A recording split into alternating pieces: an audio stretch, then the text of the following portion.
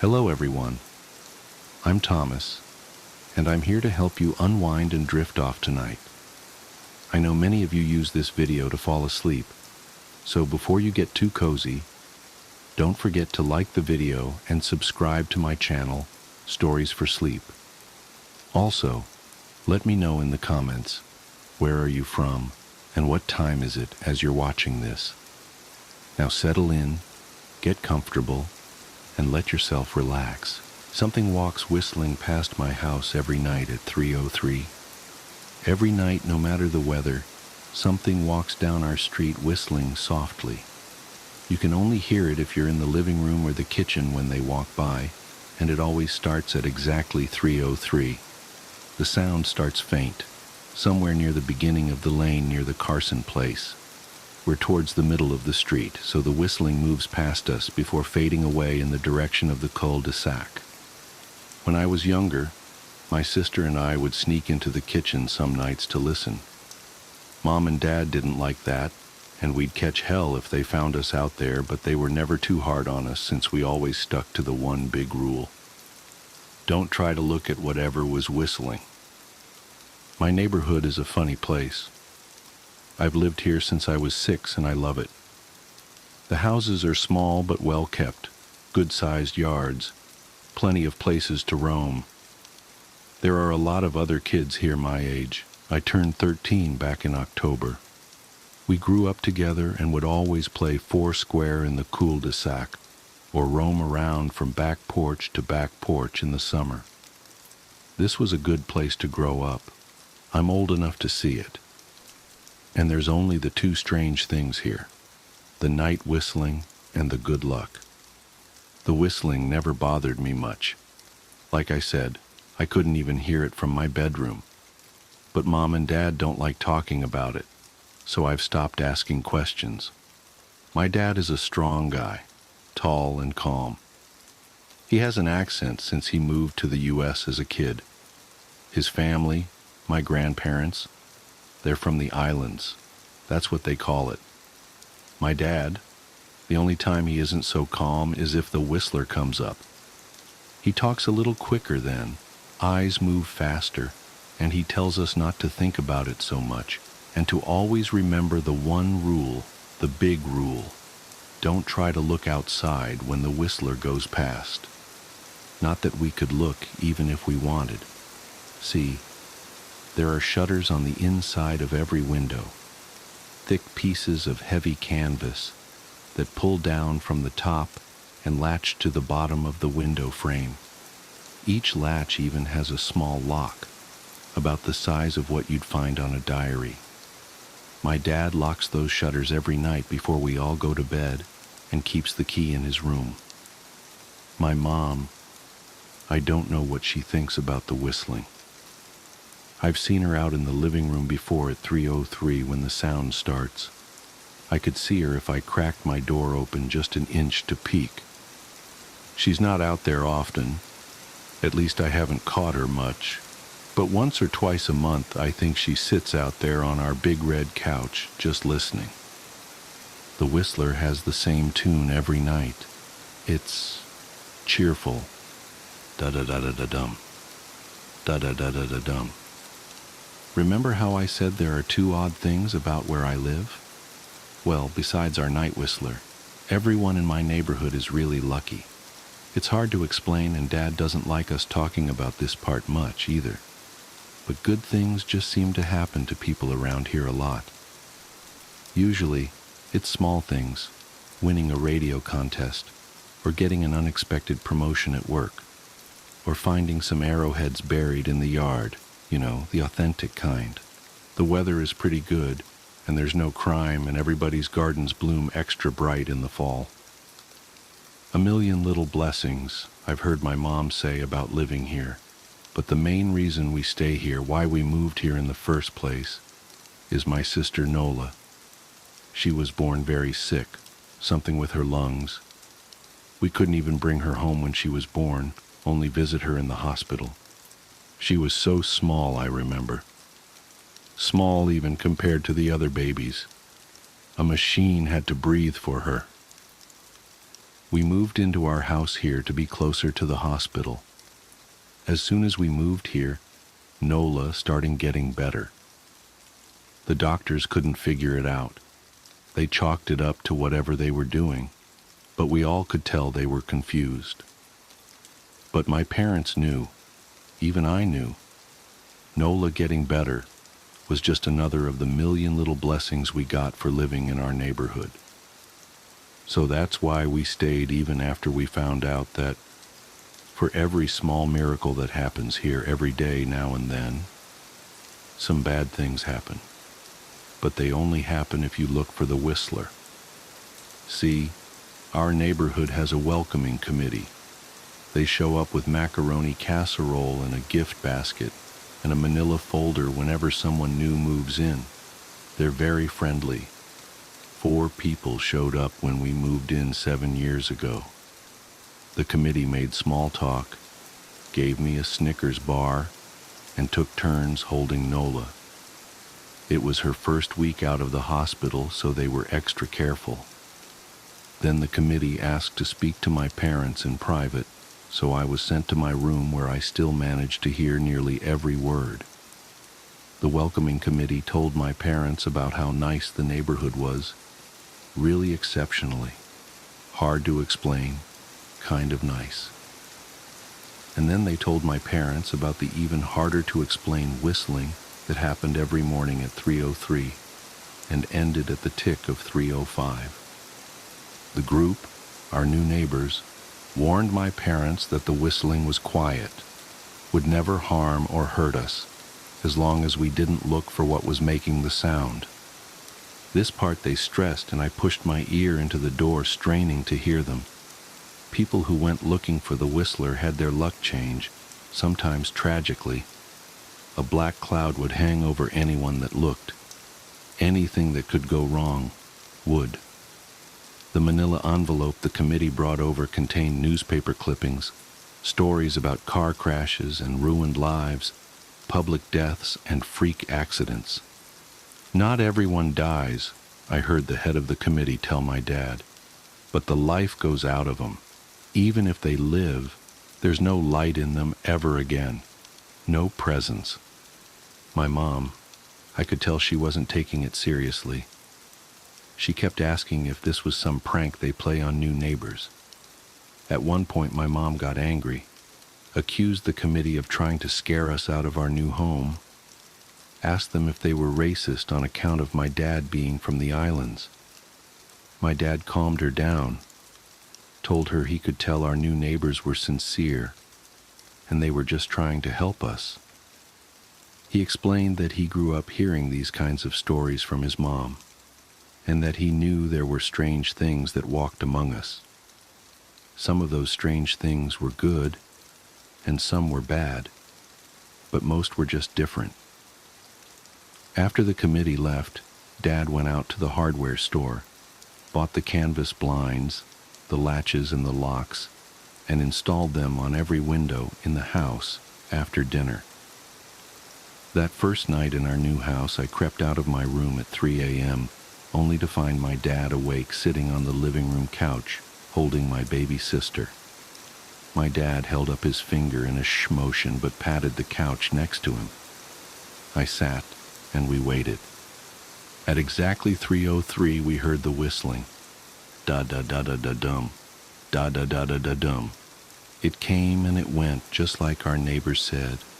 The whistling returns each night, and we never look, and we enjoy our million little blessings every day.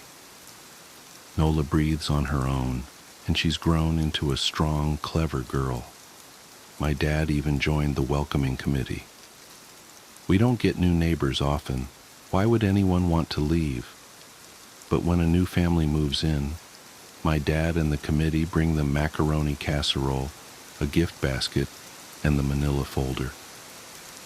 I can always tell by the look on my dad's face when he comes back if the family took the committee seriously or if we'd be getting new neighbors again very soon. Not long ago, a family moved in directly next to us. The previous owner, Ms. Maddie, passed away at age 105. She'd lived a good, long life. Our new neighbors seemed like they'd fit in just fine. They believed the welcoming committee, took my dad's advice about the locking shutters since they had a young child of their own. Whatever newspaper clippings were in that manila envelope, whatever evidence, my dad never let us see. But I imagine it must have been awfully convincing since our neighbors got along with no issues for the first month. One night, when our new neighbors had to leave town, they sent their son, Holden, to stay with us. He was 12, a year under me in school. I didn't know him well before that night, but as soon as his parents dropped him off after dinner, I could tell it was going to be a bad time. "Do you know who is always out there whistling every night?" Holden asked the moment the adults left the room. The three of us were sitting in the den, some Disney movie playing idly on the television. My sister and I exchanged a glance. "We don't talk about that," I said. "I think it's that weirdo that lives in the big yellow house on the corner," Holden said. "Mr. Tolles?" my sister asked. "No way, he's really nice." Holden shrugged. "Must be a psycho killer then." Nola tensed. "We don't talk about it," I repeated. "Let's go in my room and play Nintendo." We spent the next few hours playing games, eating popcorn and then watching movies. A typical sleepover, but I could see Holden was getting antsy. After my parents had wished us a good night, locked the blinds and gone to bed, Holden stood up from his beanbag and walked over to where Nola and I were sitting on my bed. "Have you ever even tried looking?" he asked. "It's nearly time." Like most sleepovers, we'd conveniently ignored any suggestion of a bedtime. I was shocked to see he was right.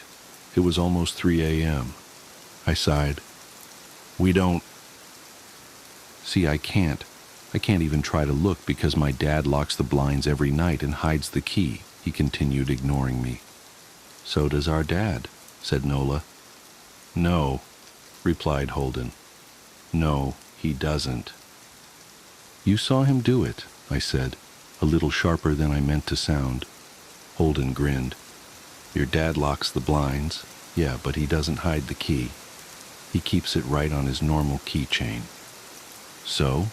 I asked, worried I already knew what he would say next, because I had noticed that my dad didn't bother hiding the key anymore after all of these years, because he knew we took it seriously.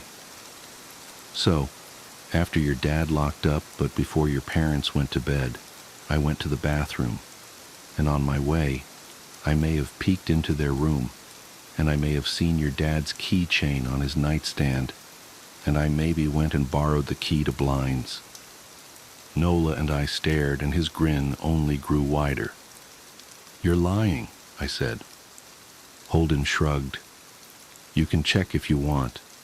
Just open your parents' door and look. You'll see his keychain right there on the nightstand." "Stay here," I told both of them. "Don't move a muscle." I hurried over to my parents' room but hesitated at the door. If Holden wasn't lying, my dad would be angry, beyond angry. I was scared thinking about it, but more scared of an open window with the whistler right outside. I opened the door, barely an inch, and looked in, but it was too dark to see. Taking a deep breath, I walked into the room. 2 steps into the dark, I froze. The whistling started, and I could hear it clearly from my parents' room. I never realized, but they must have heard the sound every night since we moved into the house. They never told us. I don't think I could have slept through it. I stood there, listening to the whistling come closer, unsure whether I should turn on a light or call out for my dad. Soft sounds from the living room brought me back to reality. "Nola!" I yelled, running out of my parents' room. Holden and Nola were standing near the front door next to a window. Holden wasn't lying. I could see him fumbling with the lock on one of the blinds. I heard a click. He did have the key. Holden let out a quick laugh. Nola stood next to him, hunched up, afraid but maybe curious. The whistling was right outside our house now. I think I made a sound, called out. I can't remember. Time felt frozen, clock hands nailed to the face. But I found myself moving. I'm not fast. I've never been athletic. Somehow, though, I covered the space between myself and Nola in a moment. My eyes were locked on her, but I heard Holden pull the blind all the way down so it could release. I heard the snap of it start to raise, and I heard the whistling just on the other side of the window. But I had my arms around Nola, and I turned us so she was facing away from the window. At the same time, I jammed my eyes shut. The blind whipped open. The whistling stopped. I felt Nola shaking in my arms. "Don't look, okay?" I told her. "Don't turn around." We were positioned so that she was facing back towards the hallway and I was facing the window. My eyes were still closed. I felt her nod into my shoulder. I reached out with the arm not holding Nola and tried to touch Holden. My hand brushed against his arm. He was shaking worse than Nola. "Holden?" I asked. Silence. I reached past him and gingerly felt for the window, eyes still sealed shut. The glass was cold against my fingertips, colder than it should have been for the time of year. I moved my hand up the window, searching for the string to the blind. The glass began to get warmer the further I reached, and there was a gentle hum feeding back into my fingertips. I tried not to think about what might be on the other side of the window. Finally, I touched the string and yanked the blinds shut. I opened my eyes. In the dim light leaking out from the kitchen, I could make out Holden, pale and small, staring at the now closed window. "Holden?" I asked again. He turned towards me and he screamed.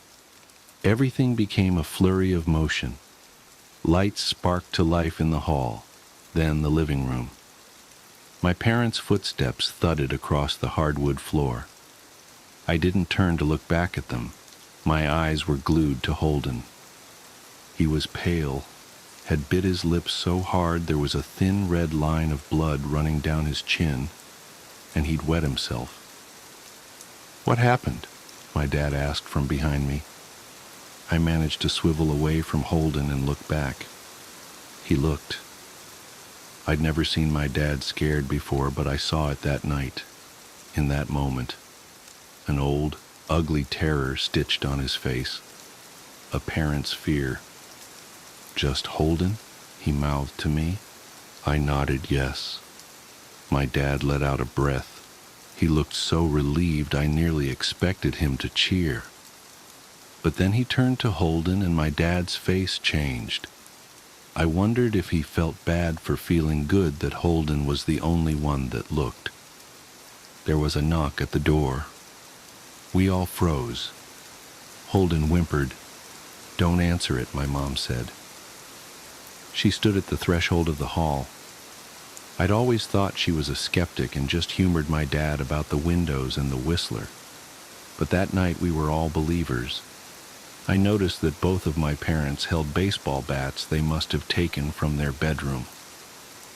The knock came again, a little louder this time. "Please don't open the door," Holden whispered. My dad walked over to him, hugged him close. "We won't," my dad promised, still holding his bat. "Nothing is coming in here tonight." Thud, thud, thud. This time the knocking was loud enough to rattle the door. Holden screamed again and Nola clutched her arms around my neck. My mom came over and knelt down next to us, wrapping my sister and me close. Thud, thud, thud. "Call the police," my mom whispered to my dad. The knocking instantly stopped. My dad looked over his shoulder at us. "Do you think—" He was cut off by frantic knocking that trailed off to a polite tap, tap, tap. "Police," something said from the other side of the door. The voice from outside sounded exactly like my mom. like a parrot repeating the words back to her. Police, call, the police. Tap, tap, tap, police. My mom pulled us closer. Police, police, police, police. Please stop, I heard her whisper. I don't think calling them will help, my dad said. How will we know when they're the ones at the door? The knocking came back harder than before. The door shook. Then it stopped. After a long moment, I heard the knocking again, but it was coming from our back door. We all turned together towards the back door, but the knocking immediately returned to the front door. Front to back to front. Loud, then quiet, then loud again. Suddenly, the sound was coming from both doors at once. Big, heavy blows like a sledgehammer. Then something started rapping against all of the windows in the house. Then the walls. It was like we were living inside a drum with a dozen people trying to play at once. Or we were a turtle and something was attempting to claw us out of our shell. Stop! Holden yelled. The knocking died. I won't tell, Holden said, staring at the door. I promise I won't tell anyone what I saw. Just please go away. We waited for nearly a minute. Then we heard it, a soft tap, tap, tap coming from the window Holden had looked through earlier. Holden started to cry, sobbing like a prisoner watching gallows being built outside their cell. My dad held him, brushed his hair, but never lied to him, never told him things would be okay. The tapping at the window went on for the rest of the night. We huddled together in the living room for I don't know how long. Eventually, my mom tried to take us kids into my room while my dad stayed to watch the door. But the second we moved into my bedroom, the knocking came back, so loud it was possible to ignore. I was afraid the door couldn't take it. We went back to the living room, and the knocking stopped. Only the tap, tap, tap on the window remained. None of us slept that night. The tapping stopped around 7 a.m. That's about the time the sun comes up here. We waited another 2 hours before my dad opened the blinds from one window. He made us all go back to my parents' bedroom first. I heard him open the door, then come back in. Okay, he told us. It's done. Holden's parents came back around lunchtime. My mom and dad walked Holden over to his house and they all went inside for quite a while. Nola and I watched from the window. She stuck to me the whole day, right at my side, sometimes holding my hand. When my parents came back, they looked grim, but wouldn't tell us what they said to Holden's family. It was a Sunday, so we all spent the day together, ordered pizza and watched movies. That night, everyone slept in my room, Nola and my mom in the bed with me, my dad in a chair he'd pulled over. There was no knocking that night or any night since. We didn't see much of Holden or his parents for the rest of that week, but by Thursday, there was a moving truck in their driveway. Nola and I watched them packing up the whole afternoon after school. What sticks with me most is how tired Holden and his parents looked. All three had the same pallor, grim mouths, and lightless eyes. Even from across the street, I could tell something was very wrong. Holden and his family were gone before sunset. I remember what the original welcoming committee said to my parents when we moved in. Not everyone who looks at the Whistler dies, but even those that live have the light go out of them, and the rest of their lives are full of misfortune, a million little tragedies. I think Holden's parents must have looked, either to comfort him if they didn't believe or share the burden if they did. I watched Nola some days, happy and young and alive, and I wonder if I'd been slower. If she'd looked out the window that night, would I have looked too? To comfort her? To share that burden? I'm glad I don't have to find out. We still live in that house, in that neighborhood. We still hear our whistler walking past every night. The blessings, the luck, the good things here are too good to leave, but we're careful. We don't have friends over to spend the night anymore, and my dad hides the key to the blinds very, very well. Not that I've gone looking. Some things you just don't need to look for.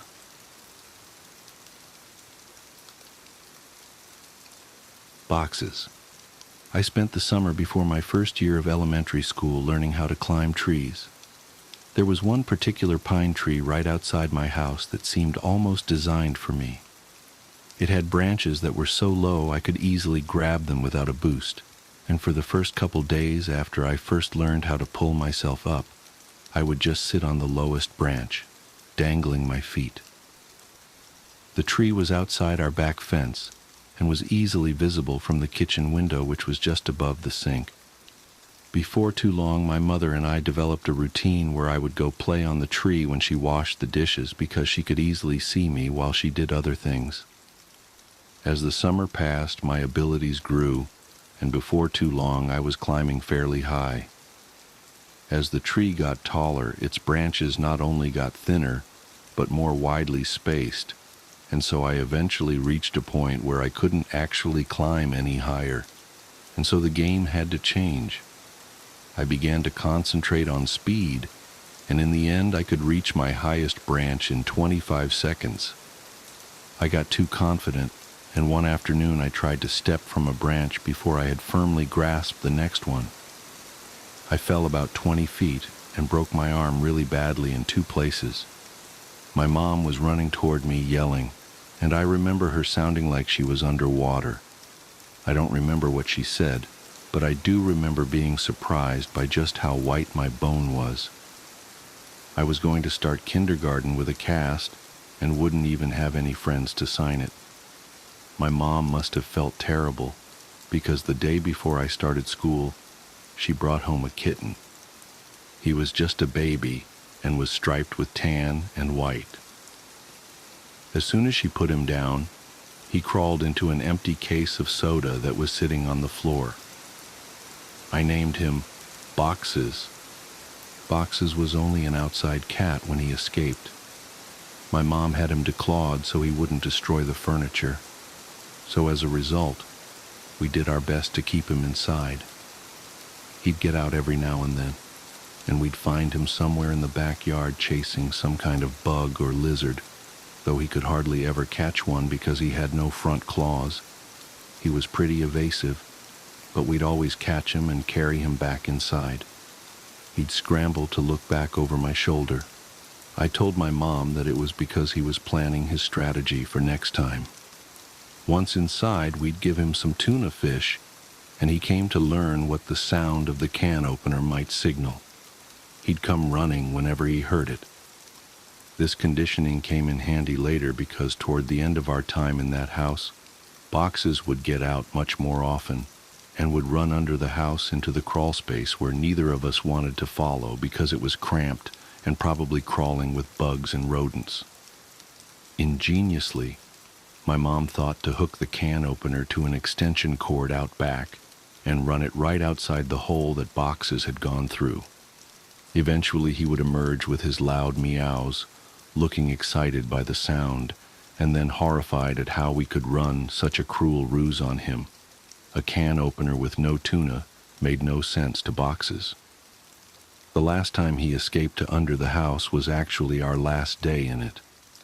My mom had put the house on the market and we had begun packing our things. We didn't have much, and we stretched the packing out a while, though I had already packed up all my clothes at my mom's request. My mom could tell I was really sad about moving and wanted the transition to be smooth for me, and I guess she thought that having my clothes in the box would reinforce the idea that we were moving, but things wouldn't change that much. When Boxes got out as we were loading some things into the moving van, my mom cursed because she had already packed the can opener and wasn't sure where it was.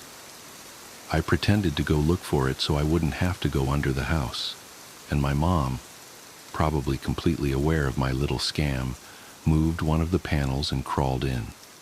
She came out with boxes pretty quickly and seemed pretty unnerved, which made me feel even better about getting out of it. My mom made some phone calls while I packed a little more, and then she came into my room and told me that she had spoken to the realtor and we were going to start moving into the other house that day. She said it like it was excellent news, but I had thought we had more time in the house. She originally said that we weren't moving until the end of the next week, and it was only Tuesday. What's more, we weren't completely finished packing. But my mom said sometimes it was just easier to replace things than pack them and haul them all over the city. I didn't even get to grab the rest of my boxed clothes. I asked if I could call Josh to say bye, but she said that we could just call him from our new house. We left in the moving van. I managed to stay in touch with Josh for years, which is surprising since we no longer went to the same school. Our parents weren't close friends, but they knew that we were, and so they would accommodate our desire to see one another by driving us back and forth for sleepovers, sometimes every weekend.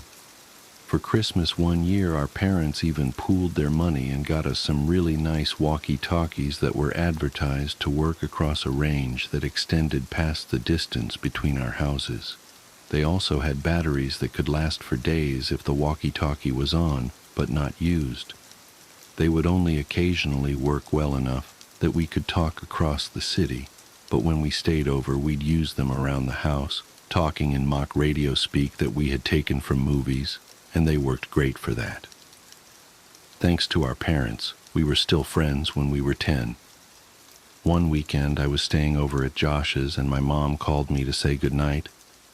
She was still pretty watchful even when she couldn't actually watch me, but I had gotten so used to it that I didn't even notice it, even if Josh did. She sounded upset. Boxes was missing. This must have been a Saturday night because I had spent the night at Josh's the previous night and was going to go home the next day because we had school on Monday. Boxes had been missing since Friday afternoon. I gathered that she had not seen him since returning home after dropping me off. She must have decided to tell me he was missing, because if he didn't come home before I did, then I would be devastated at not only his absence, but how she could have kept it from me. She told me not to worry. He'll come back. He always does. But Boxes didn't come back. 3 weekends later, I stayed at Josh's again. I was still upset about Boxes, but my mom told me that there had been many times when pets had disappeared from home for weeks or even months, only to return on their own. She said they always knew where home was and would always try to get back. I was explaining this to Josh when a thought hit me so hard that I interrupted my own sentence to say it aloud. What if Boxes thought of the wrong home? Josh was confused. What? He lives with you. He knows where his home is. But he grew up somewhere else, Josh. He was raised in my old house a couple neighborhoods away. Maybe he still thinks of that place as home, like I do. Oh, I get it. Well, that'd be great. We'll tell my dad tomorrow and he'll take us over there so we can look. No, he won't, man. My mom said that we could never go back to that place because the new owners wouldn't want to be bothered. She said that she told your mom and dad the same thing. Josh persisted. Okay, then we'll just go out exploring tomorrow and make our way to your old house. No. If we get spotted, your dad will find out, and then so will my mom. We have to go there ourselves. We have to go there tonight. It didn't take that much convincing to get Josh on board, since he was usually the one to come up with ideas like this. But we had never snuck out of his house before. It actually turned out to be incredibly easy. The window in his room opened to the backyard, and he had a latched wooden fence that wasn't locked. After those 2 minor hurdles, we slipped off into the night, flashlight and walkie-talkies in hand. There were two ways to get from Josh's house to my old house. We could walk on the street and make all the turns or go through the woods, which would take about half the time. It would have taken about 2 hours to walk there, taking the street, but I suggested that we go that way anyway. I told him it was because I didn't want to get lost. Josh refused and said that if we were seen, they might recognize him and tell his dad.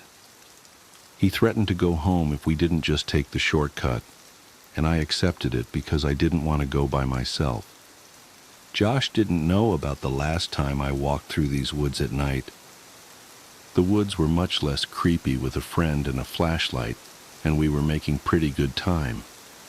I wasn't entirely sure where we were, but Josh seemed confident enough, and that bolstered my morale. We passed through a particularly thick patch of tangled trees when the strap on my walkie-talkie got caught on a branch. Josh had the flashlight, and so I was struggling to get the walkie free when I heard Josh say, "Hey man, want to go for a swim?" I looked over to where he was shining the flashlight, though I closed my eyes as I did, because I now knew where we were. He was pointing at the pool float. This was where I had woken up in these woods all those years ago. I felt a lump in my throat and the sting of fresh tears in my eyes as I continued to struggle with the walkie. Frustrated, I yanked on it hard enough to break it free, and I turned and walked to Josh, who had partially laid down on the pool float in a mock sunbathing pose. As I walked toward him, I stumbled and nearly fell into a fairly large hole that was sitting in the middle of this small clearing, but I regained my balance and stopped right at its edge. It was deep. I was surprised by the size of the hole, but more surprised by the fact that I didn't remember it. I realized it must not have been there that night, because it was in the same spot where I had awoken. I put it out of my mind and turned to Josh. "Quit messing around, man.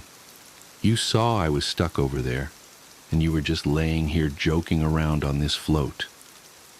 I punctuated the sentence with a kick to an exposed part of the float. A screeching rose from it. Josh's smile inverted.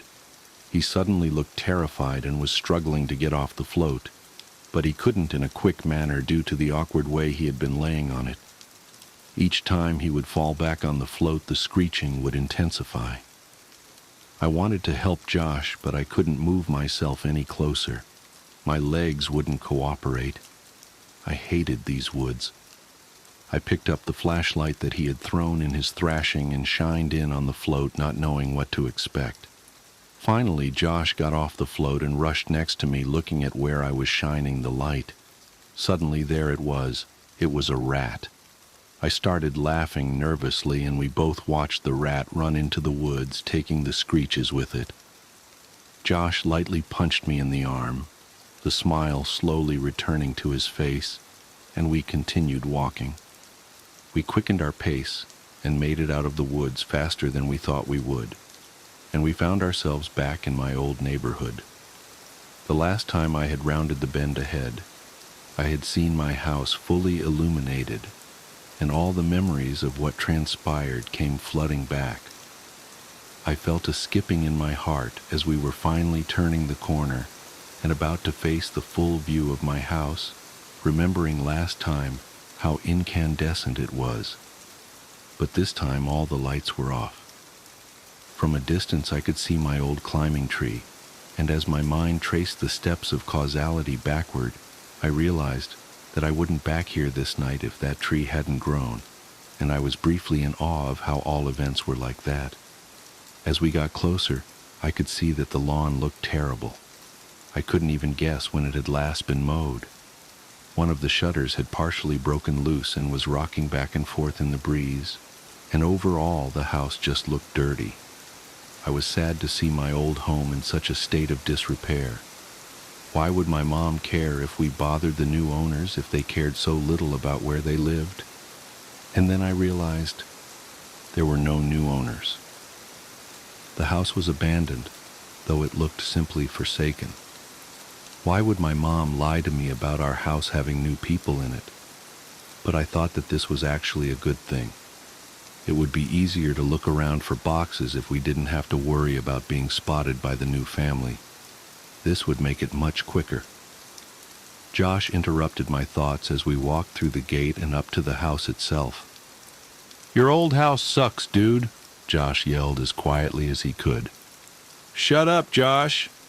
Even like this, it's still nicer than your house." "Hey, man. Okay. I think boxes is probably under the house. One of us has to go under and look, but the other should stay next to the opening in case he comes running out." "Are you serious? There's no way I'm going under there. It's your cat, man. You do it. Look, I'll game you for it, unless you're too scared," I said, holding my fist over my upturned palm. "Fine, but we go on shoot, not on 3. It's rock, paper, scissors, shoot, not 1, 2, 3. I know how to play the game, Josh. You're the one who always messes up. And it's 2 out of 3. I lost. I wiggled loose the panel that my mom would always move when she had to crawl under here for boxes.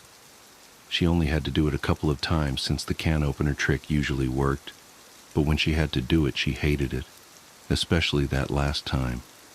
And as I looked into the darkness of the crawl space, I had a greater appreciation for why.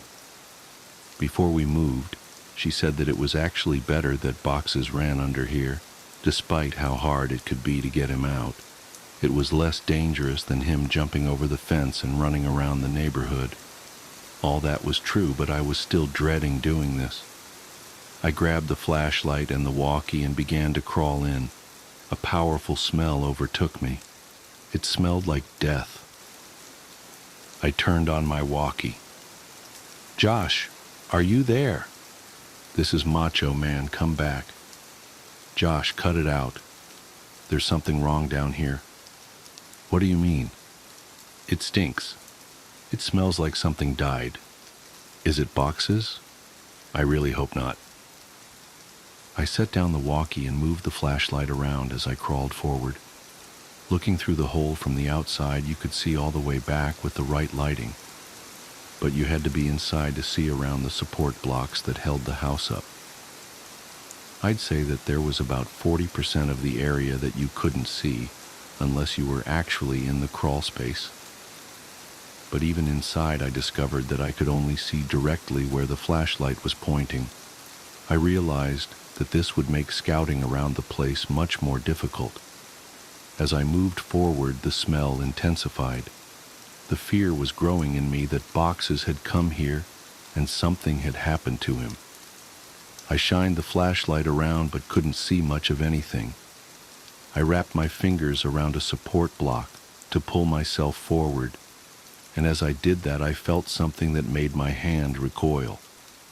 Fur. My heart sank, and I prepared myself emotionally for what I was about to see. I crawled slowly so I could prolong what I knew was coming, and I inched my eyes and the flashlight past the block to see what was on the other side. I staggered back in horror. "Jesus Christ!" escaped my trembling mouth. It was a hideous and twisted creature, badly decomposed. Its skin had rotted away on its face, so the teeth appeared to be enormous, and the smell was unbearable. "What is it? Are you okay? Is it boxes?" I reached for the walkie. No, it's not boxes." "Well, what the hell is it then?" "I don't know." I shined the light on it again and looked at it with less fear in my vision. I chuckled. "It's a raccoon." "Well, keep looking. I'm going to go into the house to see if he might have made it in there somehow." "What?" "Number Josh, don't go in there. What if boxes is down here and runs out?" "He can't." I put the board back. I looked and saw that he was telling the truth. "Why'd you do that?" "Don't worry, man. You can move it easy. This makes more sense. If boxes ran out and I missed him, then he'd be gone. If he's down there, then grab him tight and I'll come move the board. And if he's not, then you can move it yourself while I look in the house. Some of his points were good, and I doubted he'd be able to get in anyway. Okay, but be careful and don't touch anything. There's a bunch of my old clothes still in boxes in my room. You can look in there to see if he crawled in one. And make sure to bring your walkie. Roger that, good buddy. I realized that it would be pitch black in there. The power would have been turned off since no one was paying the bill. With any luck, he'd be able to see from the street lights that might cast some light inside. Otherwise, I'm not sure what he'd do. Before too long, I heard footsteps right over my head and felt old dirt raining down on me. Josh, is that you? Tsk, breaker. This is Macho Man coming back for the big tango foxtrot. The eagle has landed. What's your 20, Princess Jasmine? Over. Asshole. Macho Man, my 20 is in your bathroom looking at your stash of magazines. Looks like you've got a thing for dudes' butts. What's the report on that? Over. I could hear him laughing without the walkie, and I started laughing too. I had the footsteps fade away a little. He was on his way to my room. Man, it's dark in here. Hey, are you sure you had boxes of clothes in here? I don't see any. Yeah, there should be a couple boxes in front of the closet. There aren't any boxes in here. Let me check to see if you maybe put the boxes in the closet before you left. I started thinking that maybe my mom had come back and gotten the clothes and just given them away because I had outgrown a lot of them. But I remembered leaving the boxes there.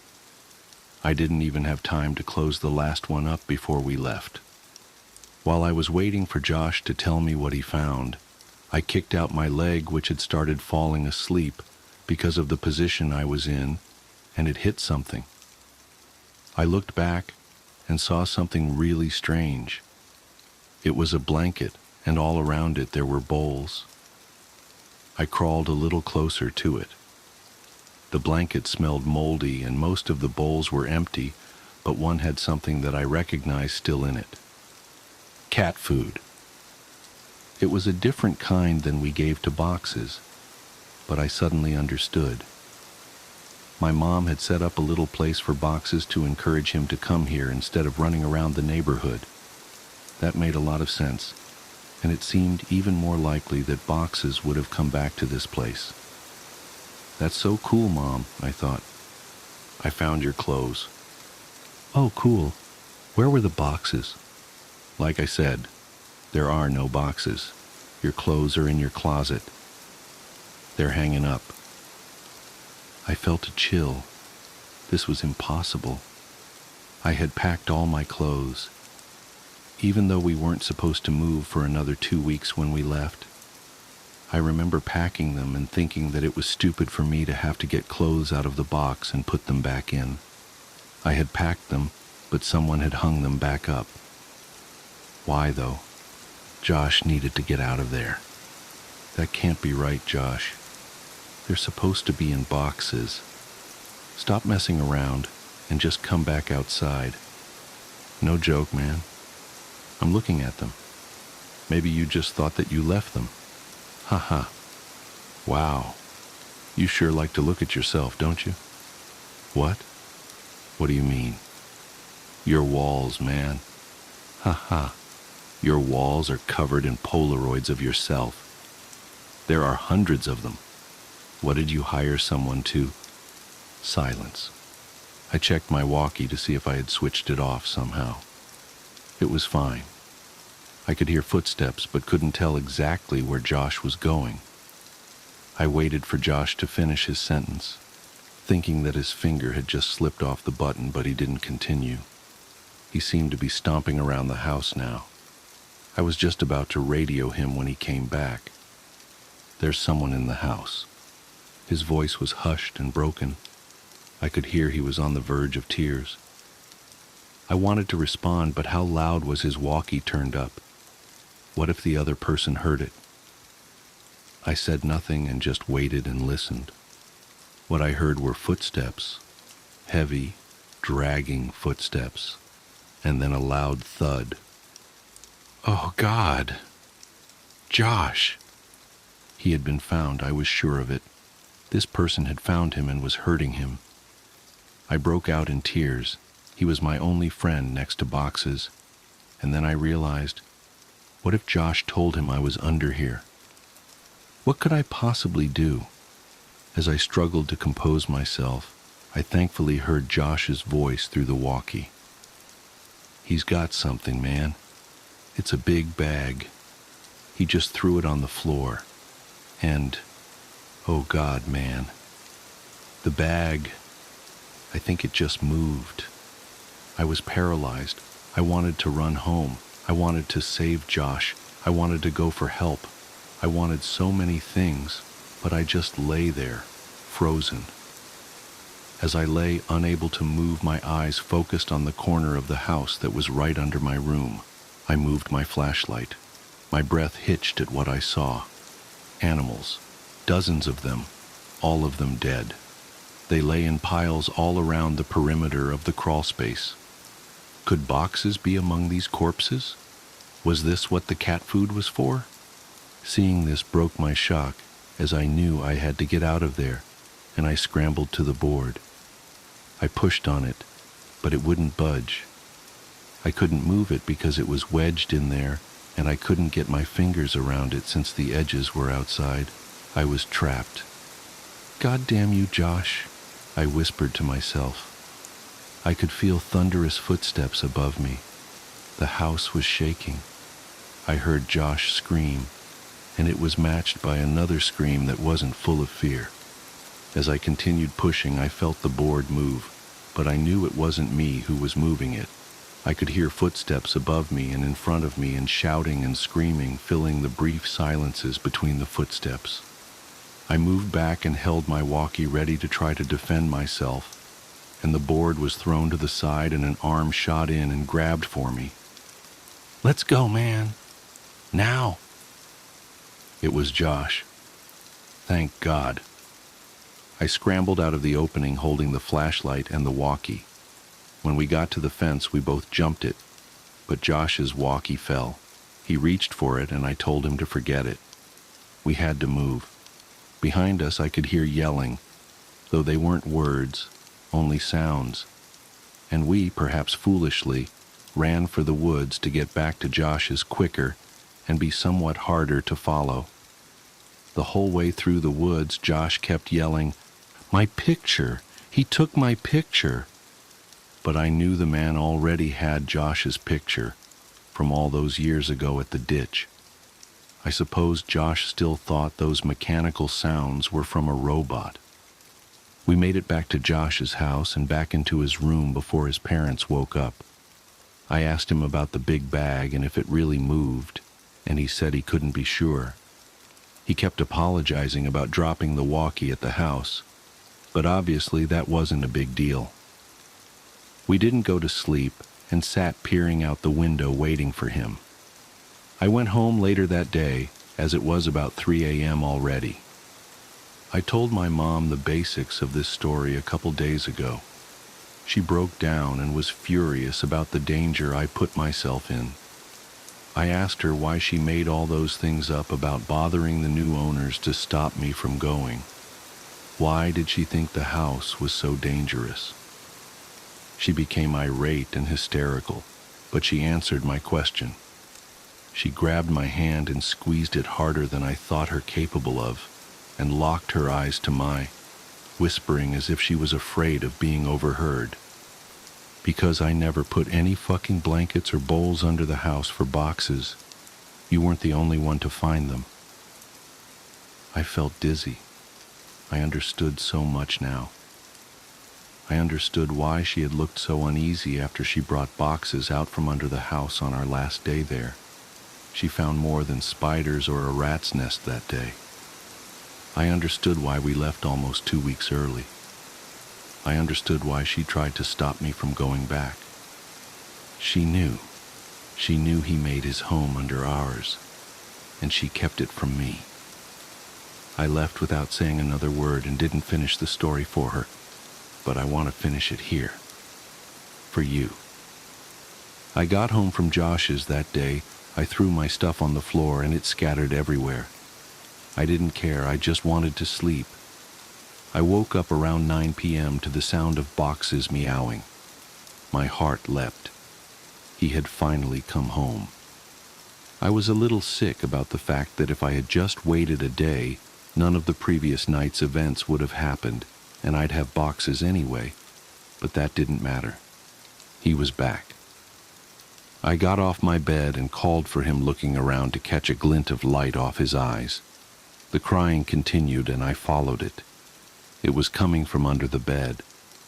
I laughed a little, thinking I had just crawled under a house looking for him, and how this was so much better. His meows were being muffled by a shirt, so I flung it aside and smiled, yelling, "Welcome home, boxes."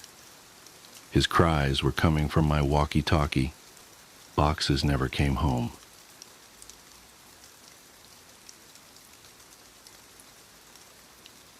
The Dollhouse Tapes. It started last October when Jenny, my oldest friend from college, called me out of the blue. We hadn't spoken in months. Life, jobs, the usual drift. But her voice on the phone made my stomach drop. She sounded hollow, distant, like she was speaking from underwater. "Sarah, I need..." She trailed off, and I heard what might have been a shaky breath. "I need you to come look at something. Please, I can't tell if I'm losing it." "Jenny, what's wrong?" The autumn wind rattled my apartment windows and I pulled my cardigan tighter. "Are you okay?" Can you come over? Tonight? Please?" There was something raw in her voice that scared me. Jenny was always the collected one, the one who kept me grounded during finals week panic attacks and bad breakups. Hearing her like this felt wrong, like watching a parent cry. "Of course," I said, already reaching for my keys. "Text me your new address. I'll be there in an hour." The drive to Jenny's place took me through unfamiliar suburbs, rows of identical houses with manicured lawns fading to brown in the October chill. Her neighborhood was older, full of Victorian-style homes with wraparound porches and elaborate trim work. The kind of houses that looked charming in daylight but menacing after dark. All sharp angles and deep shadows. Jenny's house sat at the end of a dead-end street, partially hidden behind overgrown hedges. The porch light was out, and I had to use my phone's flashlight to find the front steps.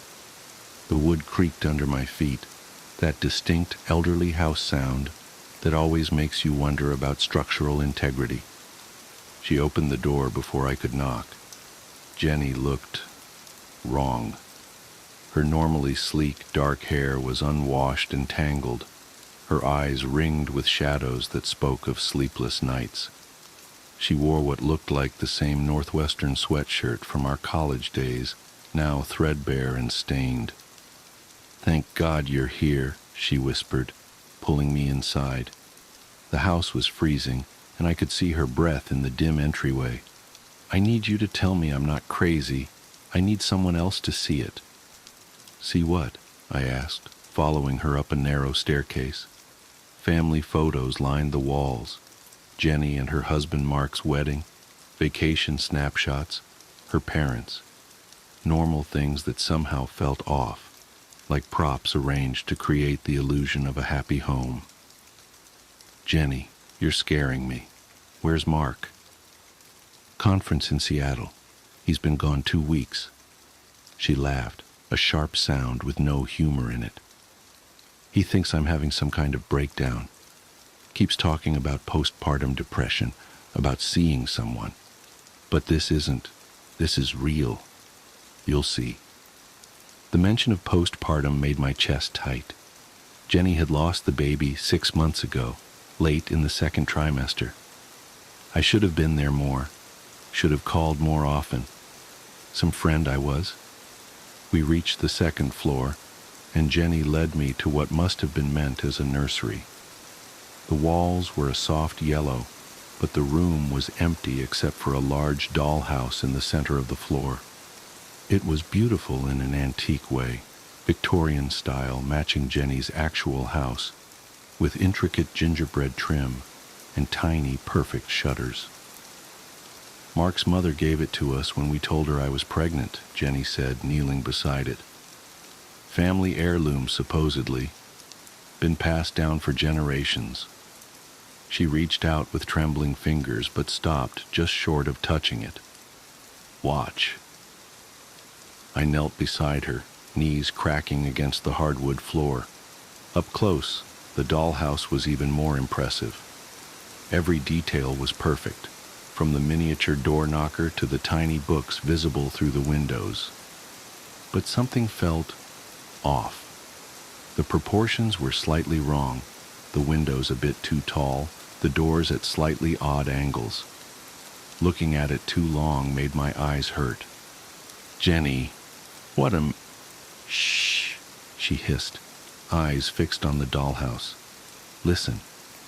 At first I heard nothing but the usual old house sounds, settling foundations, creaking wood, the whisper of wind through old windows. Then, something else. A soft scratching, like mice in the walls, but rhythmic, deliberate. It seemed to be coming from inside the dollhouse, but that was impossible, wasn't it? There's more, Jenny whispered. Her hand found mine in the dark, ice cold and shaking. Watch the nursery window, top floor. I leaned closer, squinting at the tiny window she indicated. The room beyond was dark, but as my eyes adjusted, I could make out what looked like a miniature nursery. A crib, a rocking chair, tiny stuffed animals arranged with obsessive care. The scratching got louder. Then I saw it. Movement. Just a flicker, but unmistakable. Something inside that tiny room was moving. Jesus! I jerked back, heart pounding. There must be a mechanism or something, like those animated Christmas displays? Jenny shook her head slowly. I thought that too. I took it apart looking for motors, batteries, anything. There's nothing, just wood and paint and... She swallowed hard. And sometimes, late at night, I hear crying, baby crying. A chill ran down my spine that had nothing to do with the room's temperature. Jenny, maybe Mark is right about talking to someone. After everything you've been through, I knew you wouldn't believe me, she said flatly. Nobody does, but I can prove it. She stood suddenly, moving to a shelf I hadn't noticed before. Look at this. She handed me what looked like an old VHS tape, the label worn away with age. I set up a camera last week, one of those old camcorders Mark's dad gave us. Digital ones won't work. They just show static. But this? She grabbed my arm, fingers digging in painfully. You have to watch it with me. Please. I wanted to say no. Everything in me was screaming to get out of that house, to get Jenny help, to call Mark or her parents or anyone. But the desperation in her voice stopped me. Okay, I said. Okay, do you have a VCR? She led me back downstairs to what must have been meant as a living room, though it held only a TV on a stand and a single rocking chair. The chair was moving slightly, though there was no breeze.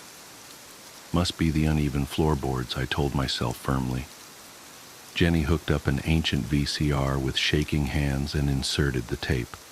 Static filled the screen, then resolved into a grainy image of the dollhouse at night, lit only by moonlight through the nursery windows.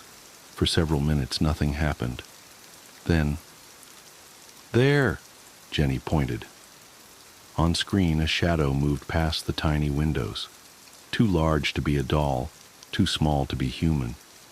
The image distorted, tracking lines rolling across the screen, but I could make out something rocking in that miniature chair, back and forth, back and forth. The static grew louder, took on an almost rhythmic quality, like breathing or crying. The tape jumped, skipped. When the image stabilized, the camera was closer to the dollhouse, close enough to see inside that tiny room, close enough to see. I'm not going to describe what I saw in that window. I can't. My mind shies away from it like a hand from a hot stove. But I remember the sound I made, a thin, animal whimper of pure terror. Jenny just nodded. You see? You see it too? Her voice was eager, almost triumphant. I'm not crazy. It's real. The tape continued, but I couldn't watch anymore. I stumbled to the bathroom and threw up, my whole body shaking. When I came back, Jenny was rewinding the tape with methodical care. Jenny, I said carefully, we need to get rid of that dollhouse. Burn it, break it up, whatever. This isn't right. Don't you think I've tried? She laughed that horrible laugh again. Nothing works. Fire won't catch, tools break. And when I tried to throw it out, she pulled up her sleeve, revealing angry red scratches down her arm. It came back. It always comes back. Then we'll try harder. We'll figure something out. I pulled out my phone. I'm calling Mark. He needs to come home.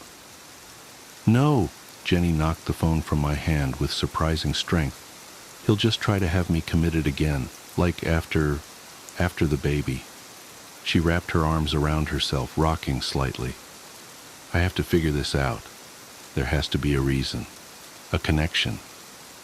What do you mean, a connection? She took a deep breath. I found something. In Mark's mother's attic when we were cleaning out her house last month. Look.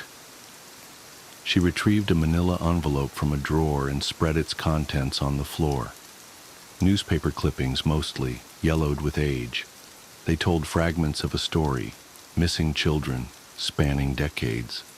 All from this area, all from families who had owned the dollhouse. It's not just a coincidence, Jenny whispered. It can't be. And look at this one.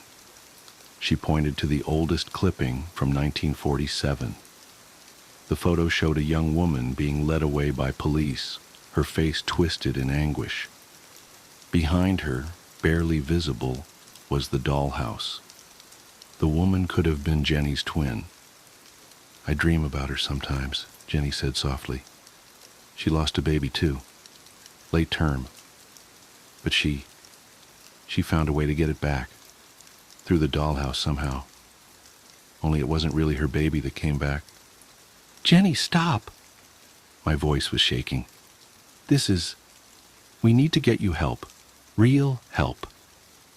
She wasn't listening. I hear it at night, crying, coming from the nursery, the real nursery. But when I go look, there's nothing there, just the empty room and that damn rocking chair moving by itself. Her voice dropped to a whisper. Sometimes I think if I just went in the dollhouse, if I could make myself small enough. Stop it! I grabbed her shoulders. Listen to yourself. This isn't the answer. Whatever this thing is, it's feeding on your grief. You can't let it. For a moment, I thought I'd gotten through. Then her face hardened. You don't understand. You can't. Just go. I shouldn't have called you. I'm not leaving you alone with that thing. Get out! She screamed, shoving me toward the door. Get out! Get out! Get out! I stumbled backward, caught off guard by her strength. As I fell, my elbow knocked against something, the VCR. The tape ejected with a mechanical shriek, and I grabbed it without thinking. Jenny lunged for it, but I was faster. I ran, taking the porch steps 2 at a time, her screams following me into the night. I drove home in a daze, the tape burning a hole in my passenger seat. I tried calling Jenny the next morning, No answer. Same the next day, and the next. I called Mark, but it went straight to voicemail. Finally, I drove back to the house, heart pounding the whole way. The police were already there. They found Jenny in the nursery. The official report says she died of exposure, hypothermia, despite all the windows being closed and the heat being on. The temperature in that room was 30 degrees below the rest of the house, and they never figured out why. The dollhouse was gone, no sign of it anywhere. But they found something else, something that didn't make it into the official report. My friend on the force told me later, voice shaking. In the corner of the nursery, they found tiny footprints in the dust, baby-sized, leading to the wall, then stopping. Like something very small had been walking there. And on the rocking chair, the real one, life-sized, they found a single perfect scratch mark. Too big for a doll, too small for a human hand. I still have the tape. I know I should destroy it, but I can't bring myself to. Sometimes late at night, I swear I can hear it calling to me from the drawer where I keep it. A soft scratching sound, like tiny fingers on wood. And sometimes, in my dreams, I see Jenny. She's in a beautiful Victorian nursery, rocking a baby that isn't quite right. She looks up at me through the window and smiles, but her face isn't quite right either, like a doll's face, painted on. She's still rocking, always rocking. I guess I should mention I'm pregnant. Just found out last week. And yesterday I got a package, no return address. Inside was a beautiful antique dollhouse. I haven't opened it yet. But sometimes, late at night, I hear crying. The dashboard recording. The first thing you should know is that I don't believe in ghosts. Never have. 15 years working IT forensics for the Portland PD taught me that there's always a rational explanation. Always. Until the Martinez case. It started with a corrupted file from Officer James Martinez's dashboard camera. Just another night shift recording that needed cleaning up. Standard procedure. Martinez was a rookie, fresh out of the academy, working the graveyard patrol shift in the industrial district. The recording showed 3 hours of static, which wasn't unusual for the older equipment we were still using. What was unusual was Martinez himself. He came to my office on a Tuesday morning, hands trembling as he handed me the USB drive. "Something's wrong with the audio," he said. His face was pale, dark circles under his eyes suggesting he hadn't slept in days. "I need you to listen to it. Please." I've known plenty of cops in my time.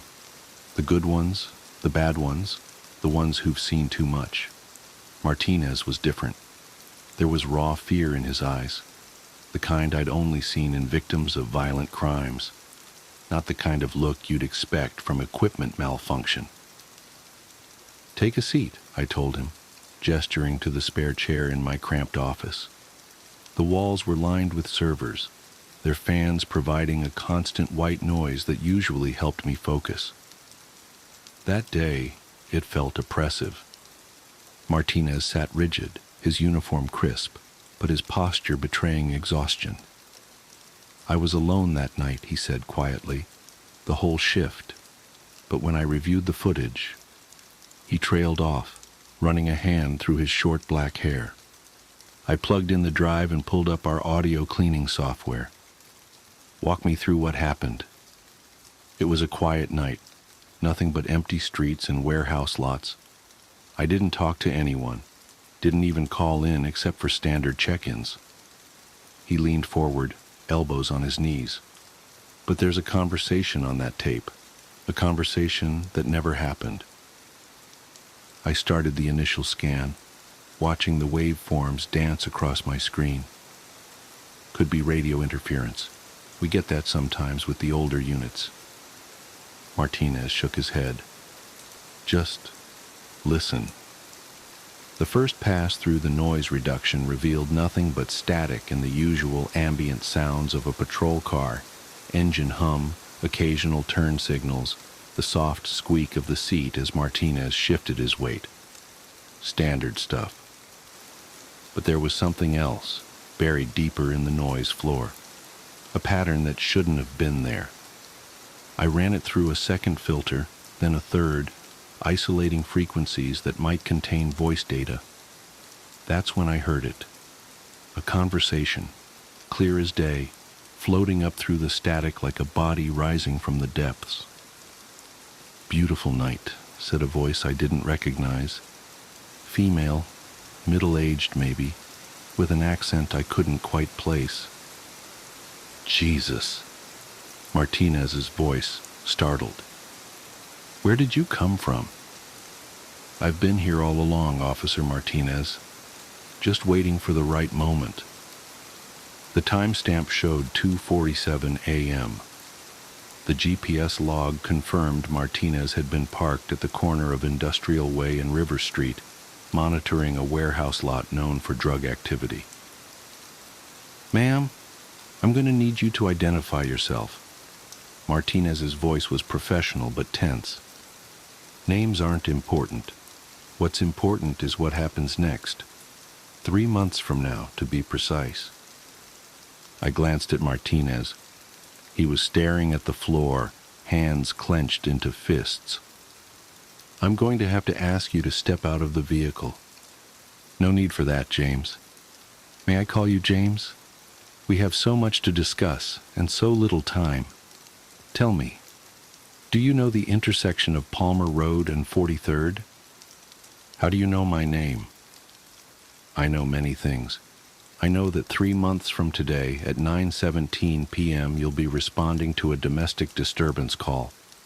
It will be raining, the first real storm of autumn. You'll be driving north on Palmer, lights and sirens. The family minivan will run the red light at 43rd. You'll swerve to avoid it." The recording continued, describing in precise detail how Martinez's patrol car would hydroplane, spin 1.5 times, and impact a concrete barrier at 47 miles per hour. The stranger's voice remained calm, almost gentle, as she explained how the impact would crush the driver's side door, how the airbag would deploy a fraction of a second too late, how Martinez would remain conscious for exactly 4 minutes and 12 seconds before bleeding out from internal injuries. "Stop," Martinez's recorded voice cracked. "Just stop. You'll think about your mother in those final moments, about the phone call she'll receive at 10:06 p.m., about how she'll collapse in her kitchen, dropping the glass of water she just poured. It will shatter on the tile floor she just installed last spring. One shard will leave a scratch that she'll notice every morning, a daily reminder of the moment she lost her only son. Get out of my car. Now." "That's not how this works, James. I'm not really here, you see. Not in any way you can touch or remove. I'm just a messenger, a courtesy call, you might say." The recording continued for another 23 minutes. The voice described the funeral arrangements, the weather that day, the exact number of people who would attend. She named cousins Martinez hadn't seen in years, detailed the color of his mother's dress, even quoted verbatim from the eulogy his captain would deliver.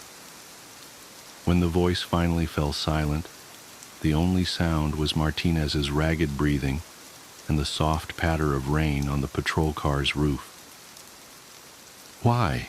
he finally asked. "Why tell me this?" "Because knowledge is a gift, James. What you do with it, well, that's the interesting part." The recording ended there, dissolving back into static. I sat back in my chair, the implications hitting me like a physical weight. "When was this recorded?" 3 weeks ago, Martinez whispered. "I've requested transfer to desk duty. changed my shifts, even called in sick a few times. But I can't stop thinking about it. I ran every analysis I could think of: voice pattern recognition, frequency analysis, digital artifact detection. The recording was clean, no signs of tampering or manipulation. The conversation was as real as any I'd ever examined.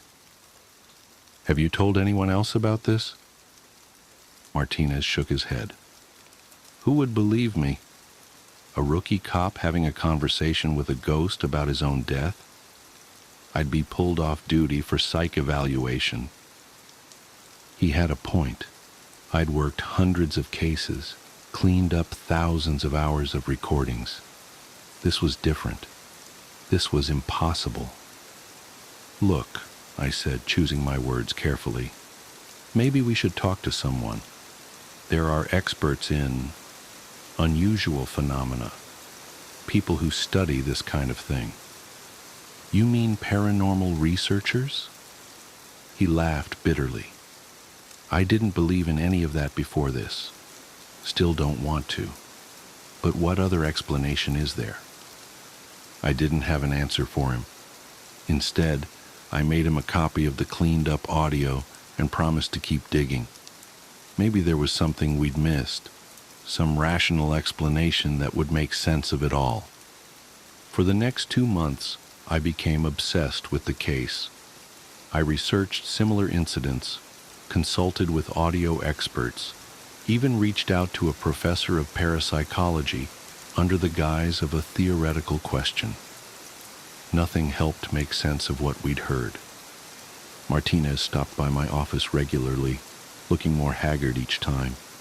He'd moved in with his mother, changed his routine, done everything he could think of to avoid the fate described in the recording. But the weight of knowledge was crushing him. "I see that intersection every time I close my eyes," he told me during one visit. "I dream about the crash, about my mother finding that scratch on her floor. Sometimes I think I'm going crazy." "Maybe you should leave town," I suggested. "Take an extended vacation, get away from all this." He shook his head. "Running won't help. Whatever this is, it found me once. Who's to say it won't find me somewhere else?" The days crept by. I threw myself into work, taking on extra cases to distract from the growing sense of dread. Martinez's visits became less frequent as he withdrew into himself. The few times I saw him in the hallway, he looked like a man walking to his execution. Then came the storm. The first real autumn storm, just as the voice had predicted. I was working late, cleaning up audio from a robbery investigation, when the rain started, a heavy, persistent downpour that drummed against my office window. My phone rang at 9:22 p.m. It was dispatch. Officer James Martinez had been involved in a single-vehicle accident at the intersection of Palmer Road and 43rd Street while responding to a domestic disturbance call. Emergency services were on scene. No other vehicles were involved. I sat in my dark office listening to the rain for a long time after that call. Eventually, I pulled up the original recording and played it again, though I knew every word by heart. "Because knowledge is a gift, James. What you do with it, well, that's the interesting part." The official investigation ruled it an accident caused by poor visibility and wet road conditions. The family minivan mentioned in the recording was found to be a coincidence. It had run the red light moments before Martinez's arrival, leaving only tire tracks in the rain-slicked intersection as evidence of its presence. Everything happened exactly as described. The time of death, the mother's dropped glass, the scratch on her kitchen floor. Even the funeral matched the recording detail for detail, down to the color of the flowers and the exact words of the captain's eulogy. I attended that funeral, standing at the back of the crowded church, watching Martinez's mother trace her fingers over the silver crucifix she wore. just as the voice had said she would. The rain fell softly outside, a gentle whisper against the stained glass windows, and I couldn't help but wonder about the nature of fate and free will. The USB drive with the original recording disappeared from evidence storage a week later.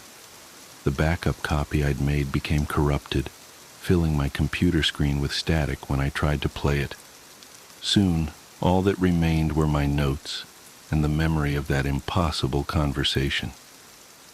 I still work IT forensics for the department, still clean up dashboard camera recordings and security footage. But something changed after the Martinez case. Now, whenever I pull up a new file, I find myself listening not just for evidence of crimes, but for other voices hiding in the static. Voices that speak of things that haven't happened yet, but will. Because here's the thing about knowledge. Once you have it, you can't unknow it. And sometimes, late at night when the rain is falling and the servers hum their endless white noise symphony, I swear I can hear a voice, gentle, feminine, with an accent I still can't quite place, waiting to tell me what happens next. But I never clean up those recordings. Some knowledge is better left buried in the static.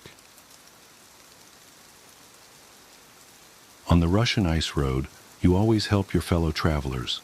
When people hear my wife's Russian, they imagine a tall, blonde girl with a funny accent who wears heels for every grocery run. Reality couldn't be farther from the stereotype.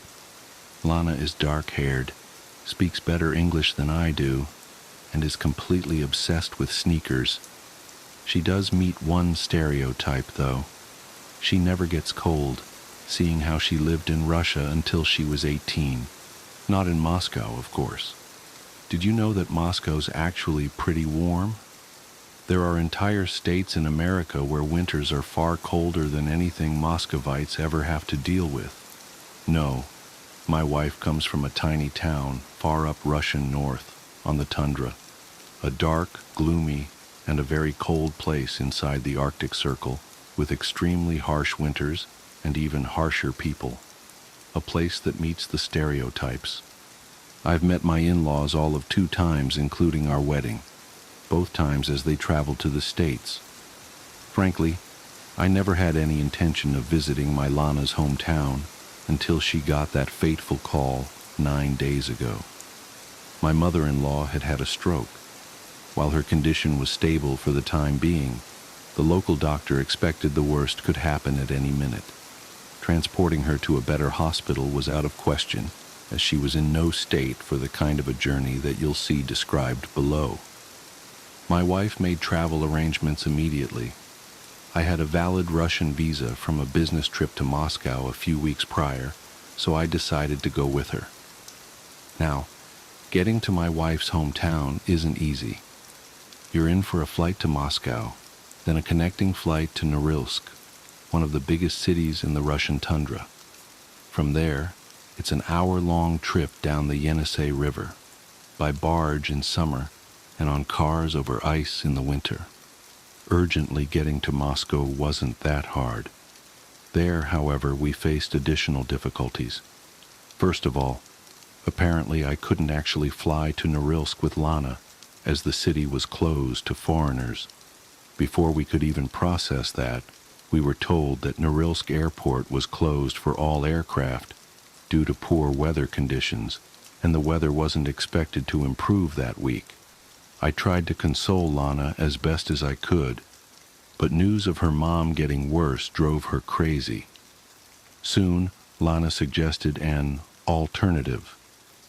It was possible to fly to a city a fair bit south of Norilsk, which was safe from the storms. For a modest fee, a family friend living there was willing to take a day's journey up the ice road to Lana's hometown. Well, more like a night's journey, since according to him, it was better to travel at night by cars' lights than by what passed as daylight. I told my wife she was insane. She, however, was adamant on her plan, saying she's done Zimnik, how Russians call their ice roads, many times with her dad, and it was perfectly safe. She wouldn't budge no matter how I pleaded and told me I was welcome to stay in Moscow. Obviously, that was not an option, and in the end I gave up. We flew to our next destination, and the cold hit me as soon as I stepped out of the plane. It was a different kind of cold, invasive and ruthless, and it didn't care about layers of sweaters and socks I had on. I shivered imagining how much colder it was going to get. We met with the trucker who was to take us up north. He called himself Kolya, and my wife Sveta, the Russian version of her name. Me, he didn't call at all, instead referring to me derisively as Mr. Amerikashka whenever he spoke to my wife.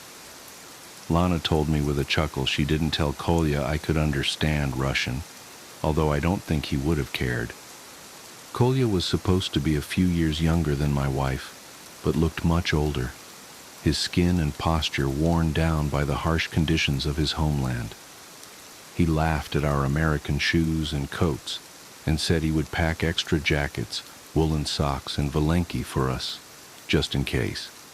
His brother helped load his truck, which looked like it had seen the fall of the Soviet Union, and then Kolya sat down to enjoy a shot of vodka, one for the road. My wife saw me blanch at that. "This isn't New York or even Moscow," she said quietly. "People here are a bit behind in terms of DUI. Don't worry, he won't drink enough to get impaired. He's seen that kill people on the road." Well, indeed, the first shot was the last, and Kolya hopped into the truck. He offered my wife the shotgun seat, which, as far as I understood Russian macho culture, was basically equivalent of throwing a glove in my face. Whatever, as long as he got us there. The road was a dark stretch of ice and packed snow powdered by the fresh snow that had fallen that morning. Snowdrifts bordered both sides of the roads and leaked onto its surface a fair bit. Otherwise, it was the same barren, flat surface for miles. In the first couple of hours, we saw a few cars going the opposite way to us. Then a car going in the same direction as us overtook us and disappeared in the darkness ahead at surprising speeds. It was a freaking tiny, rusted-through Subaru. I gave up on understanding Russians then and there. Shortly after the Subaru guy, it started snowing. Just a bit at first, then more and more. Kolya didn't seem bothered, and I tried to stay calm as well, which I managed mostly successfully until the wind joined in. Unlike the snow, it started hard from the get-go. Have you ever heard wind howling and become unsettled by the sound? Now imagine the same, but in the depths of a black night lit only by your car's headlights. Except for your own vehicle, the world around is silent and devoid of life, frozen until the spring. Not that you can see much through the thick snow that is now the wind's plaything, flurrying around the car, blanketing the windows. Our pace slowed to a crawl as Kolya swore colorfully in Russian. "Maybe stop and wait it out," I suggested nervously. "We can't," Lana said without bothering to ask our driver. "If we stop, there's a good chance the car won't start up again, and we are stuck here waiting for someone to pick us up. And it's been empty today." The realization we were at a very real risk of freezing to death hit me like a ton of bricks. I leaned back into my seat and closed my eyes, wordlessly praying for the best. The only response was the wind howling, and it sounded so strange. It would start low and quiet, and then get louder and louder until a yowling crescendo, then cut off abruptly, then start again. And the sound came from different directions, each starting at a different time, like a pack of wolves howling. I opened my eyes to obvious tension in the car. Lana and Kolya were both hunched forward, peering intently through the glass for all the good it did them. Kolya glanced back at me. "Don't worry, be happy," Kolya proclaimed with a horrible Russian accent. "It is all okay. Don't worry, America." He was lying. I might have been useless on the ice road, but I was a criminal defense lawyer, and a good one at that. And Kolya was a bad liar. There was sweat beading on his face and neck, and his voice was forced. He was very much scared, and that made me scared too. Kolya murmured something to my wife, too quick and quiet for my distracted mind to decipher. She nodded. What was that? There's a village maybe half an hour up the road if we keep this pace. We get there and settle down until the morning. I see. Sorry about the delay. In reality, I was extremely happy to hear that. Bad wind, huh? Lana grabbed my hand, quick and sudden as a snake. Don't mention the wind. Another sound came through the storm, a long, tinny wail that sent shivers down my spine. It took me a few moments to recognize the familiar sound of the wind whistling through walls and chimney, and then another moment to realize there were no walls around for the wind to whistle. I opened my mouth to comment, and my wife's grip tightened on my arm. In that moment, I knew to keep it quiet. We drove in tension-filled silence as a cacophony of sounds erupted through the storm. Wails and shrieks, howls and cries. No way, no wind was producing all of that.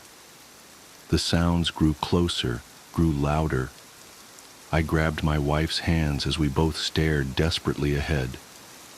Through the flurry, we barely made out something, a large, dark shape reflecting our lights, or maybe piercing the darkness with lights of its own. Kolya swore and swerved to the side. We were passing another car stuck in the snow. Its blinkers flashed. "Stop," Lana said, sudden and harsh. "What?"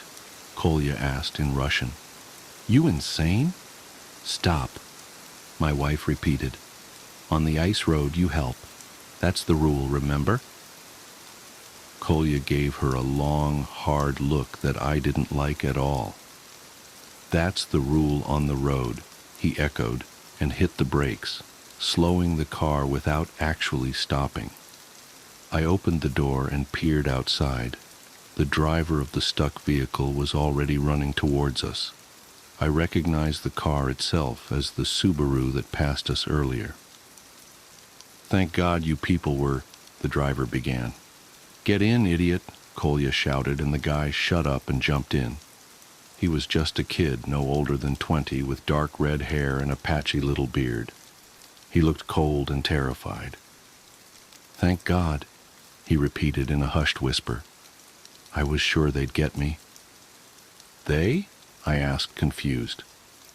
Kolya and Lana turned to look at the kid in unison, and their looks could kill. I mean the wind and snow," the kid corrected quickly.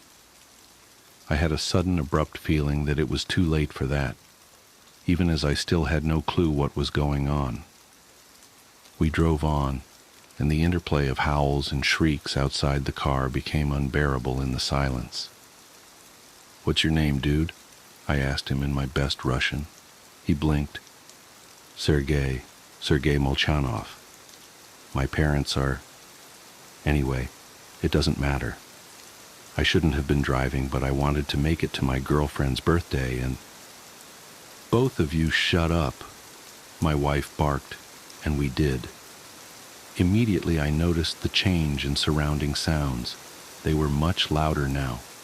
The highest pitched shrieks rang in my ears. The low, insistent howling seemed to surround the car, and every now and then, something that sounded like an actual roar cut through the night. The car picked up the pace. I looked at Kolya and realized he was absolutely flooring the gas pedal. Poor visibility be damned. His truck was lurching along as fast as it could manage in the conditions, and yet the encroaching racket made it obvious we were nowhere near fast enough. Then the car hit something. We were all jerked forward as the truck came to a staggering halt. I hit my temple hard on the back of my wife's seat. "What was that?" I groaned. "Must have hit a chunk of ice or something." Lana's voice sounded strangely muffled.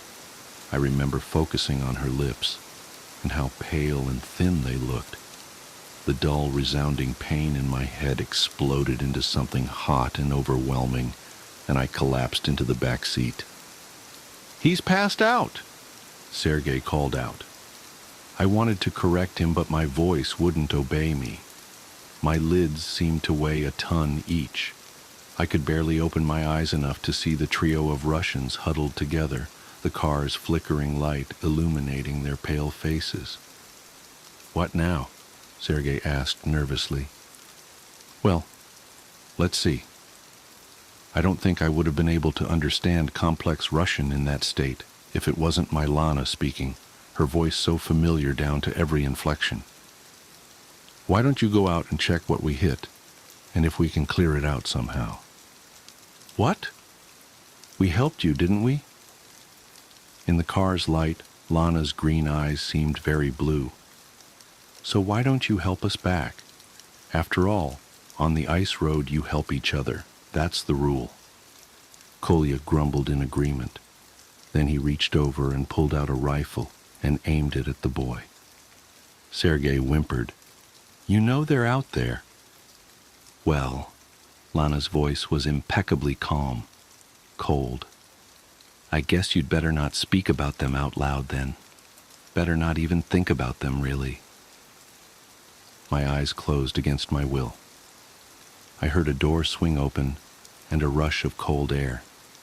Finally, I passed out for real, and in my unconsciousness I dreamed of horrified screaming and a single terrible roar that filled the night. I came to during the day on a couch of some local family that agreed to house us for a bit of cash. My wife fussed over me. Once she was sure I was conscious and lucid, she rushed me into the car saying we could do the rest of the drive by day, and an actual doctor could look at me in her hometown. I settled in the back seat of the car. Vague memories haunted me. "Where's the kid? Sergei?" "What kid, darling?" Lana asked in sincere surprise.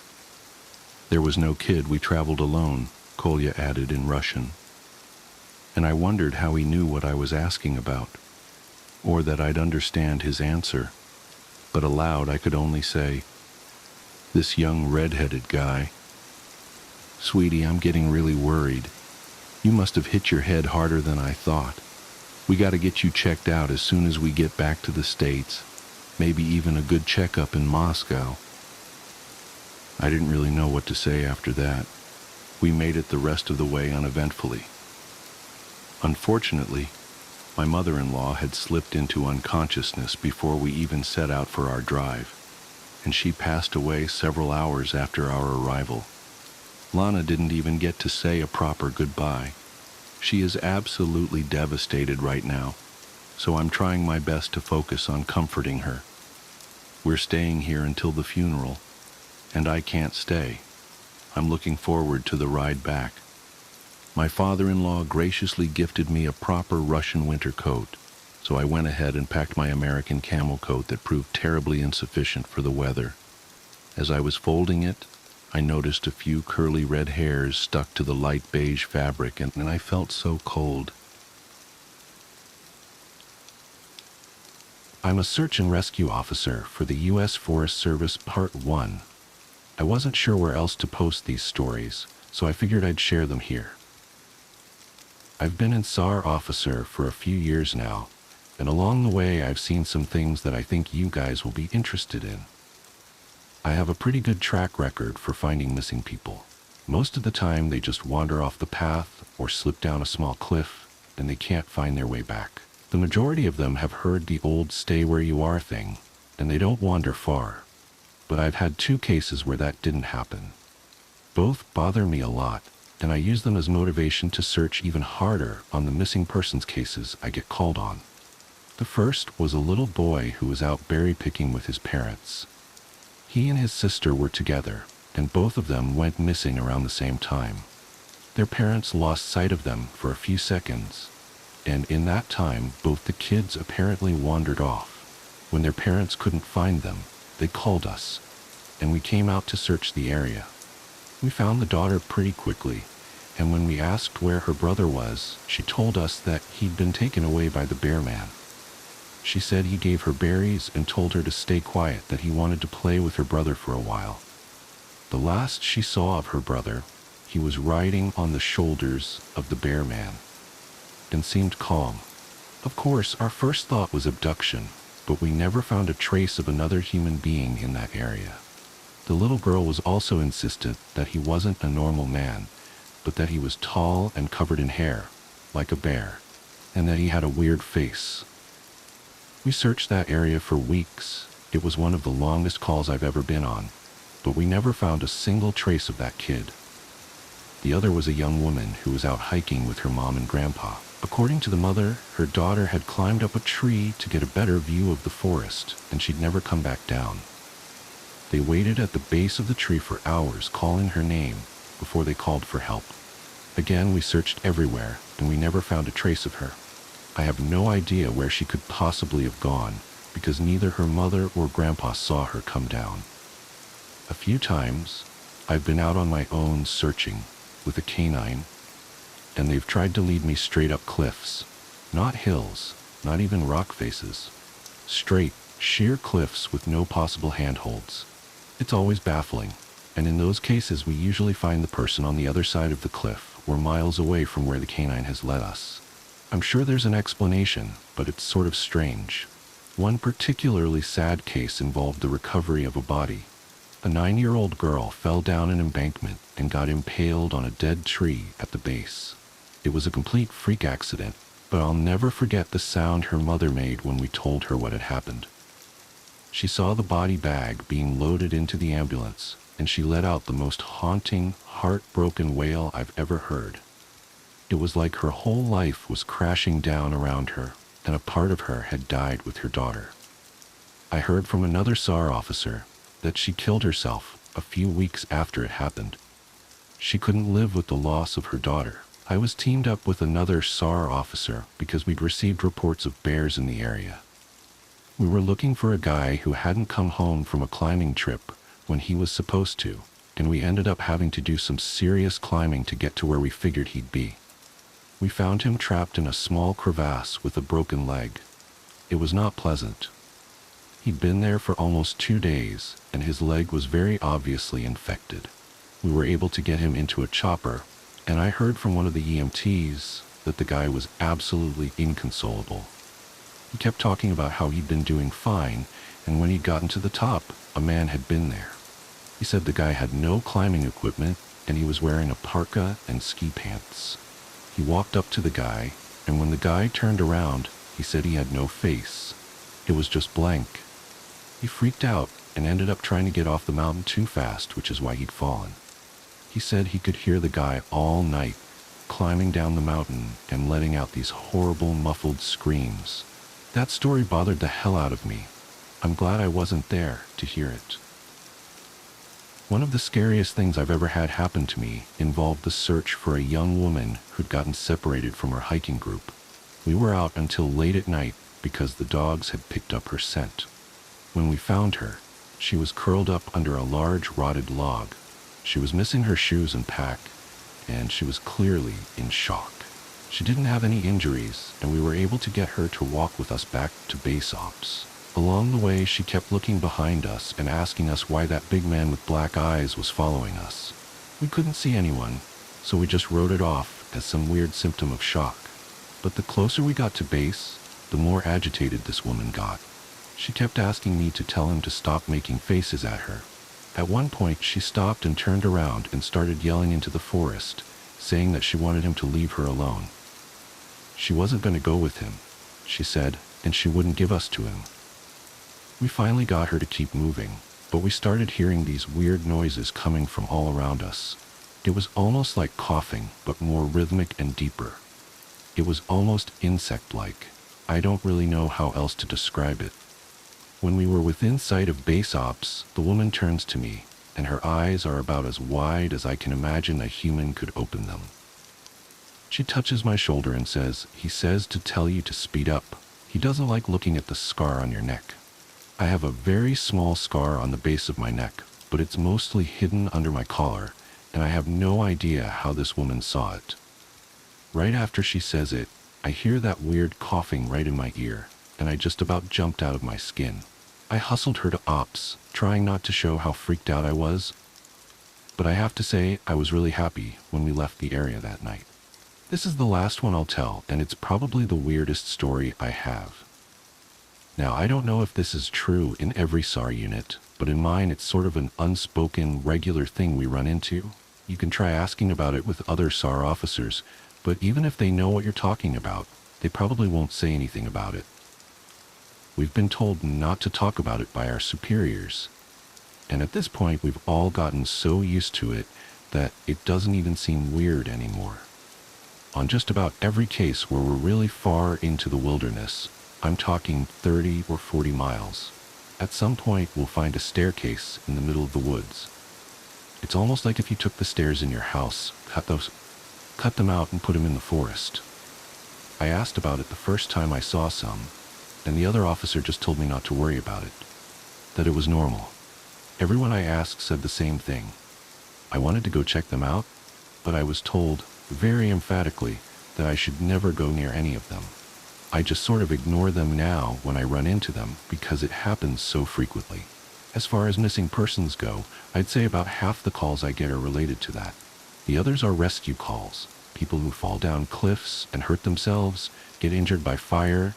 You wouldn't believe how often this happens. Mostly drunk kids get bitten or stung by animals or insects. We're a tight team, and we have veterans who are excellent at finding signs of lost people.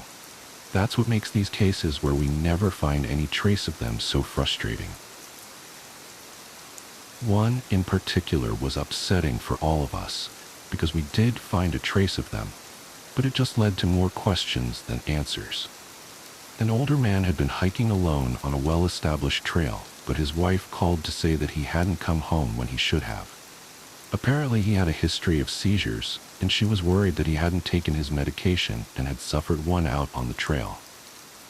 Before you ask, I have no idea why he thought it was okay to go out alone, or why she didn't go with him. I don't ask about that kind of thing because past a certain point, it really doesn't matter. Someone is missing, and it's my job to find them. We went out in a standard search formation, and it wasn't long before one of our vets found signs that the guy had gone off the trail. We grouped up and followed him, spreading out in a fan to make sure we were covering as much ground as possible. Suddenly, a call comes over the radio telling us to all head back to the vet's location, and we come right away, because this usually means the missing person is injured, and we need a full team to help get them out safely. We meet back up, and the vet is just standing at the base of a tree with his hands on the sides of his head.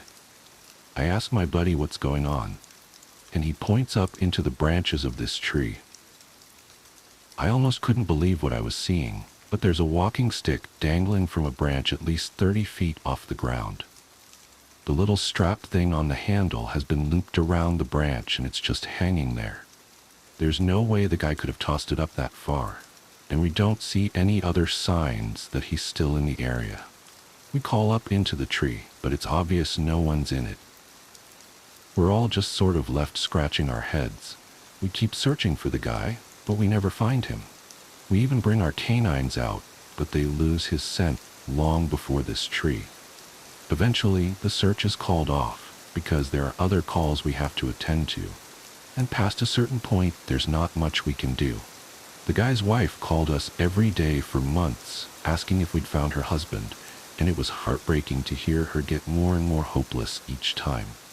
I'm not sure why this call in particular was so upsetting, but I think it was just the sheer improbability of it, that and the questions that were raised. How the hell had this guy's cane ended up there? Did someone kill him and toss that up there as some weird trophy? We did our best to find him, but it was almost like a taunt. We still talk about that one from time to time. Missing kids are the most heartbreaking. Doesn't matter what circumstances they go missing under, it's never easy, and we always dread the ones we find deceased. It's not common, but it does happen. David Paulides talks a lot about kids SAR teams find in places they shouldn't be or couldn't be. I can honestly say I've heard about this kind of thing happening more than I've seen it, but I'll share one of the ones that I think about a lot that I witnessed personally. A mother and her 3 kids were out for a picnic in an area of the park that has a small lake. One is 6, one is 5, and the other is about 3. She's watching them all really closely, and according to her, she never lets them out of her sight at any time. She never saw anyone else in the area either, which is important. She packs their stuff up, and they start to head back to the parking area. Now, this lake is only about 2 miles into the woods, and it's on a very clearly established trail. It's almost impossible to get lost getting from the parking area to it, unless you're deliberately going off the path like an imbecile. Her kids are walking in front of her, when she hears what sounds like someone coming up the path behind her. She turns around, and in the 4 or so seconds she's not looking, her 5-year-old son vanishes. She figures he stepped off the trail to pee or something, and she asks her other 2 where he went. They both tell her that a big man with a scary face came out of the woods next to them, took the kid's hand, and led him into the trees. The 2 remaining kids don't seem upset. In fact, she says later that it seems like they've been drugged. They're sort of spacey and fuzzy. So of course, she freaks out, starts looking frantically in the area for her kid. She's screaming his name, and she says at one point, she thinks she heard him answer her. Now, obviously she can't go blindly running into the woods. She's got the other 2 kids, so she calls the police, and they send us out immediately. We respond, and we start the search for him. Over the course of this search, which spans miles, we never find a single trace of the kid. Canines can't pick up any scent. We don't find any clothing or broken bushes, or literally anything that would signify a child being there. Of course, there's suspicion about the mother for a while, but it's pretty clear that she's completely destroyed by the whole thing. We looked for this kid for weeks, with a lot of volunteer help, but eventually, the search peters out, and we have to move on. The volunteers keep searching, though, and one day we get a call on the radio letting us know that a body has been found and needs to be recovered. They tell us the location, and none of us can believe it. We figure it has to be the different kid. But we go out there, about 15 miles from the site where he vanished, and sure enough, we find the body of the kid we've been looking for. I have been trying to figure out how this kid got where he did ever since we found him, and I've never come up with an answer. A volunteer just happened to be in the area because he figured he might as well look in places no one else would think to, on the off chance the body had been dumped. He comes to the base of a tall, rocky slope, and halfway up, he sees something. He looks through his binoculars, and sure enough, it's the body of a little boy, stuffed in a little opening in the rock. He recognizes the color of the kid's shirt, so he knows right away that it's the missing boy. That's when he calls it in, and we're dispatched. It took us almost an hour to get his body down, and none of us could believe what we were seeing. Not only was this kid 15 miles from where he'd started, there was no possible way he could have gotten up there on his own. This slope is treacherous, and it's hard even for us with our climbing gear. A 5-year-old boy had no way of getting up there. Of that I'm certain. Not only that, but the kid doesn't have a scratch on him. His shoes are gone, but his feet aren't damaged or dirty. So it wasn't as if an animal dragged him up there. And from what we can tell, he hasn't been dead that long. He'd been out there over a month by that point, and it looked like he'd only been dead for at most a day or 2. The whole thing was unbelievably strange, and was one of the most disconcerting calls I've ever been on. We found out later that the coroner determined the kid had died from exposure. He'd frozen to death, probably late at night 2 days before we found him. There were no suspects and no answers. To date, it's one of the weirdest things I've ever seen. Autopilot. Have you ever forgotten your phone? When did you realize you'd forgotten it? I'm guessing you didn't just smack your forehead and exclaim, "Damn," apropos of nothing. The realization probably didn't dawn on you spontaneously. More likely, you reached for your phone, pawing open your pocket or handbag, and were momentarily confused by it not being there. Then you did a mental restep of the morning's events. Shit. In my case, my phone's alarm woke me up as normal, but I realized the battery was lower than I expected. It was a new phone, and it had this annoying habit of leaving applications running that drain the battery overnight. So, I put it on to charge while I showered instead of into my bag like normal. It was a momentary slip from the routine, but that was all it took. Once in the shower, my brain got back into the routine. It follows every morning, and that was it. Forgotten. This wasn't just me being clumsy. As I later researched, this is a recognized brain function. Your brain doesn't just work on one level, it works on many. Like when you're walking somewhere, you think about your destination and avoiding hazards, but you don't need to think about keeping your legs moving properly. If you did, the entire world would turn into one massive, hilarious QWOP cosplay. I wasn't thinking about regulating my breathing. I was thinking whether I should grab a coffee on the drive to work. I did. I wasn't thinking about moving my breakfast through my intestines. I was wondering whether I'd finish on time to pick up my daughter Emily from nursery after work, or get stuck with another late fee. This is the thing. There's a level of your brain that just deals with routine, so that the rest of the brain can think about other things. Think about it. Think about your last commute. What do you actually remember? Little, if anything, probably. Most common journeys blur into one, and recalling anyone in particular is scientifically proven to be difficult. Do something often enough, and it becomes routine. Keep doing it, and it stops being processed by the thinking bit of the brain and gets relegated to a part of the brain dedicated to dealing with routine. Your brain keeps doing it without you thinking about it. Soon you think about your route to work as much as you do keeping your legs moving when you walk. As in, not at all.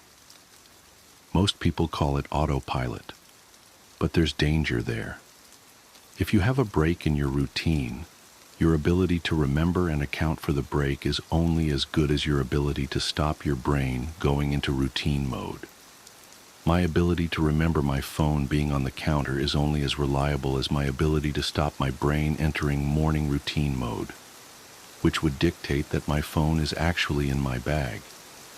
But I didn't stop my brain entering routine mode. I got in the shower as normal. Routine started, exception forgotten, autopilot engaged. My brain was back in the routine.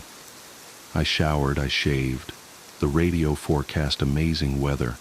I gave Emily her breakfast and loaded her into the car. She was so adorable that morning. She complained about the bad sun in the morning blinding her, saying it stopped her having a little sleep on the way to nursery, and left. That was the routine. It didn't matter that my phone was on the counter charging silently. My brain was in the routine, and in the routine my phone was in my bag. This is why I forgot my phone. Not clumsiness, not negligence, nothing more. My brain entering routine mode and overriding the exception. Autopilot engaged. I left for work. It's a swelteringly hot day already. The bad sun had been burning since before my traitorously absent phone woke me. The steering wheel was burning hot to the touch when I sat down. I think I heard Emily shift over behind my driver's seat to get out of the glare. But I got to work, submitted the report, attended the morning meeting. It's not until I took a quick coffee break and reached for my phone that the illusion shattered. I did a mental re-step. I remembered the dying battery. I remembered putting it on to charge. I remembered leaving it there. My phone was on the counter. Autopilot disengaged. Again, therein lies the danger. Until you have that moment, the moment you reach for your phone and shatter the illusion, that part of the brain is still in routine mode. It has no reason to question the facts of the routine. That's why it's a routine. attrition of repetition. It's not as if anyone could say, "Why didn't you remember your phone? Didn't it occur to you? How could you forget? You must be negligent." This is to miss the point. My brain was telling me the routine was completed as normal, despite the fact that it wasn't. It wasn't that I forgot my phone. According to my brain, according to the routine, my phone was in my bag. Why would I think to question it? Why would I check? Why would I suddenly remember out of nowhere that my phone was on the counter? My brain was wired into the routine, and the routine was that my phone was in my bag. The day continued to bake. The morning haze gave way to the relentless fever heat of the afternoon. Tarmac bubbled. The direct beams of heat threatened to crack the pavement. People swapped coffees for iced smoothies, jackets discarded, sleeves rolled up, ties loosened, brows mopped. The park slowly filled with sunbathers and BBQs. Window frames threatened to warp. The thermometer continued to swell. Thank the offices were air-conditioned. But as ever, the furnace of the day gave way to a cooler evening. Another day, another dollar. Still cursing myself for forgetting my phone, I drove home. The day's heat had baked the inside of the car, releasing a horrible smell from somewhere. When I arrived on the driveway, the stones crunching comfortingly under my tires, my wife greeted me at the door. "Where's Emily?" As if the phone wasn't bad enough. After everything, I'd left Emily at the nursery after all. I immediately sped back to the nursery. I got to the door and started practicing my excuses, wondering vainly if I could charm my way out of a late fee. I saw a piece of paper stuck to the door. "Due to vandalism overnight, please use side door. Today only." Overnight? What? The door was fine this morning. I froze. My knees shook. Vandals. A change in the routine. My phone was on the counter. I hadn't been here this morning. My phone was on the counter. I'd driven past because I was drinking my coffee. I'd not dropped off Emily. My phone was on the counter. She'd moved her seat. I hadn't seen her in the mirror. My phone was on the counter. She'd fallen asleep out of the bad sun. She didn't speak when I drove past her nursery. My phone was on the counter. She'd changed the routine. My phone was on the counter. She'd changed the routine and I'd forgotten to drop her off. My phone was on the counter. 9 hours. That car, that baking sun, no air, no water, no power, no help. That heat, a steering wheel too hot to touch. That smell. I walked to the car door, number shock. I opened the door. My phone was on the counter and my daughter was dead. Autopilot disengaged. I work at a conservatory for a species of black widows that shouldn't exist. I work as a caretaker at a private conservatory. Actually, secret might be a better word to describe it, since you'll never find any public information on it. It doesn't even have an official name, though my boss likes to call it the Silken Solarium, or the Widowmaker when he wants to make a pun. Visits are by invitation only, and I haven't the slightest idea if these guests are actually being charged some exorbitant fee to help maintain the place, or if my employer simply enjoys showing off his collection of exotic specimens now and then. The conservatory itself is a Gothic masterpiece of tinted glass, wrought iron, and dark purple bricks, with an equally ornate ivy-covered brick wall around the perimeter. We're a good way off the closest highway and surrounded by woods, so not many people come here by accident. Some do, of course, but I'm getting ahead of myself. As unsettling as the place is to look at from the outside, it's even more disturbing inside. There are some tropical plants placed around the place for landscaping, rare and expensive but ordinary enough. But the centerpiece of the conservatory are the spiders. thousands and thousands and thousands of small black spiders with jewel-encrusted abdomens. Literally, they have actual crystals that grow in fractal patterns on their back segments, of every possible color and hue that you can imagine.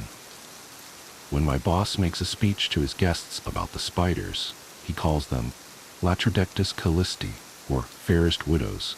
He brags that our conservatory is their last refuge and that they aren't to be found anywhere else in the world. Exactly where they're from originally and how he acquired them varies from telling to telling, but he is at the very least telling the truth about their rarity. As far as I've been able to determine, they're not even an officially recognized species.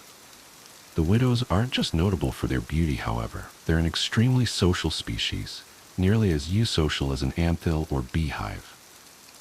Stretching across the conservatory, suspended about 12 feet in the air, is a massive silk colony. There's a large central nest dangling from the ceiling, about a dozen smaller nests scattered across the room, and an intricate network of masterfully spun spider webs linking them all together. There are always spiders running along it, performing maintenance or transporting food. There are also guard spiders, who just hang down on a single silk thread to keep watch and send vibrations back along it to communicate to the rest of the colony. Those are my boss's favorite, since they're the easiest to get a good look at. Or rather, perhaps I should say they're his favorite living spiders. The dead ones, however, he prizes above any conventional jewels. They're tens of thousands of times scarcer than diamonds, and he controls their only hatchery. The dead spiders always get thrown from the nest, which I used to find unusual since I had thought species of the black widow genus were cannibals. In fact, the more I thought of it, the more it bugged me, since the spiders obviously don't have the cognitive capacity to have any sort of taboo against cannibalism, which means they have to be acting on instinct. What evolutionary reason could they have for not eating their own dead? Regardless of why they do it, whenever I see a body, I'm to gently sweep it up and turn it in to our entomologist. Depending on their quality, he'll either incinerate them, use them for research, put them on display, sell them for no less than $25,000 a carat, or, in the case of the most perfect specimens, give to our boss. Most crucially, though, I am never, ever, to step on one. That was made abundantly clear to me from my first day. Less clear, though, were the consequences for doing so, since I've never actually done it. The spiders have a habit of tossing the dead where they're clearly visible, a visibility which is aided by their brightly colored, shiny rear ends. This made the whole not eating their dead thing even weirder to me, since it seems like they would attract predators. When I first asked my boss what would happen if I did step on a spider, my only answer was that I'd be finished. I used to think that meant I'd be fired. One of the more dangerous parts of my job is when I have to harvest their webs, since our conservatory also doubles as a silk farm. It's nowhere near as valuable as the spiders themselves. But my boss takes great pride in our facility being the only source of naturally farmed spider silk in the world. On one occasion, when I think he was partially drunk, he went on an odd tirade about how those goats that have been genetically modified to produce spider silk proteins in their milk were abominations. Collecting the silk is pretty much like collecting honey. I even wear a modified beekeeper suit and use a smoke spray to incapacitate them. The only difference is I'm standing on a 10-foot ladder, and I have to be very selective about how much web I take and from where. The spiders don't mind too much if I take a small amount from a non-crucial section of the colony, but if they decide I'm threatening the integrity of the colony itself, they'll swarm, and with enough bites, their venom will cause fatal paralysis. My suit offers a little protection, but it's not airtight. The only real way to keep myself safe is to be mindful of what I'm doing and how the spiders are reacting to it. That's why I usually like to feed them first, so that they're distracted. A couple of times a week, I release a gallon of live ladybugs into the enclosure. They're fairly accessible, since organic farmers use them for pest control, and my boss likes them since he doesn't consider them icky enough to throw off the conservatory's aesthetic. My job isn't without its risks, but those can be mitigated easily enough with some planning and vigilance, and I'm well compensated for my trouble. The only part of my job that I truly hate, that makes me think about resigning every time it happens is what happens when we get an uninvited guest. It was winter, January I think, the first time. It was already dark out, but no later than 6 p.m. The weather outside was nasty, and I was contemplating whether or not to risk driving home or stay overnight when I heard an urgent, desperate banging at the front door. I immediately raced to the front foyer, and there on the other side of the glass was a blonde woman in a red coat and dark gray scarf, already half buried in the snow. Tapping my security card to the reader, I pushed open the door just enough to let her in before letting it close and automatically lock. Come in, come in, come in, I ushered quickly. What in God's name are you doing out on foot on a night like this? Oh, thank you, she gasped as she shook the snow off herself. My car skidded off the fucking road and crashed into a ditch. I can't get it out. That's still no excuse to be wandering around in this weather. You should have stayed with your vehicle, I chastised. At least then you would have been warm. Well, I couldn't call anyone because I must have forgotten my phone since it's not in my purse, and my tank was nearly empty, so I didn't think my vehicle would be able to keep me warm all night, she explained. That old road is deserted at the best of times, and I figured the odds of someone else coming along before I froze to death were worse than me reaching a farmhouse or something.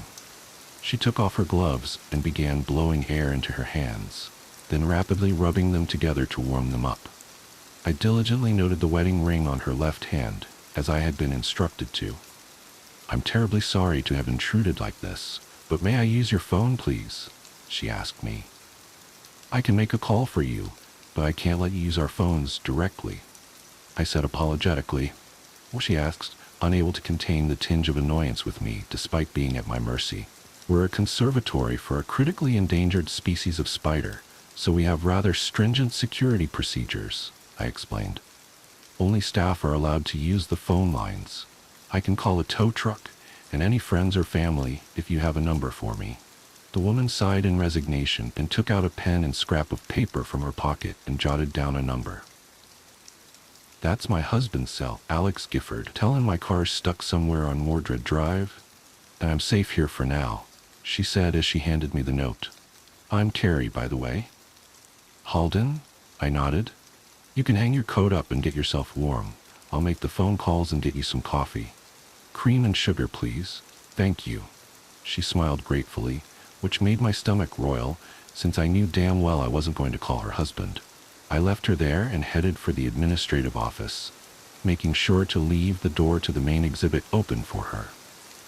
After a couple of calls, albeit different calls than the ones I said I was going to make, I did head to the break room to make coffee, and then went to rejoin Mrs. Gifford with a steaming cup in each hand. As expected, she had wandered into the exhibit hall. She was staring up in wonder at the intricate webwork, the delicate silken threads glistening like iridescent glass and gently swaying from the movement of its bedazzled architects, scurrying to and fro along its narrow filaments. What are they? She asked, bewildered, keeping her head pointed up towards the colony as she walked along the cobblestone path, paying no attention to where her feet struck the ground. They're a rare species of black widows, I said, my eyes fixated on her feet, waiting for the inevitable. She approached one of the guard spiders, dangling just above her like a Christmas tree ornament, slowing spinning around to give her a complete view of itself. And these crystals, they're a part of their bodies? She asked, studying it intently, likely unaware that it was studying her as well. They are. They make them with the minerals from their diet, sort of like how oysters make pearls, I humored her. Spider-born organic gemstones are highly sought after, as you can imagine, which is why they're endangered. As far as I know, they're actually extinct in the wild. I've never even heard of such a thing, Carrie remarked, and I never thought that spiders could be beautiful. The spider let out some more thread to get a little closer to her, and she began reaching out her hand to touch it. I wouldn't do that, ma'am, I advised, despite knowing it wouldn't ultimately make a difference. These are still widows, and they are venomous. Come join me over here, and we can admire them from a safe distance while we wait for your husband. He's coming to get me? In this storm? she asked, her incredulity distracting her from the novelty of the fairest widows. She turned around and began marching towards me. "You have to let me use the phone. I can't." Crunch. "Let him risk his life when I'm perfectly safe now." She didn't even hear it. That horrid, sickening, crunching noise when she stepped on the dead spider. I immediately glanced back at the guard spider that had been watching her and saw it thrumming its thread with its rear legs, the vibrations traveling all the way up it and throughout the colony. "What's with the face? Surely you won't get in that much trouble just for letting me use the phone?" she argued, oblivious to the danger we were both in now. "I'm so sorry," I said softly, feeling a lump in my throat and tears in my eyes. I dropped the coffees and ran back to the exit, slamming it shut and sealing her in the exhibit hall. Within seconds she had caught up and was banging on the glass doors. "What the hell are you doing?" she demanded. I just pointed behind her, shaking my head helplessly. She turned around and saw that the thousands of spiders were now emerging from their nests en masse and converging in on her location. "I presume you've seen a ball of spider babies at some point.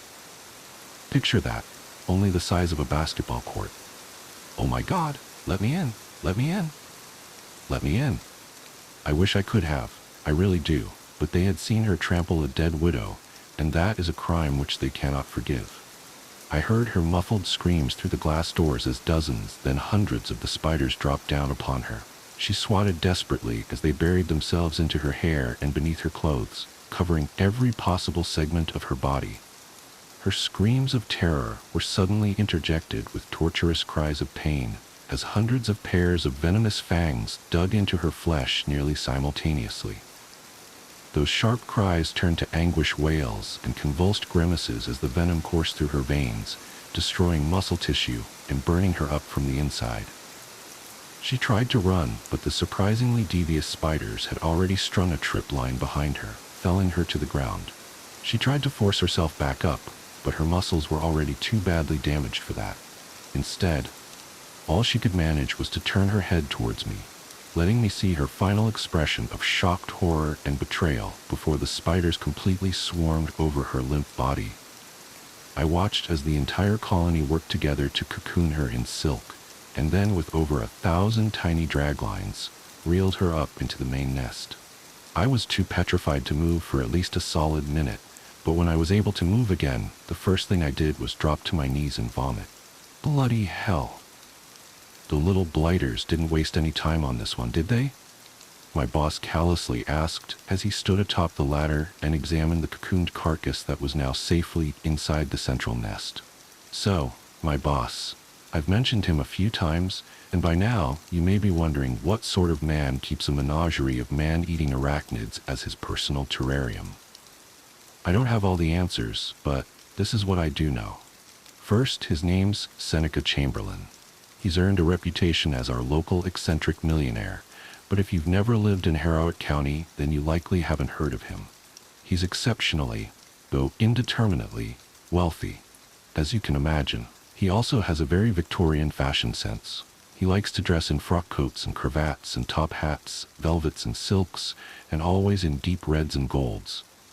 A plutocrat with a pretentious and fashionably old-fashioned taste in clothing wouldn't normally be anything to get too worked up about. Except for that, my boss looks far younger than I know him to be, than anyone knows him to be. That too isn't all that unusual. Plenty of rich people look good for their age.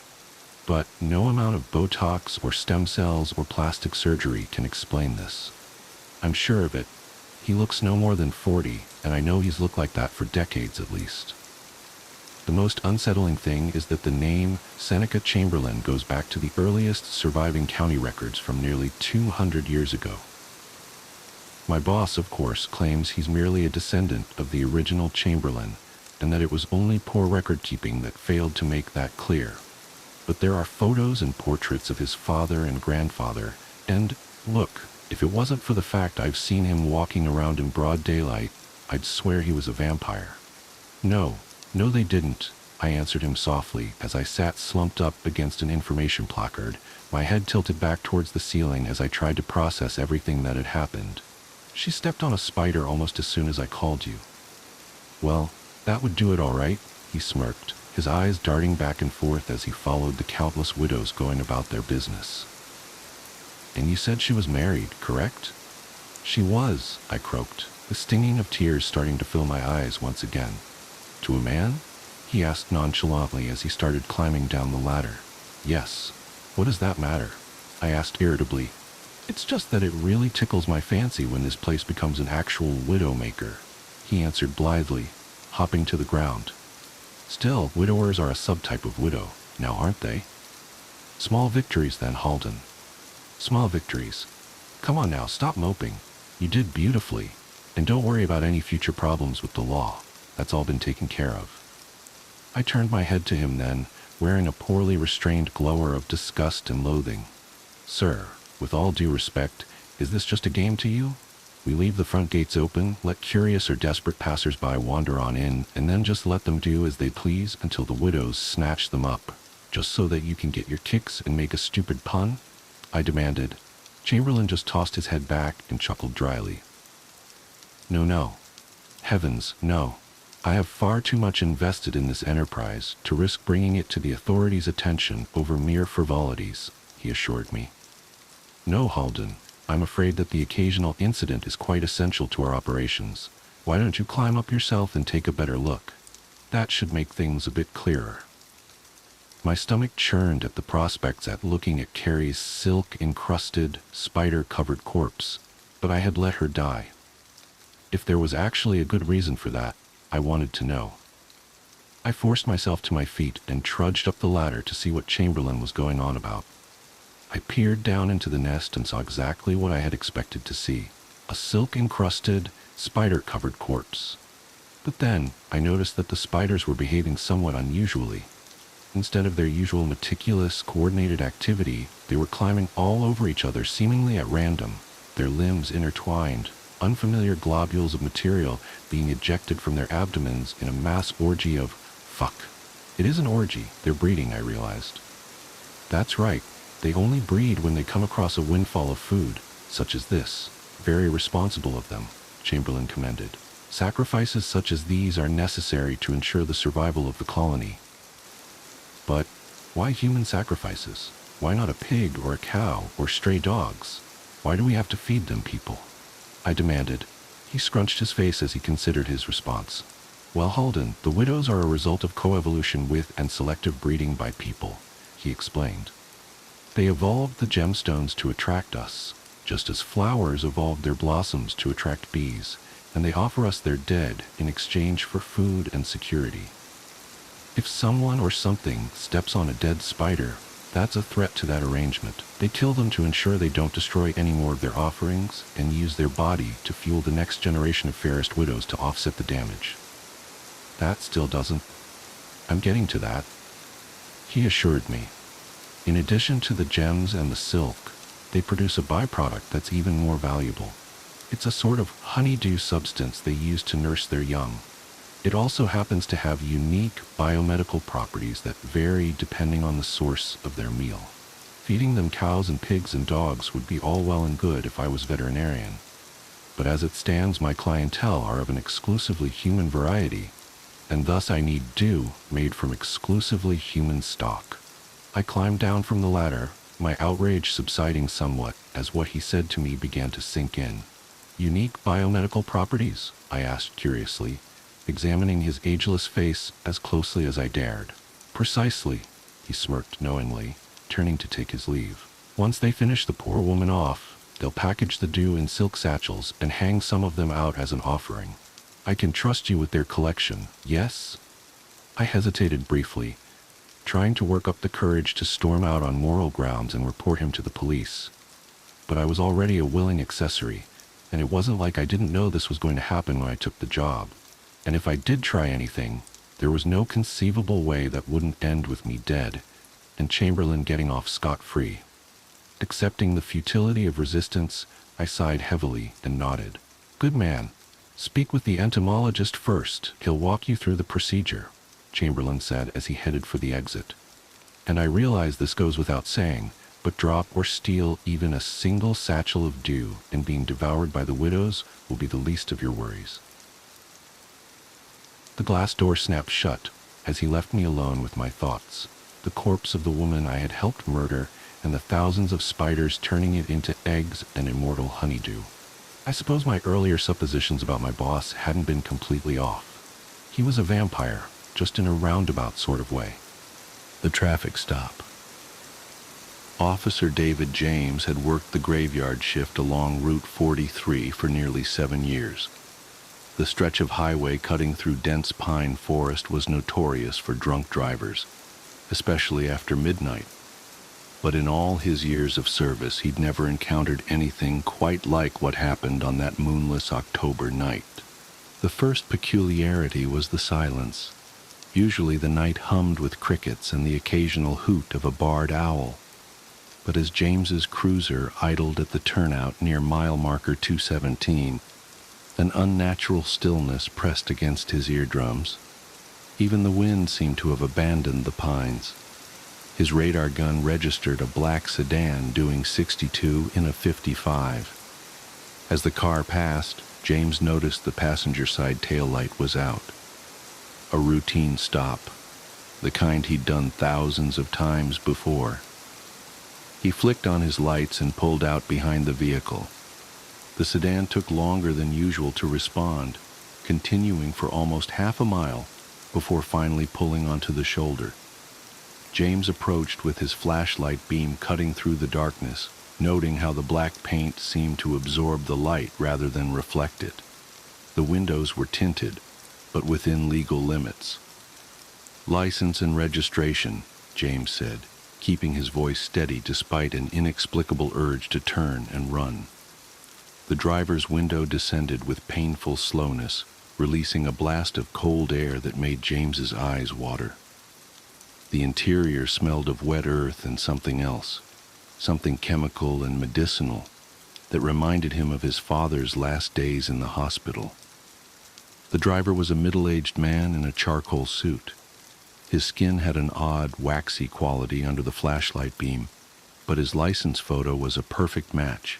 James Sullivan, 47, organ donor. Everything appeared to be in order, yet James's patrol-honed instincts screamed that something was terribly wrong. "Do you know why I pulled you over tonight, Mr. Sullivan?" The man's head turned with mechanical precision. His smile revealed too many teeth. "No, officer. Is there a problem?" James's flashlight beam wavered. "Your passenger side taillight is out. I'll need to write you a fix-it ticket."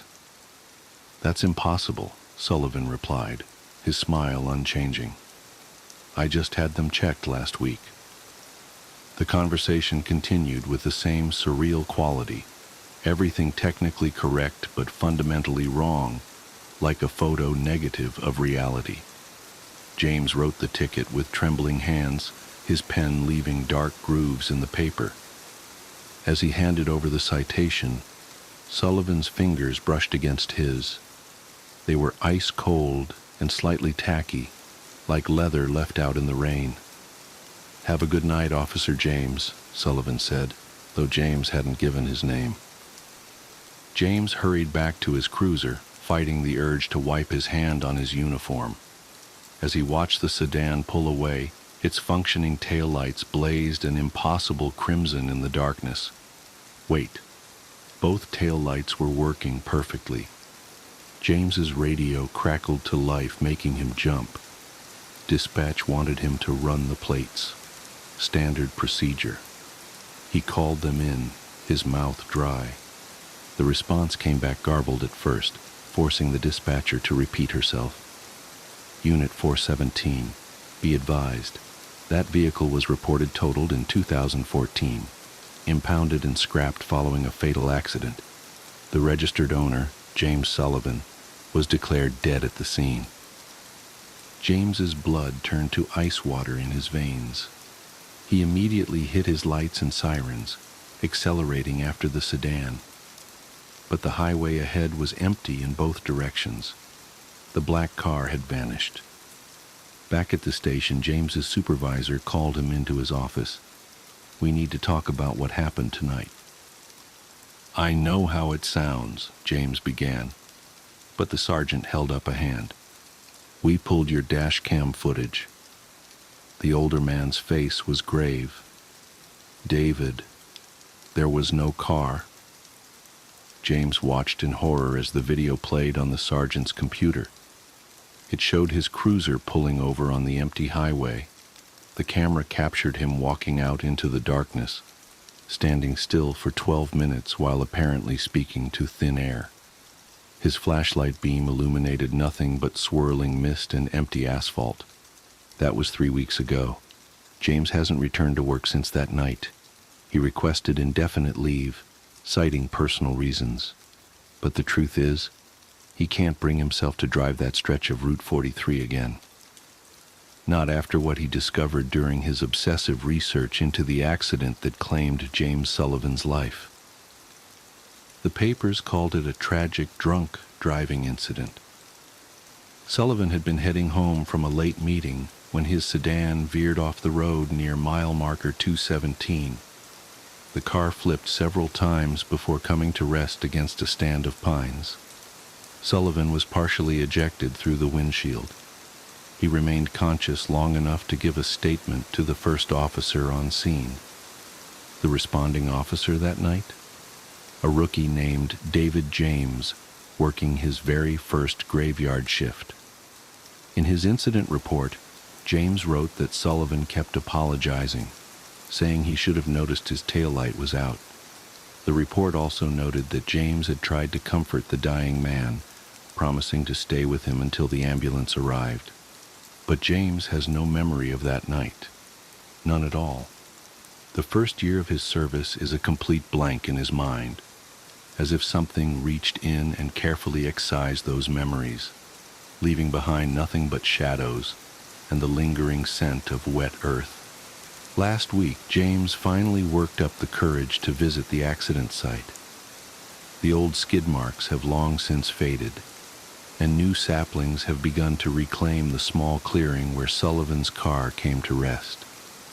But as James stood there in the weak autumn sunlight, something caught his eye, a glint of metal half buried in the soil. He dug it up with trembling hands, a police badge, caked with dried mud and what might have been blood. The number was still legible despite years of exposure to the elements. It was his badge, the one he'd lost during his first year on the force, the one he'd had to replace but could never remember losing. James sits in his dark apartment now, staring at the badge and trying to piece together the truth. Every night, he dreams of standing on that empty highway, watching headlights approach through the mist. In the dreams, he's the one behind the wheel of a black sedan, and a young officer named David James is walking toward his window with a flashlight beam that illuminates nothing at all. He knows he should tell someone what he's discovered, should warn them about what happens on that stretch of Route 43 when the night grows too quiet and the darkness seems to pulse with its own heartbeat. But who would believe him? Besides, he's beginning to understand now, beginning to remember fragments of that lost year, like shards of a broken mirror slowly being pieced back together. He remembers the sound of tearing metal and breaking glass, remembers the taste of copper in his mouth and the feeling of cold asphalt against his cheek, remembers a kind young officer who held his hand and promised to stay, even as the ambulance sirens wailed in the distance and the world grew dim around the edges. Most of all, he remembers the guilt, the soul-crushing weight of it, because there was something else in his original incident report, something that's been eating away at his subconscious for 10 years, like a cancer. When Sullivan apologized for his tail light, James had assured him it was working fine, had even walked around to check, just to give the dying man some peace of mind. Both tail lights were functioning perfectly that night, just like they were 3 weeks ago, when James pulled over a black sedan driven by a man with too many teeth and cold, tacky hands. James's phone buzzes, making him flinch. It's a text from an unknown number. Time to collect, rookie. The message is time-stamped 10:17 p.m. Exactly when he'd first spotted the black sedan 3 weeks ago. Exactly when Sullivan's accident occurred 10 years ago. As he stares at his phone's screen, another text appears. Your tail light's out. James's hands shake as he dials dispatch. The phone only emits a low, wet, gurgling sound, like someone drowning in mud. The smell of wet earth and antiseptic suddenly fills his apartment, and the temperature plummets. No, James whispers, backing away from the window. Through the gap in his curtains, he can see the street below. A black sedan idles there, both taillights blazing an impossible crimson in the darkness. Its engine growls like something from the depths of hell. James runs for his bedroom, but his legs won't work right. Each step feels like moving through tar. He reaches for his service weapon, but his fingers pass right through it as if it's made of smoke. You promised? Sullivan's voice whispers from every corner of the room. You promised you wouldn't let me drive alone. I was trying to comfort a dying man, James shouts into the darkness. I didn't mean... But you promised, the voice interrupts, closer now. The smell of rot in hospital corridors grows overwhelming, and now it's time to pay. James tries to scream as invisible hands grasp his shoulders, their touch cold and tacky like old leather left in the rain. But no sound comes out. His body moves against his will, walking puppet-like toward the door. His old badge, still caked with mud from that fatal night, slides across the coffee table on its own and into his pocket. It feels impossibly heavy, like it's made of black holes and broken promises. Please, James begs as his feet carry him down the stairs. I have a family, a life. You can't... I had those too. Sullivan's voice hisses in his ear. Before the crash, before you made your promise. The black sedan's passenger door swings open by itself. The interior smells of grave dirt and formaldehyde, and the man behind the wheel smiles with too many teeth, far too many, row upon rotting row disappearing down his throat like a shark's maw. No, please, James struggles, but his body moves inexorably forward. His muscles respond only to Sullivan's will now. Someone help me. Nobody can hear you, Sullivan says, his leather-textured fingers drumming on the steering wheel. Nobody could hear me that night either. Just you. Just the rookie who promised to stay. James's body slides into the passenger seat against his will, his old mud-stained badge burning cold in his pocket like a chunk of ice. How long? He manages to whisper. Sullivan's impossible smile widens. Forever, partner. We have so many more traffic stops to make. The sedan pulls away from the curb, its taillights cutting bloody swaths through the darkness. Tomorrow, someone will find James's apartment empty, his service weapon and current badge still on the coffee table next to his phone. The screen will show a final, unsent text. Help me. But tonight belongs to Route 43. Tonight belongs to the endless dark and the promises we make without understanding their cost, to the debts that come due when the crickets fall silent and the shadows grow teeth. Somewhere ahead, another young officer is starting their first graveyard shift. They're parked at mile marker 217, watching the empty highway and wondering why the night feels so strange, so hungry. Their radar gun will soon register a black sedan doing 62 in a 55, and they'll see two men in the front seat, one with too many teeth, and one whose eyes silently scream for help that will never come. Because some promises bind us whether we want them to or not. Some nights never really end. They just keep repeating, like an endless loop of dashcam footage showing nothing but mist and darkness and the price we pay for the words we can never take back. Have a good night, officer. And remember, never make promises to the dying. They have nothing left to lose and eternity to collect. The Archivist's Burden. The first photograph appeared on my desk on a Tuesday morning in October. I remember the exact moment because I had just finished cataloging a collection of Civil War letters, my specialty as head archivist at the Whitmore Historical Society.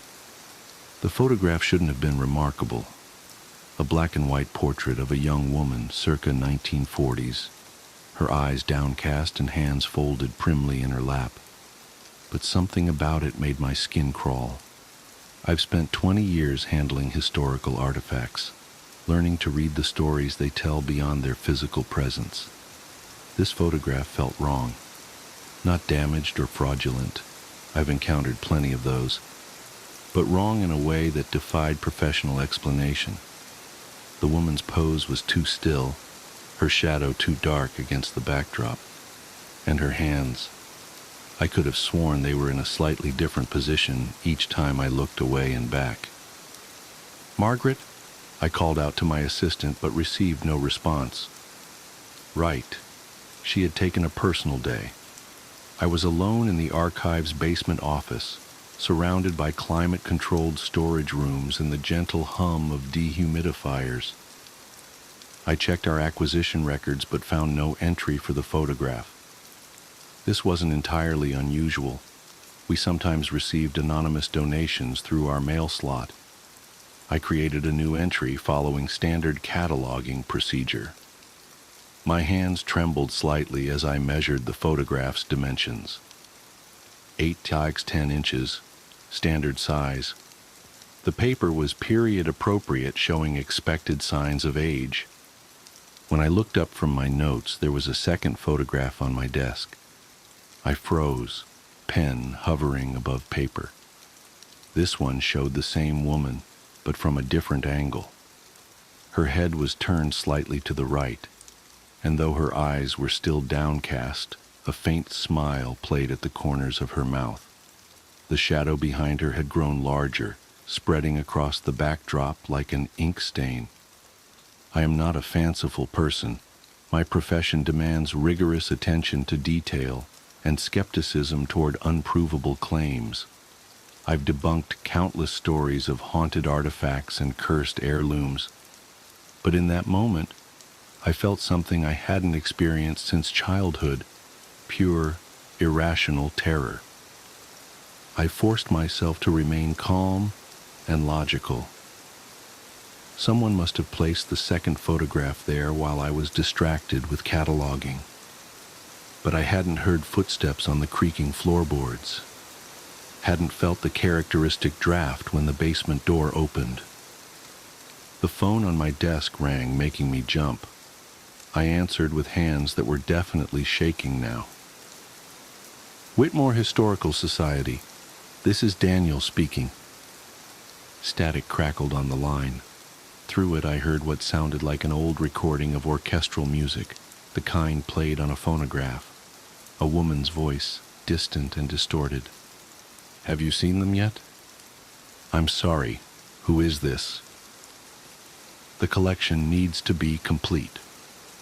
The music grew louder, brass instruments distorting into something that sounded like screaming. "She's been waiting so long." The line went dead. When I looked back at my desk, there were 4 photographs. In the third, the woman's head was raised, but her face was obscured by shadow. The fourth showed her standing, her dress rippling as if caught in a breeze, though the backdrop remained perfectly still. The shadow behind her had taken on a vaguely human shape, reaching toward her with elongated fingers.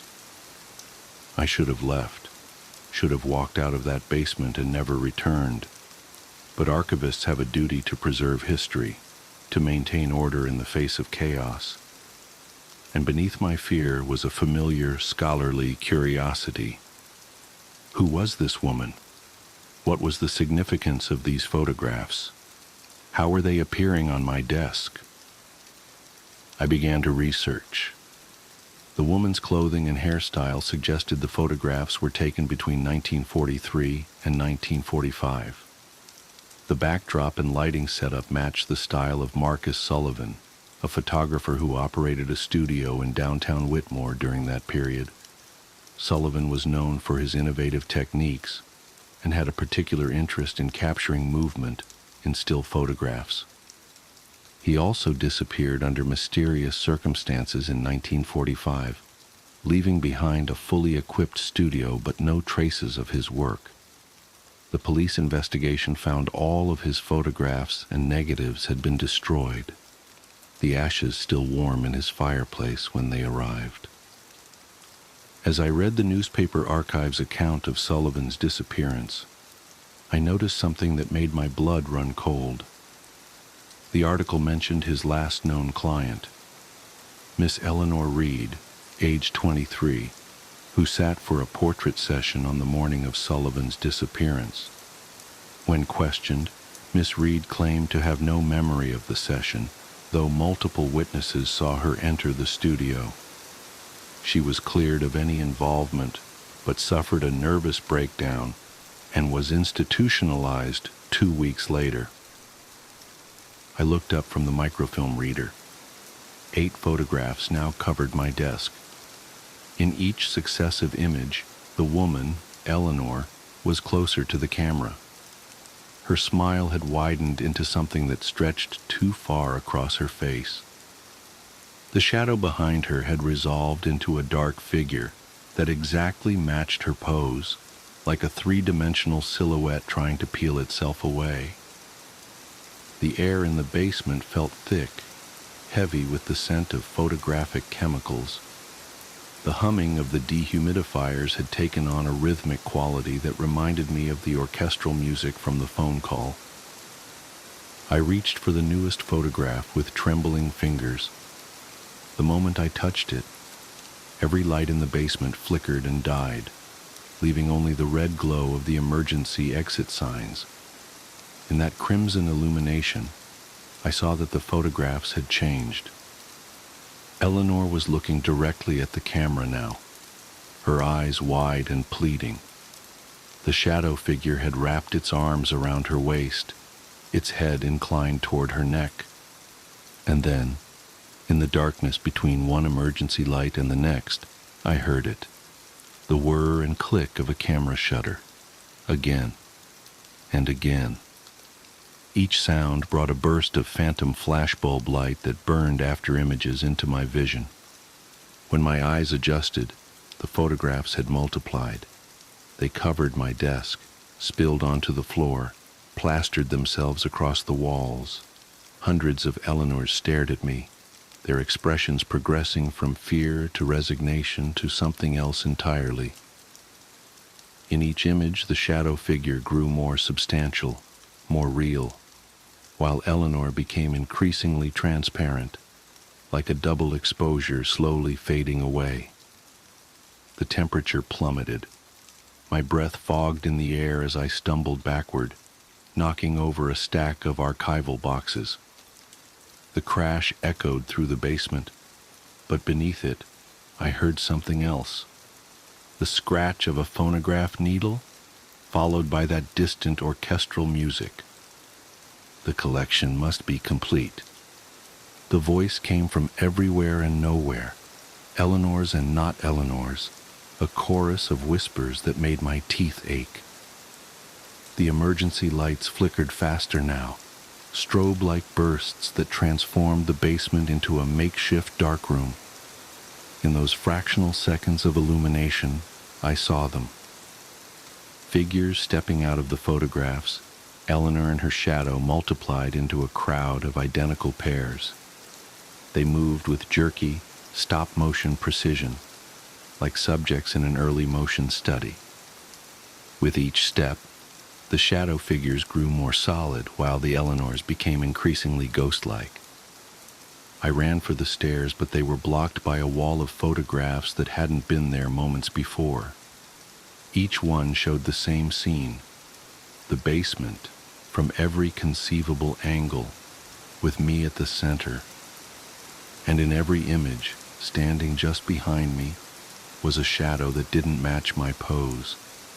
The whirring of camera shutters reached a deafening crescendo. The emergency lights exploded in a shower of sparks and glass. In the total darkness that followed, I felt something cold brush against the back of my neck, like fingers made of photographic negative. "Your turn," Eleanor's voice whispered, her breath like chemical fixer against my ear. "The artist needs new subjects."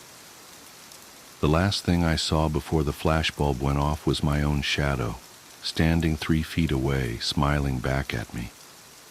They found me the next morning when Margaret came in to work. I was sitting at my desk, apparently cataloging a collection of photographs that didn't exist. The doctors called it a psychotic break brought on by prolonged isolation and archival gases. They said I was lucky. Most of the other victims of the Whitmore photography incident didn't survive their encounters. I've been in this institution for 3 months now. The medication helps with the tremors, but nothing can erase what I saw, what I became. Sometimes, when I look in the mirror, my reflection moves a fraction of a second too late. My shadow falls in impossible directions, no matter where the light source is, and the photographs keep appearing. On my bedside table, under my pillow, tucked into my case file. Always the same progression, always ending with a new subject. The collection grows, one portrait at a time. I know how this story ends. I've seen it play out in silver halide and shadow, frozen in countless variations. The artist is patient. The camera is always watching. And somewhere in that basement archive, in a box that can't be found but can't be destroyed, the negatives are waiting to be developed. Here's the truth I've learned too late. Some histories shouldn't be preserved. Some stories are meant to fade away, like old photographs left in sunlight. But art is permanent, and shadows never truly disappear. They just find new subjects to cast them. I have to go now. The orderly is here with my medication, but his shadow is walking in the wrong direction. And I swear I can hear very faintly the sound of orchestral music playing on an antique phonograph. Click. The children's footprints. I never wanted to be the night security guard at Oak Brook Elementary. The pay was decent enough, but something about schools after dark always unsettled me. Empty hallways that should be filled with children's laughter. Abandoned classrooms with chairs stacked on desks like tiny tombstones. It all felt wrong somehow. But I needed the work, and Oak Brook was desperate for someone to take the position after the last 3 guards quit within weeks of starting. I should have asked why.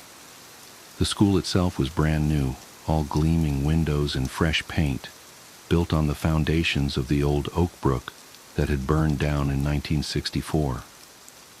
The townsfolk didn't talk much about the fire. When I asked around during my first week, people would get this strange, distant look in their eyes and change the subject.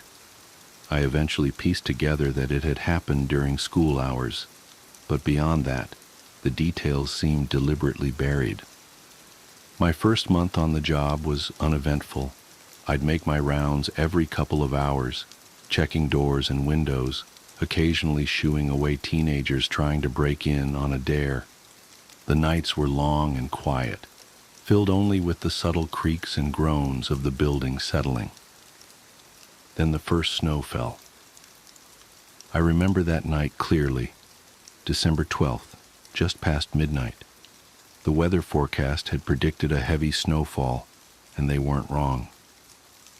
I watched from the security office as thick flakes drifted down, coating the playground equipment in pristine white. The fluorescent lights from the building cast long shadows across the untouched snow, creating an almost ethereal scene. At 2 a.m., I did my usual round. Nothing seemed out of place until I reached the east wing. Through the wall-length windows, something caught my eye in the snow.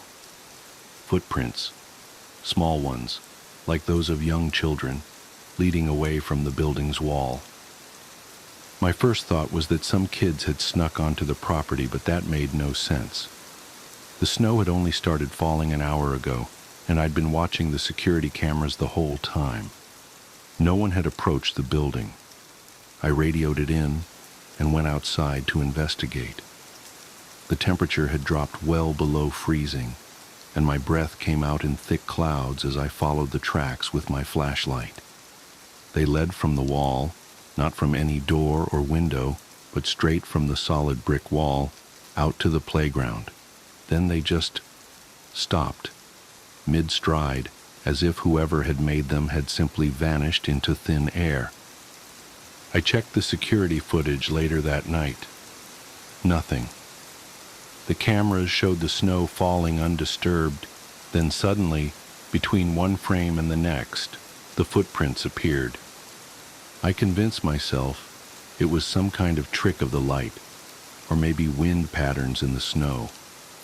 But the next night, it happened again, and the next, always in different places, always leading from the building's walls, always vanishing without explanation.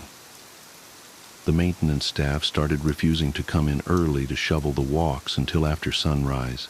They said they could hear things in the pre-dawn darkness, children laughing, the sound of running feet, sometimes crying. But when they'd look, there was never anyone there. I started doing research into the old school's history. The fire in '64 had made the national news, though most of the articles were frustratingly vague. It had started in the basement, they said, spreading so quickly that parts of the building collapsed before the fire department could respond. The death toll was never officially confirmed. That's when the dreams started. They always began the same way. I'd be doing my rounds, checking the halls like usual, when I'd hear singing. A children's song, something old and familiar that I could never quite place. I'd follow the sound down to the basement where the old foundation stones were still visible beneath the new construction. The singing would get louder, and I'd realize it was coming from behind one of the walls. Then the screaming would start. I'd wake up in a cold sweat, the phantom smell of smoke in my nostrils. The dreams felt so real that sometimes I'd have to check my uniform for scorch marks. Last week they started the final phase of construction on the new gymnasium. The excavators were digging out the last section of the old basement when they found it, a room that hadn't appeared on any of the original blueprints. It had been sealed off with concrete, hidden behind one of the foundation walls. Inside, they found small shoes, dozens of them, blackened with smoke but still recognizable, and scratches on the inside of the door, desperate, frantic scratches that spoke of unimaginable terror. The official story in 1964 had been that the fire started accidentally, but I've seen the police reports they dug up from the archived evidence. They found accelerant residue around the basement door. The lock had been engaged from the outside. Someone had trapped those children down there, leaving them to suffocate in the smoke while the building burned around them. That's when the footprints changed. They stopped leading out to the playground. Now they all lead to the construction site, to the exposed foundation where that hidden room was found. Every morning, there are more of them, dozens of tiny tracks in the snow, all converging on that one spot. Last night, I heard the singing again. Only this time, I wasn't dreaming. It was coming from the basement. I know I should quit.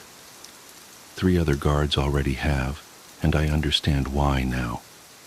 But I can't shake the feeling that I'm meant to be here, that there's something I need to understand. The construction crews found something else yesterday, buried deep in that hidden room. A metal box, its contents preserved despite the fire. Inside were papers, class photos, attendance records, and a letter, its pages yellow with age. I shouldn't have read it, but I did.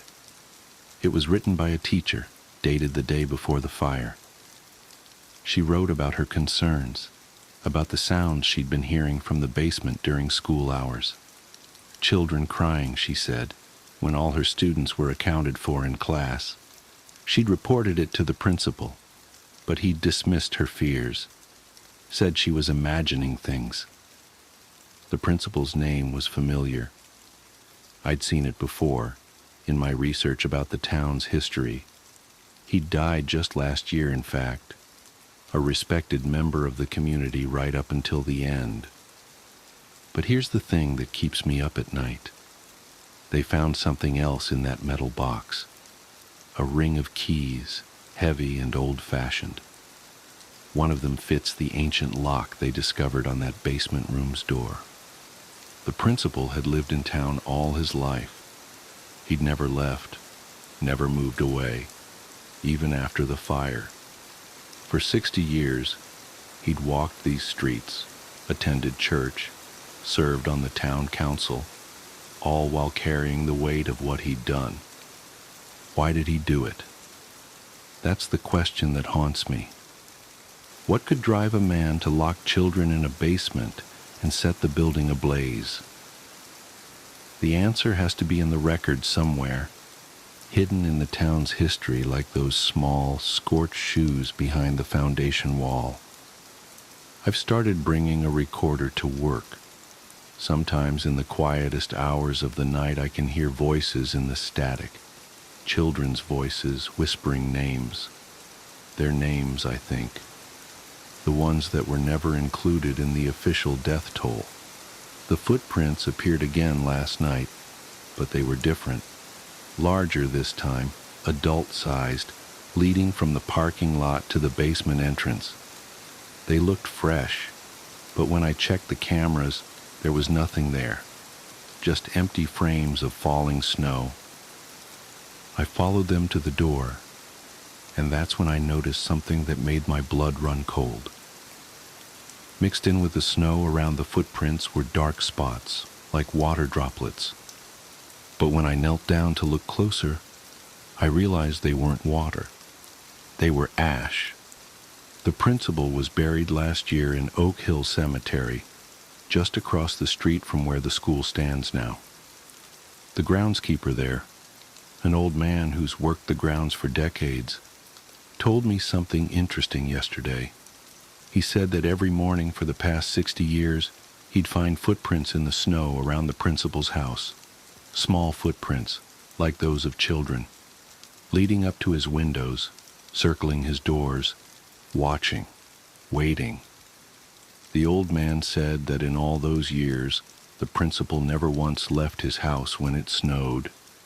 He'd have his groceries delivered, cancel appointments, anything to avoid stepping out into the white expanse, as if he was afraid of leaving tracks of his own. But now he's dead, and the footprints have returned to the school, to the basement, to that room. I think I understand now why I was drawn to this job, why I couldn't leave even when the dreams started. Someone needs to tell their story. Someone needs to make sure they're not forgotten again. The construction company wants to seal up that room, pour new concrete over the old foundation, and bury the past for good. But I don't think that's what the children want. I think they've been trying to tell us something all these years, leaving their marks in the snow, singing their songs in the dark. They want to be found. They want to be remembered. Last night, I heard the singing again. It was clearer this time. A nursery rhyme about a ring of roses, about ashes and falling down. It seemed to be coming from everywhere and nowhere at once, echoing through the empty halls. I followed it down to the basement, to that room behind the foundation wall. The door was open, though I know it had been locked. Inside, the air was thick with the smell of old smoke, and the temperature had dropped so low I could see my breath. On the floor, perfectly preserved in a patch of dust, was a small handprint. As I watched, another appeared beside it, then another, as if invisible children were playing in the dirt. They formed a trail, leading deeper into the darkness. I should have been terrified. I should have run. But something in that moment felt right, as if I'd finally arrived at the place I was meant to be. The singing grew louder, and I recognized more voices joining in, dozens of them, young and sweet and terribly sad. They seemed to be calling to me, inviting me to follow their trail of handprints into the shadows. I took out my flashlight, but it wouldn't turn on. The beam sputtered and died, leaving me in complete darkness. And that's when I felt it, a small, cold hand slipping into mine. I'm writing this now from my car, parked across the street from the school. The sun will rise soon, and with it, the construction crews will return. They'll pour their concrete, lay their foundations, and try to bury the past once again. But I won't let them, not this time. The children have shown me things in the darkness, memories preserved like insects in amber, moments frozen in time. I've seen what really happened that day in 1964. I've seen why the principal did what he did, what he was trying to hide. It's worse than anyone imagined. The footprints are appearing more frequently now, not just in snow but in mud, in dust, even in the fresh concrete the workers pour. They're getting stronger, more numerous, as if the children know their time is running out. But they're not just victims anymore. I've seen their power growing, felt their anger building like a storm. The principal might have escaped their justice in life, but in death, well, that's why I'm watching his grave tonight. The snow is falling again, thick and silent. Through my windshield, I can see fresh footprints appearing in the cemetery, small tracks in the untouched white. They're heading toward his headstone, dozens of them, converging like streams flowing to the sea. And now, God help me, I can see larger footprints too, adult-sized ones, staggering, stumbling, trying to run. But you can't run from the past forever. You can't hide from what you've done. The children are singing again, that same nursery rhyme, echoing through the night. But there's another sound mixed in now. Screaming. Adults screaming, full of terror and recognition. The principal may have died last year, but I don't think he's going to rest in peace. Not anymore. Not after what he did. The footprints tell the truth, you see. They always have. We just weren't looking closely enough. I know what I have to do now. The children have shown me. There are others who knew, others who helped hide the truth. Their names are written in ash and shadow, preserved in the memories of those who cannot rest. Tomorrow I'll start visiting them. I'll knock on their doors and look into their eyes, and I'll know. The children will show me. They're so good at spotting guilt, at sensing the weight of secrets. But tonight, I watch.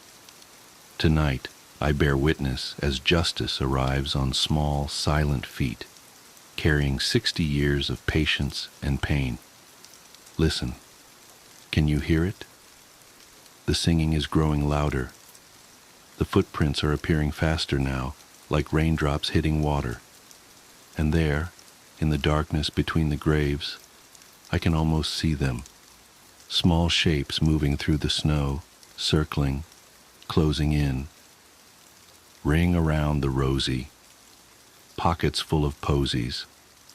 Ashes, ashes. We all fall down. The screaming has stopped now. The snow falls silently on fresh tracks that lead nowhere, on a disturbed grave that holds more secrets than answers. And tomorrow, when they find what's left, they'll finally have to face the truth. But for now, I sit in my car and watch the footprints appear in the virgin snow, leading away from the cemetery, back toward the school, back to that room behind the wall where it all began. They've invited me to follow, and God help me, I think I will.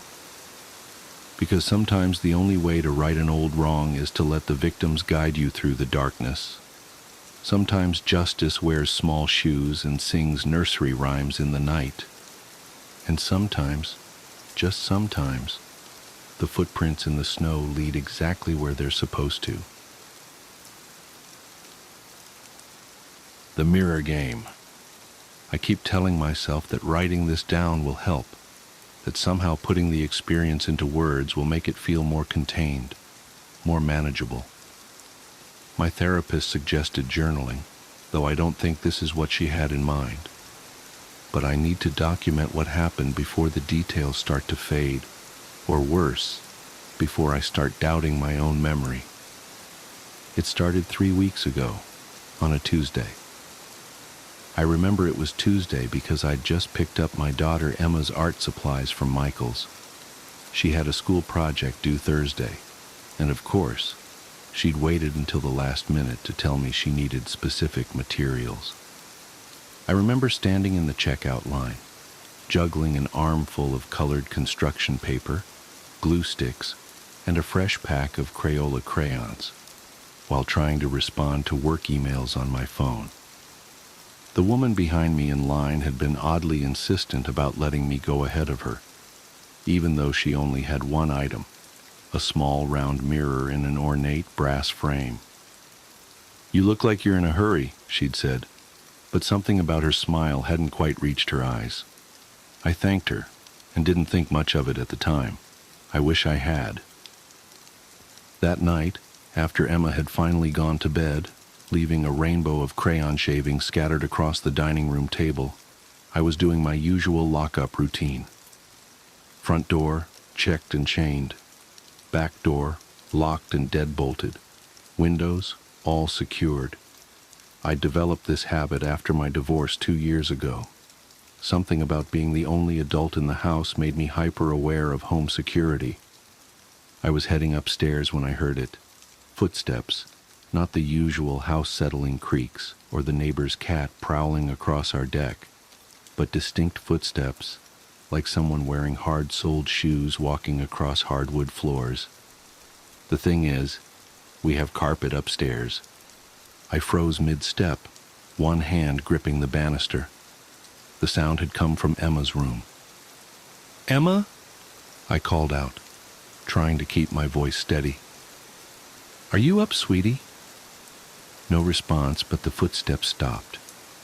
I took a deep breath, reminding myself that kids often get up for water or bathroom trips, but something felt wrong. The air had grown noticeably colder, and there was a strange metallic taste in my mouth, like holding a penny under my tongue. I climbed the remaining stairs as quietly as possible, my sock-covered feet silent against the carpet. Emma's door was closed, though I distinctly remembered leaving it cracked open when I tucked her in. My hand trembled slightly as I reached for the doorknob. "Emma?" I whispered again, easing the door open. The hinges gave a small, betraying squeak. Her nightlight cast a soft blue glow across the room. Emma was in bed, seemingly sound asleep, her dark hair spread across the pillow. Everything looked normal, except the new pack of crayons I'd bought earlier was on her dresser, opened, with several crayons scattered across the surface. I distinctly remembered leaving them downstairs. More concerning was that they were arranged in a peculiar pattern, forming what looked like a crude circle with strange marks around it. My first thought was that Emma must have snuck up to continue working on her project, but as I moved closer to clean up the mess, I noticed something that made my blood run cold. The crayons were still perfectly sharp, unused. and in the center of their circle was a small mirror. Not Emma's pink plastic play mirror, but an antique-looking one with a brass frame. It was identical to the one the woman at Michael's had been holding. I must have made some sound because Emma stirred in her sleep. "Mommy," she mumbled, "why are you playing the mirror game?" "What mirror game, sweetie?" I managed to ask, my throat suddenly dry. "The one the lady taught me," she said drowsily. "You have to arrange the colors just right and look in the mirror at midnight, but only if you want to see what's following you." My heart started hammering against my ribs. "What lady, Emma?" But she had already drifted back to sleep. I wanted to wake her up, to demand more answers, but I also didn't want to frighten her. Instead, I quickly gathered up the crayons and grabbed the mirror, trying not to look at its reflective surface. As I turned to leave the room, movement caught my eye, a shadow passing across the wall, cast by nothing I could see. I hurried out, pulling Emma's door firmly shut behind me. In the hallway, I examined the mirror more closely. It was definitely the same one from the store, down to the intricate leaf pattern carved into its frame. But I hadn't bought it. I hadn't even touched it. My hands were shaking so badly I nearly dropped it. The rational part of my brain tried to form explanations. Emma must have somehow gotten it from somewhere.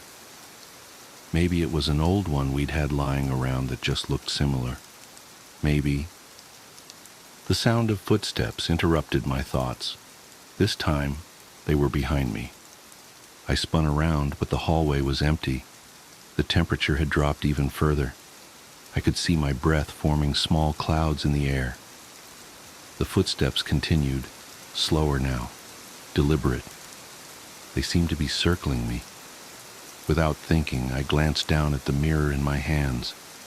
What I saw in its reflection will haunt me for the rest of my life. I wasn't alone in the hallway. In the mirror, I could see a figure standing directly behind me. It was tall, impossibly tall, its head nearly touching the ceiling. Its proportions were all wrong, limbs too long, joints bent at unnatural angles. But what truly terrified me was its face, or rather, the lack of one.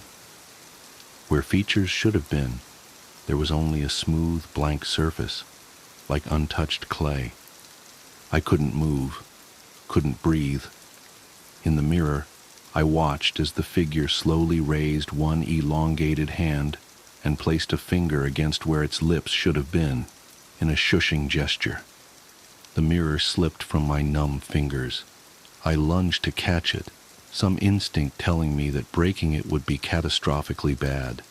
But before it could hit the floor, the mirror disappeared, simply vanished, as if it had never existed. The temperature returned to normal so quickly my ears popped.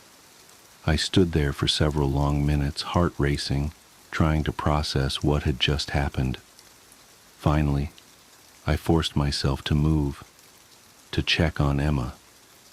She was still sleeping peacefully, her room completely normal, no sign of crayons or mirrors or anything out of place. I didn't sleep that night, or much since then, if I'm being honest. I've gone over security camera footage from our Ring doorbell and indoor cameras. There's no sign of anyone entering our house, no strange woman, no impossible figure. The Michaels receipt shows only the art supplies I remember buying. Emma has no memory of any mirror game or mysterious lady, and the crayons are still in their box downstairs, untouched. But things have changed. Small things at first, items slightly out of place, cold spots in the house, the occasional sound of distant footsteps. Then bigger things.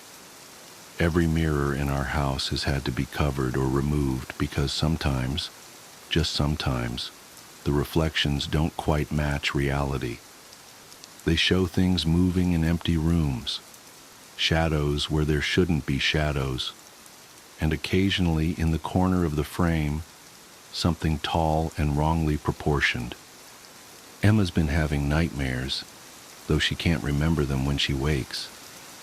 She started drawing disturbing pictures at school, always featuring a tall, thin figure standing in the background. Her teacher called me in for a conference yesterday, concerned about the dark themes in Emma's artwork. I didn't know how to explain that my 7-year-old's artwork was the least of my worries. I've tried researching similar incidents online. Most of what I've found is obviously fake, creepypasta stories and urban legends. But buried in a local Facebook group, I found a post from 3 months ago. A man describing a strange encounter at Michael's with a woman selling antique mirrors. His 6-year-old son had disappeared a week later. The post was deleted within hours of me finding it, and when I tried to message the author, the account no longer existed. I called the Michael's store yesterday asking about the woman I'd seen. The manager sounded uncomfortable and said they had no employees matching my description. When I pressed further mentioning the mirror, she got very quiet and said, "We don't sell that kind of merchandise here." She hung up before I could ask what she meant. Last night I heard Emma talking in her sleep again. "It's okay," she was saying to someone, or something. "Mommy will learn to play the game properly soon. The lady said everyone does, eventually." I'm writing this all down now because I need there to be a record. Because this morning, when I was making Emma's lunch, I found a crayon drawing on the kitchen counter that I know wasn't there last night.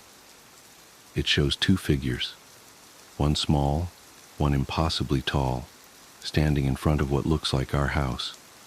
They're both holding small, round mirrors, and in the bottom corner in Emma's careful handwriting, it says, 12, tonight, don't be late, Mommy. It's 11:47 p.m. now. Emma's asleep upstairs. I can hear footsteps moving around her room again, but I'm done pretending they're just house noises. On my dresser, there's a small, brass-framed mirror that I know I didn't put there. My phone's almost dead, and none of my chargers seem to be working. The temperature's starting to drop. 11:52 p.m. If something happens to me, please make sure Emma is taken care of. And whatever you do, if you're ever at Michael's and a woman offers to let you go ahead of her in line, don't accept. Don't look at what she's holding. Don't let her talk to your children. 11:57 p.m. The footsteps are getting closer. The mirror is calling to me. I don't want to look, but I'm not sure I have a choice anymore. Emma needs me to play the game properly. 12 a.m. It's time. If anyone finds this, I'm sore. The document ends here. A follow-up note has been added in different handwriting. The above account was found on a laptop in the home of Sarah and Emma Mitchell, who were reported missing on October 12, 2024. Despite extensive searches, no trace of either mother or daughter has been found. The only potential evidence was a collection of crayons arranged in a circle on Sarah's bedroom floor and a small antique mirror that investigating officers noted in their initial report, but which was not present when crime scene photographers arrived. The case remains open. If anyone has information about Sarah and Emma Mitchell's whereabouts, or about similar incidents involving mirrors and art supply stores, please contact the Springfield Police Department, reference case number SP 2024-10-12-7731. Do not attempt to investigate independently. Do not attempt to recreate the mirror game. Do not accept offers from strangers in checkout lines. And if you hear footsteps in your house tonight, don't look in any mirrors. Just don't. Ripter syndrome. Like all stories, I suppose I should start at the beginning. My name's Perry Kears. I'm 37 years old, work in education and usability, weird combo, I know, and I like hard rock and big band jazz. I enjoy playing darts, cooperative games, and playing rounders. Oh, and I'm married, though I suppose I might as well not be. Sorry, I suppose that's not really the beginning at all. Let me try again. My wife, Alice, and I had been married for 5 years when the troubles started. Now, I don't believe in the supernatural per se, at least not rationally. Having studied psychology as part of my educational program, I do, however, believe in the power of the psyche to create incredibly elaborate traps for itself to get lost in. I suppose the closest thing I can come to think of the paranormal is how an otherwise seemingly healthy brain starts to put itself through impossible puzzles and challenges without having any real motivation for doing so. I want to make it perfectly clear right now that my wife had no history of mental illness, no abuse, no need to hide or compensate for things in her life and her psyche. Hell, it took me almost a year before I ever even heard of Richter syndrome. Have you? I'm not surprised if you haven't. It seems it's incredibly rare and not considered an actual disease. The similarities between cases are too much like one another for it to be a coincidence, however. But once again, I suppose I'm not really starting from the beginning. Alice worked with children with learning disabilities aged 10 to 16. She was very patient and, quite honestly, put me to shame in her ability to explain things in easy-to-understand ways. She was, in my belief, also gorgeous, funny, intelligent, curious, and all in all, a very good person. I think I remember the first instance of the Richter syndrome rearing its ugly head. We'd been cuddling a bit on the couch on a Friday evening after dinner, watching some easy-to-digest movie or another. She got up, telling me she was going to send a couple of work emails before bed, kissed me, and walked upstairs. To my surprise, it took less than 5 minutes for her to come down again and sidle up against me. She seemed a bit perturbed by something, but I shrugged it off. Done already, hon? No, I think the computer's broken. There's something weird going on with the screen. A big line or tear or something straight across. I groaned in my mind. A broken monitor, while not a huge expense, is still annoying as hell. Especially considering it wasn't that old. I didn't think any more of it until the next morning. I got up first, as I usually do, letting her sleep in. Figuring to get a head start, I went and turned on the stationery in our joint workroom to see if I could see what's wrong and how big an issue it was. Considering Alice got no work done, I figured it was big. But fiddle as I might, I couldn't find anything wrong with it. Chalking it up to a graphics glitch or similar, I made a mental note of cleaning the inside of the chassis and went to make breakfast. Apparently, the effects of Richter syndrome are compounded over time, so it starts out slow, then accelerates exponentially. The next incident, if you can even call it that, didn't happen until, 4 months later. We were once again on the couch, cuddling and watching a movie. She's got her arm up behind my back, absently playing with the hair on the back of my head. She often does this, and I love it, but this time, after fiddling around a bit, she would repeat the same motion. A downward stroke with 2 fingers, then a swipe right-left, then left-right, as if covering up the downward stroke. Rinse and repeat. At first I didn't react to it, but after she'd been doing it for a good 10 or 15 minutes, I got curious. Hon, why are you combing the same spot over and over? What do you mean? She looked at me in askance, apparently not understanding the question.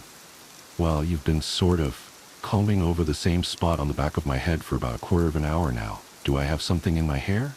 Oh no. I think you have like a straight patch where you're losing a bit of hair. A straight patch? Yeah, like a line. Untangling myself from her, I felt around on the back of my head, but couldn't find any area where the hair was thinner. You sure? Yeah, she said, touching me on the back of the head again. A pause, a bit of fiddling, then, I can't feel it anymore. I must have imagined it. Yeah, I suppose. It struck me as weird, but hell, we're entitled to that, aren't we? Next time was a couple of months later, after which things started accelerating. I came home early one day to see her at the dinner table, dejectedly looking down into what looked like a barely touched lunch. At first she didn't react when I called out to her, so I went up to her, gave her a hug and a kiss, and asked what was wrong. "Oh, hey, Perry. Nothing. I went down to the bookstore to return that book I bought last week because it was damaged during printing or something, and the clerk told me I was just imagining things and that there was nothing wrong." I pointed it out to her, and she started telling me I was nuts and that this was my problem. I asked to talk to her manager about it, and she started calling me crazy and foul things and to get out of the store. It was just so sudden, it completely killed my mood. The kids are out for a sports day today, so I went home early. I spoke gently to her as I hugged her again, nuzzling her wonderful, curly chestnut hair. "It's okay, hon. Try not to let it get to you. People like that are horrible, and they're just trying to drag you down with them.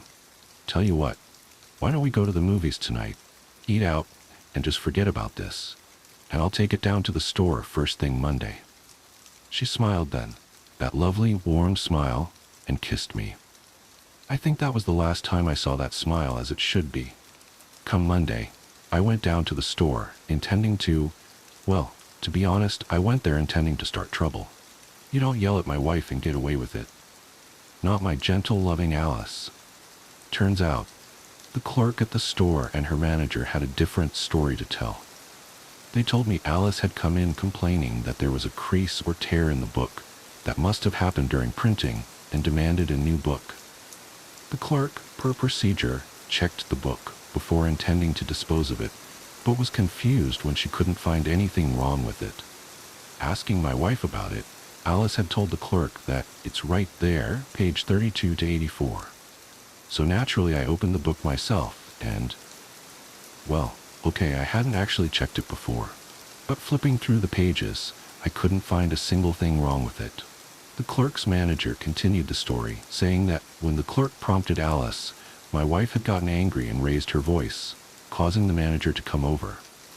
Alice had told them that they were swindlers and that the book was obviously defective and that they just wouldn't take responsibility. The argument had devolved from there, Alice insisting that the pages were somehow torn or marked, and them denying it. Eventually, the manager had lost it and told Alice she was crazy and to leave the store. She seemed remorseful about it, and I wasn't too happy with it, but seeing as how there wasn't anything wrong with the book, I asked them if they would replace it for me, just to settle my wife's mind and mine, and the manager agreed. I think she just wanted to put it behind her. So did I. As it turns out, that was a futile hope. After this, I forget in which order things happened. All I can say is, things started getting worse. She threw away a store-bought salad when we were out walking, because someone had obviously dug around in it, looking for something in the middle. I came home one day to half the lawn being mowed so deep there was almost no grass left. Alice said there was a furrow in the grass that looked horrible, so she cut until the grass was of equal length, so it wouldn't look weird. I got an ominous feeling after that, compounded by several other small but significant events, always with the tears, furrows, lines, and rips. About 2 years after the first event, things started getting really bad. I came home to the house smelling of smoke, and went upstairs to find Alice having ironed a shirt so hard she'd burned her way through it and into the ironing board beneath. She didn't seem to realize the damage she was doing, and insisted she was just trying to iron out a stubborn crease. Later that same week, the police brought her home. The story they told me was that she'd been chucking books at the manager down at the bookstore, claiming they were all faulty and torn. The manager, recognizing my wife, had told the police she wouldn't press charges if I agreed to get her some help. What else could I do? But she resisted efforts to get better, claiming she was fine, that it was somehow just a big conspiracy against her, trying to cover up the imperfections and mistakes all over the world, people ruining things, like our lawn, to try and get to her. About a week after the book incident, I came to her having wrecked her laptop, our stationary computer, and the smart pad, claiming they had pixelated grooves in them. Another week with lots of small events, all with the same fixation, and I come home to the police ringing on the door again, this time without my wife. Turns out she'd tried ironing out a crease in the suit jacket belonging to a father of one of her students, while he was wearing it, with a baseball bat. Apparently he hadn't gotten badly hurt, just some bruises, but she'd been taken into an emergency psych ward, raving about people's blindness to the tears and grooves everywhere. When I got there, they wouldn't let me see her, saying she was violent.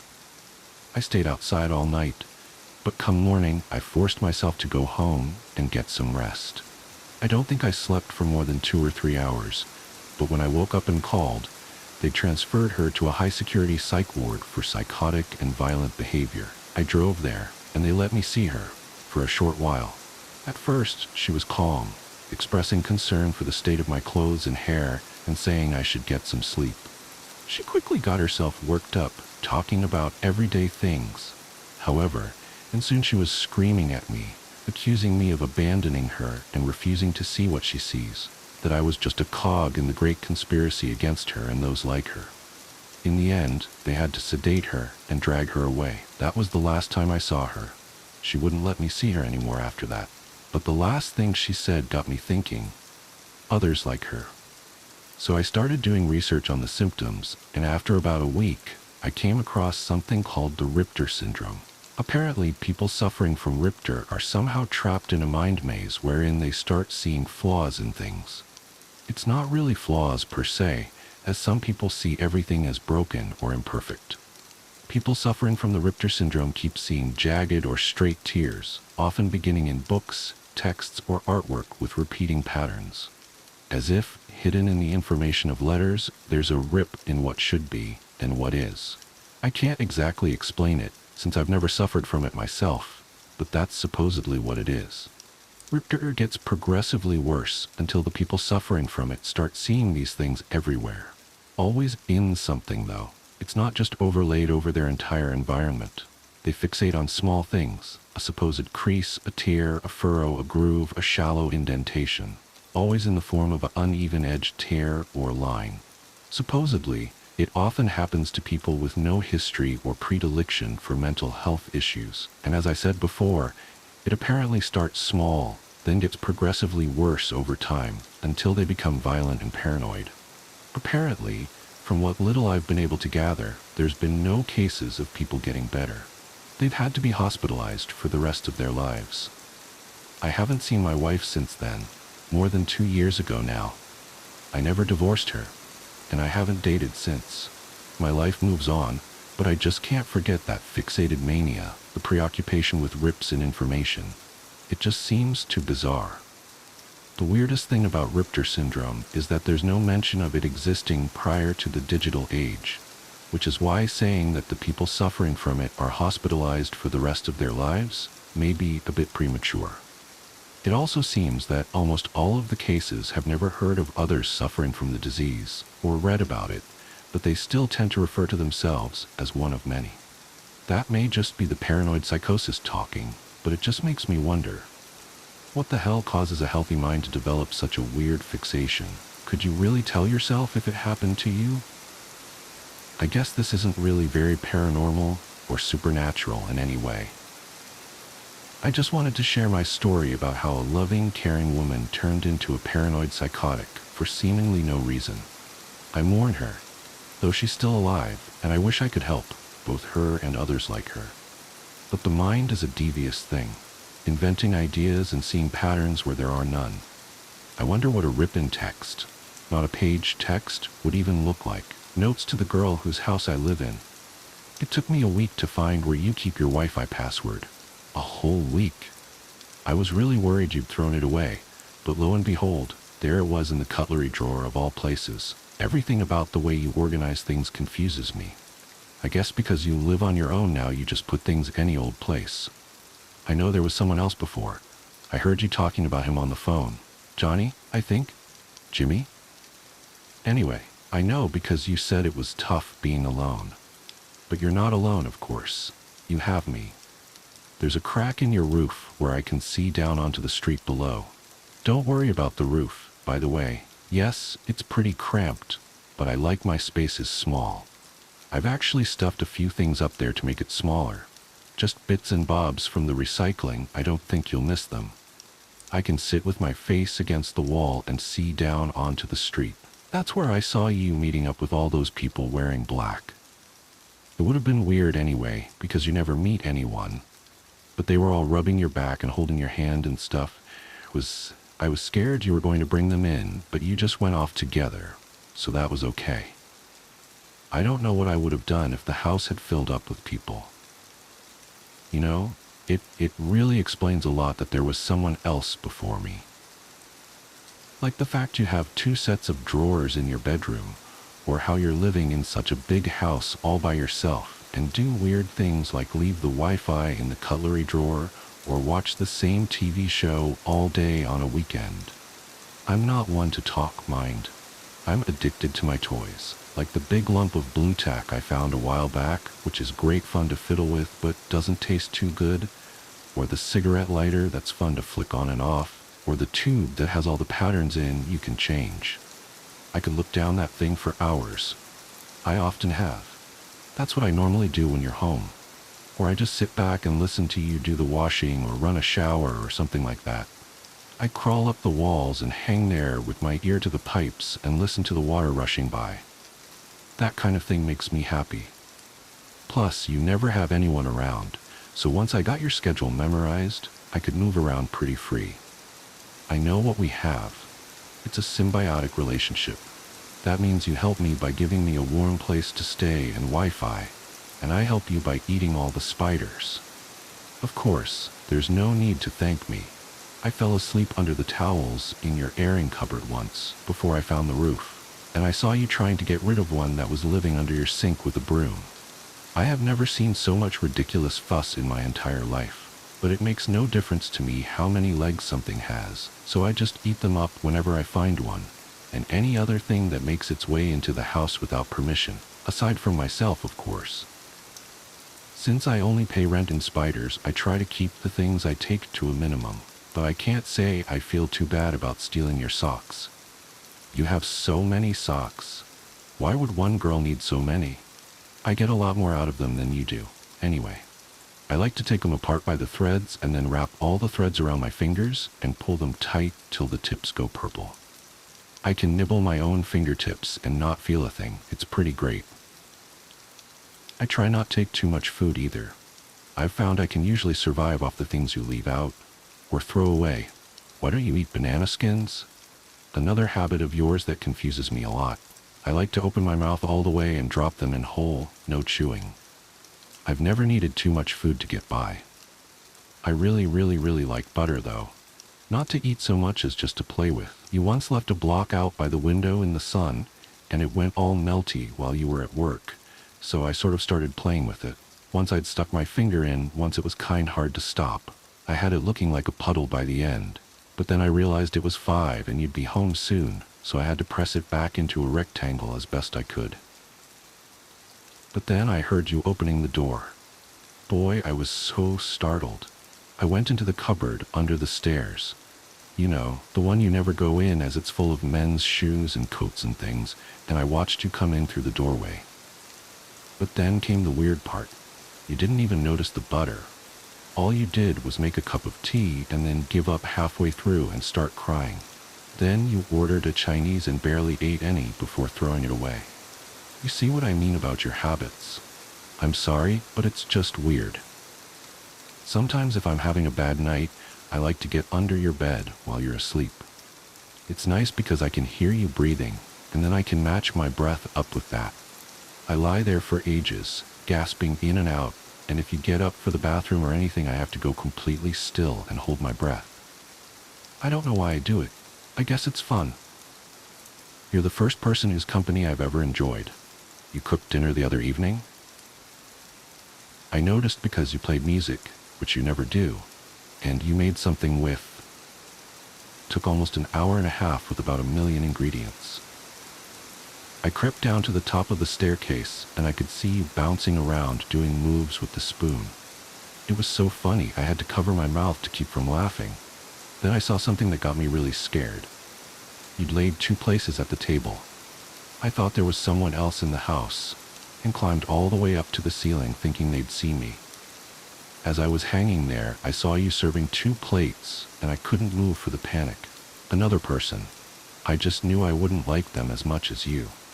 That they'd ruin everything and make me go all crazy like I used to be. I didn't know what to do. I was ready to hurt them, really, really hurt. That's how scared I was. Then you sat down. You lit the candle on the table and started eating by yourself. Nobody else showed up, and after you were done, you took the other food and threw it away. Even though I was relieved, I felt kind of bad that the other person never showed up. You didn't seem sad, though. It was like you'd expected it to just be you. After you went to bed, I went through the bin and ate some of the food you threw away. It was delicious. I knew something was wrong the next day because you didn't leave for work, and then you ran a bath in the middle of the afternoon. After you'd been in there for ages and ages, I started to get this horrible bad feeling. I crawled down to the landing. The bathroom door was open a crack, so I peeked through. I saw your hand. It was hanging, not in a natural way, and there was this long red line going down it. And then I realized I ran back upstairs. I'm a coward. I know I'm a coward. I hid under my pile of stuff and started to cry. I thought about running away. I thought about the color a pink bath mat goes when it's covered in blood. I thought about how much I wanted to be somewhere else. But most of all, I thought about you, and how little sense you make. What I'm trying to say is that I'm sorry I lit your roof on fire. It was the only way I could think to get people to come. It actually worked better than I expected. That recycling stuff sure did burn. I ran down to the cupboard under the stairs and curled up with my hands over my head until I heard them kick the door down and carry you out. There was a lot of confusion and bad language, but they found you, and I heard one say, "You were still breathing." So my favorite place in the whole world is gone now. Most of my things as well, though I did think to grab the pattern tube. The rest is just a big black wig on top of your house. But I'm not scared. You'll get better, and when you come back, I'll still be here. I don't think it's nice to be alone. My roommate and the Cat in the Hat costume. It was the 1st of November, and he was still wearing it. Our party was on the 29th of October, and it was funny then. Hell, even on the 30th, it still made me laugh when I saw him occasionally creep out of his room to stock up on snacks from the kitchen. When I left the house for my 9 a.m. class on the 31st, and he was sitting in the kitchen with his Cat in the Hat costume still on, well, then I began to worry. John was quiet at the best of times, not too many friends, and I wasn't a stranger to sitting in silence at mealtimes. This was different, though. His unnerving smile was all I could really see of his face beneath the prosthetics and makeup. It didn't help that it was shitty homemade costume either. Visible stitching and discolored tufts of fur made it all the creepier. Our other flatmate had dropped out at the start of the semester, so it was just John and I for a long time. He wasn't an inherently weird guy before this either. Quiet, yes, but friendly enough. "Don't you have classes to go to?" I asked as I left for work on the 2nd. He silently shook his head, not looking up from the book he was reading. "Starting to get real fucking creepy round here, man," I muttered loud enough for him to hear as I shut the door behind me. "I like it," I heard John bark with venom from the driveway. It was the night of the 3rd, when I finally cracked and phoned his sister. The white patches of the suit were beginning to yellow, and there was an awful stench permeating around the house. She thought I was kidding at first, but after I explained in detail what had been going on the last few days, she went quiet. She assured me that he had been texting her regularly, as he usually did, but had never mentioned the costume. I'd known the guy for a little over a year by that point, but I really didn't know that much about him. His sister told me that he'd been obsessed with the Cat in the Hat movie after he'd seen it in the cinema when he was 8 or 9, but grew out of that phase pretty quickly. She assured me that she'd phone him and get to the bottom of whatever the hell was going on. It was the smell that woke me up. That's how pungent it was. "Don't meddle with my affairs," John said, standing in the doorway with a dim light behind him, which partially illuminated that fucking costume. "What the hell? Get out of here, you freak!" I shouted in a panicked daze. "Don't meddle with my affairs?" he said again. His tone was calm, but there was a definite aggression behind it. He lingered there for a few more seconds, a silent tension between us. It was one of the few times in my life I'd ever felt genuine terror as I gazed at that horrendous cat costume and my roommate beneath it. The next day in class, I was going through my options in my head. My other friends had recommended calling the cops, and that John was in need of some serious help. I didn't want to get him into some kind of trouble though, maybe even sectioned. My choice was made for me when two police detectives pulled me out of the lecture. They sat me down in the cafeteria with stern looks upon their faces. My first thought was that John had killed himself. I don't know why, but that made the most sense to me. I was dead wrong. Why didn't you report that he was missing? Did you not find it odd for him not to come? One quizzed me. He isn't missing? He should be there right now, probably still wearing that stupid costume. A dog walker had discovered John's naked body in the bushes not far from my house. The police reckoned he'd been dead since the night of the 29th. They never found anyone in the house during their search, only that tattered costume which had been neatly folded on top of my bed. The smiling man. About 5 years ago, I lived downtown in a major city in the U.S. I've always been a night person, so I would often find myself bored after my roommate, who was decidedly not a night person, went to sleep. To pass the time, I used to go for long walks and spend the time thinking. I spent 4 years like that, walking alone at night, and never once had a reason to feel afraid. I always used to joke with my roommate that even the drug dealers in the city were polite. But all of that changed in just a few minutes of one evening. It was a Wednesday, somewhere between 1 and 2 in the morning, and I was walking near a police-patrolled park quite a ways from my apartment. It was a quiet night, even for a weeknight, with very little traffic and almost no one on foot. The park, as it was most nights, was completely empty. I turned down a short side street in order to loop back to my apartment when I first noticed him. At the far end of the street, on my side, was the silhouette of a man, dancing. It was a strange dance, similar to a waltz, but he finished each box with an odd forward stride. I guess you could say he was dance-walking, headed straight for me. Deciding he was probably drunk, I stepped as close as I could to the road to give him the majority of the sidewalk to pass me by. The closer he got, the more I realized how gracefully he was moving. He was very tall and lanky, and wearing an old suit. He danced closer still, until I could make out his face. His eyes were open wide and wild, head tilted back slightly, looking off at the sky. His mouth was formed in a painfully wide cartoon of a smile. Between the eyes and the smile, I decided to cross the street before he danced any closer. I took my eyes off of him to cross the empty street. As I reached the other side, I glanced back, and then stopped dead in my tracks. He had stopped dancing, and was standing with one foot in the street, perfectly parallel to me. He was facing me but still looking skyward, smile still wide on his lips. I was completely and utterly unnerved by this. I started walking again, but kept my eyes on the man.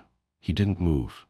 Once I had put about half a block between us, I turned away from him for a moment to watch the sidewalk in front of me. The street and sidewalk ahead of me were completely empty. Still unnerved, I looked back to where he had been standing to find him gone. For the briefest of moments, I felt relieved, until I noticed him. He had crossed the street and was now slightly crouched down. I couldn't tell for sure due to the distance and the shadows, but I was certain he was facing me. I had looked away from him for no more than 10 seconds, so it was clear that he had moved fast. I was so shocked that I stood there for some time, staring at him. And then he started moving toward me again. He took giant, exaggerated tiptoed steps as if he were a cartoon character sneaking up on someone. Except he was moving very, very quickly. I'd like to say at this point I ran away or pulled out my pepper spray or my cell phone or anything at all, but I didn't. I just stood there completely frozen as the smiling man crept toward me. And then he stopped again, about a car length away from me. Still smiling his smile, still looking to the sky. When I finally found my voice, I blurted out the first thing that came to mind. What I meant to ask was, "What the fuck do you want?" in an angry, commanding tone. What came out was a whimper. What the phew? Regardless of whether or not humans can smell fear, they can certainly hear it. I heard it in my own voice, and that only made me more afraid, but he didn't react to it at all. He just stood there, smiling. And then, after what felt like forever, he turned around, very slowly, and started dance-walking away. Just like that. Not wanting to turn my back to him again, I just watched him go until he was far enough away to almost be out of sight.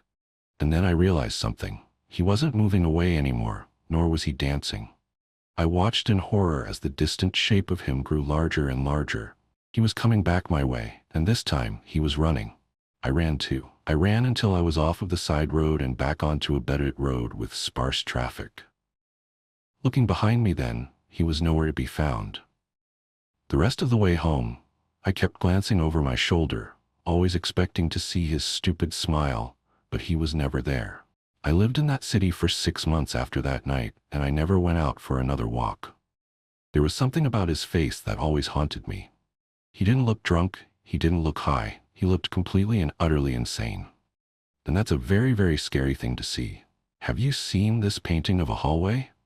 I got this package in the mail from my dad. Brown paper wrapping, large but flat, with the word fragile written on it in black ink. When I unwrapped it, it was this big acrylic painting, framed in some sort of bronze gilded plaster.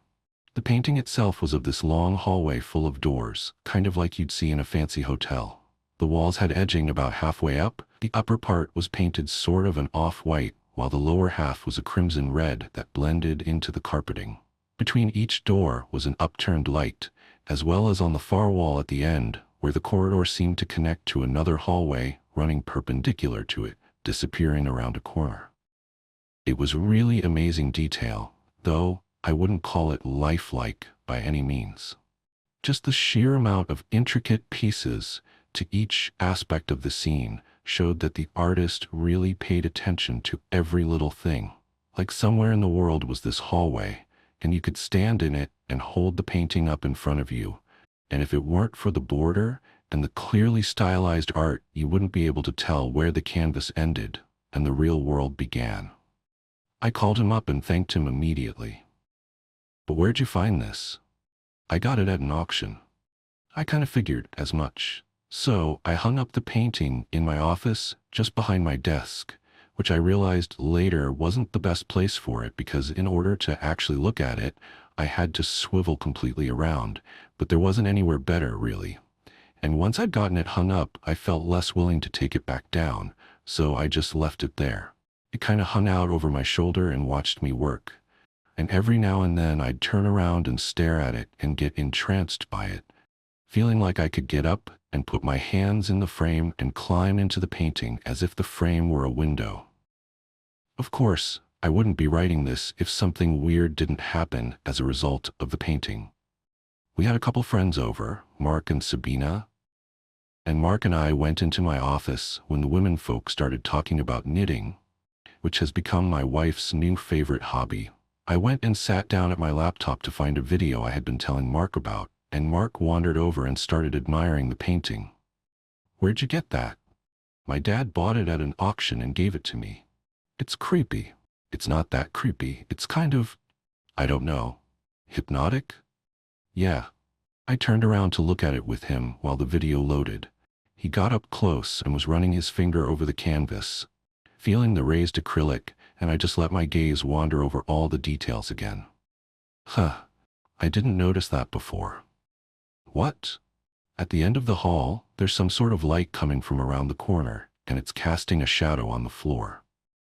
I got up and looked closer, because I really hadn't spent a lot of time studying the far end of the hallway. There was definitely some yellow and some darker colors, making what looked like the shadow of a person coming from around the corner. I even reached out and touched it to make sure it wasn't some trick of the light in the study, making it just look like there was this shadow in the painting. But I felt the paint, and sure enough, it was actually there in the painting. "See what I mean?" Mark said. "Creepy." I genuinely felt weirded out by it. It was one of those moments where you start thinking, why didn't I notice this earlier? Was it there to notice? A couple days later, I was working on a project in my study, and it was like 9:30 at night, and I just couldn't focus. So I spun around in my chair to look at the painting, and I felt this sudden vertigo effect, like the ground wasn't there and I had to grab my chair to keep from tumbling into emptiness. You wouldn't have noticed it if you hadn't looked at the painting 100 times like I had.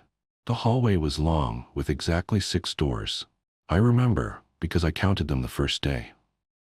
3 on the left, 3 on the right, each with a little shiny metal doorknob. Only now there were 7 doors. 3 on the left, 4 on the right. It didn't make sense. Everything looked proportionally exactly the same, and the far end of the corridor was just as far away. And yet there was a 4th door in the right side of the hallway, with its little metal doorknob. I don't even know which door was the 4th door. That's how well it blended in. I just know that there were 4 doors where once there were 3. What the hell is going on?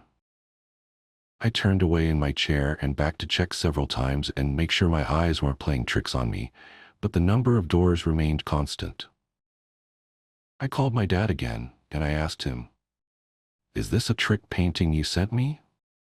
"What do you mean?" "I mean it keeps changing. I can see it changing. Not as far I know. It was just one in a bunch I picked up all at the same auction." After I got off the phone, I took the painting down and checked the back for some of mechanical or digital hocus pocus, but it was all soft canvas, so I left it on the floor behind my office chair with the painting facing the wall because the thought of it was freaking me out. The next day I pulled my wife into my office and held the painting up so she could see it because she hadn't had a chance to before. "How many doors are there?" I asked. She looked it over for a moment. 7. When I first got this, there were 6. She just looked at me like I was being a goofball. "Okay, so which one wasn't there before?" "I have no idea." "You don't know which door magically appeared?" And she laughed and gave me a kiss and went back into the other room. It gets worse. The next time I chatted with Mark, I told him about the extra door in the painting. "Are you sure there weren't 7 doors to begin with?" "Well, I would swear I counted 6. "Well, if another one shows up, at least Melissa counted 7 and can confirm it then. You know what you should do? You should take a photo of the painting so you can prove it if anything else changes." What a great idea. So I got my phone and took a photo of the painting. 2 days went by. Nothing. On the 3rd day, I walked into my office and there was a man staring at me. Well, I mean, it wasn't. I can't say that it was a man or a woman. Hell, I can't say that it was human. There was a shape at the end of the hallway in my painting. It was oddly lacking in the detail that the rest of the painting had, like someone had hurriedly painted it on. I even ran my hand over it to make sure it wasn't fresh, that someone hadn't actually come in and painted over my painting to drive me crazy. It was really there, and the look of it scared me more than anything else, changing painting included. I wish I could do it justice with words, but the best I can describe it is that it was humanish, with legs and arms, but it seemed squat, or hunched, and lopsided, like someone had slapped a blurry Quasimodo onto an otherwise beautiful painting. You couldn't see the details of its face, but you could see shading on it, defining really warped features. I was almost glad that there wasn't more detail to it, except that it left just enough to the imagination to give one nightmares. But I had proof. Here was proof that the painting was changing. So I brought up the file on my laptop to show my wife for comparison. Only when I did, the figure was in the photo I took too. At no point did I start questioning my sanity about all this. Something unnatural and terrifying was going on, so I took the painting out of the house and set it on the curb where we put our trash for pickup. I was so done with that painting. Or so I thought. The next evening when I got home from work, it was gone from the curb. I figured someone had seen it and taken it home, and I waved my hands and said, "Good, now it's someone else's problem." I went in, played with daughter, had dinner, put them to bed, and after watching a show with my wife, went into my office to check my email. No, the painting wasn't back on the wall. I made sure of that the moment I walked in the door. But I got a message from Mark, asking if the painting had changed anymore, and I told him about the creepy new addition and also how I had gotten rid of the painting. Oh man, that sounds cool. I wish I'd gotten a chance to see it. Well, I can send you the photo I took of it. Cool. So I opened the image file. The thing in the painting had raised its arms. Before, you could only barely make out the arms hanging at its sides, but now both arms were raised up over its head, and its fingers were spread apart, like it was waving hello at me. I think it was waving hello at me. I zoomed in, as best as I could without pixelating the image, and the shaded contours of the face seemed stretched into a grin. "Oh Jesus, Mary and Joseph." I said mark the file, but the connection kept fucking up, so I put it in a folder on my Dropbox account and gave him access to it. "The file's corrupted," he texted me. I tried to open it as well, but he was right. Every time I copied the image file, somehow it got corrupted. It must be the spooky magic. Mark joked. "This is no joke, I'm freaking out here. Delete the file if it's scaring you so bad." So I deleted the file. But it gnawed at me, you know? The painting was still changing, in horrible, terrifying ways, seemingly acknowledging my observation of it, and now it was gone. But if it was gone, why should it matter? If something unholy happens, it's the problem of whoever has the painting now, right? And they'll see it changing too, won't they? Oh shit. It was 2 days later, and I was organizing a folder of documents and had accidentally deleted a couple I hadn't meant to. I went into the Windows recycling bin and, you guessed it, there was the image file along with the documents. I had to look. I was trembling with dread at the thought of it, but when something so surreal happens to you, you have to witness it and see it through to the end. I recovered the file and opened it. The walls of the hallway seemed to be melting. The partition separating the red from the off-white was lower than it had been before, and drooped in places. The ridge on the lights looked like they were peeling off. The carpet seemed less crimson and more reddish-brown, and the figure had taken several steps down the corridor toward the viewer's perspective. More details had become defined. Hair hanging off its head, long and black like it had been painted with a fine-tipped brush. The eyes were little more than dull black points under the shading of the brow. The grin came with teeth, uneven and fat, like those of a child more than an adult. Its arms were extended out on either side of it, touching both walls. One foot was ahead of the other, as if I had caught it mid-step in a game of red light, green light. I realized I was panting and shaking as I looked at it. It was really hard to breathe, an anxiety attack. The painting was going to make me pass out just from looking at a digital photo of it. Quickly, I closed the image to calm myself down, but that suddenly brought forth the thought, what if it progresses every time I look away? The only way to stop it is to keep looking, and I opened the file again. No change.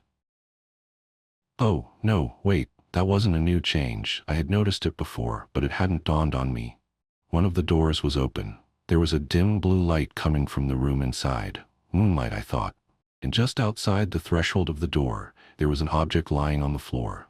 I zoomed in for better detail. It was a little, yellow, stuffed lion with a scraggly orange mane. A child's toy.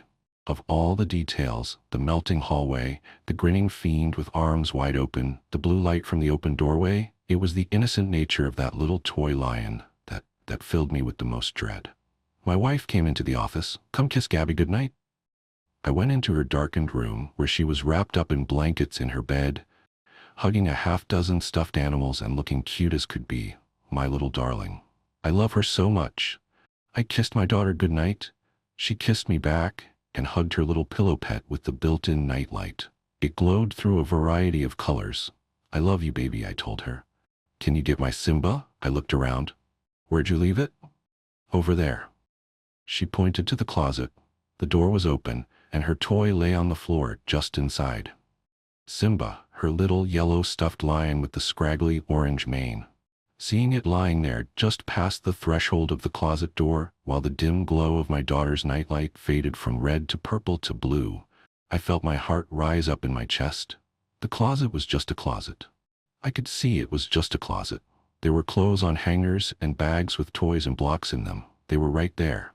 And yet, as I looked at the stuffed lion lying on the floor, waiting for me, I felt as if I could see carpeting on the floor inside the closet, even though there was none. Carpeting. Not in my vision, but in my imagination.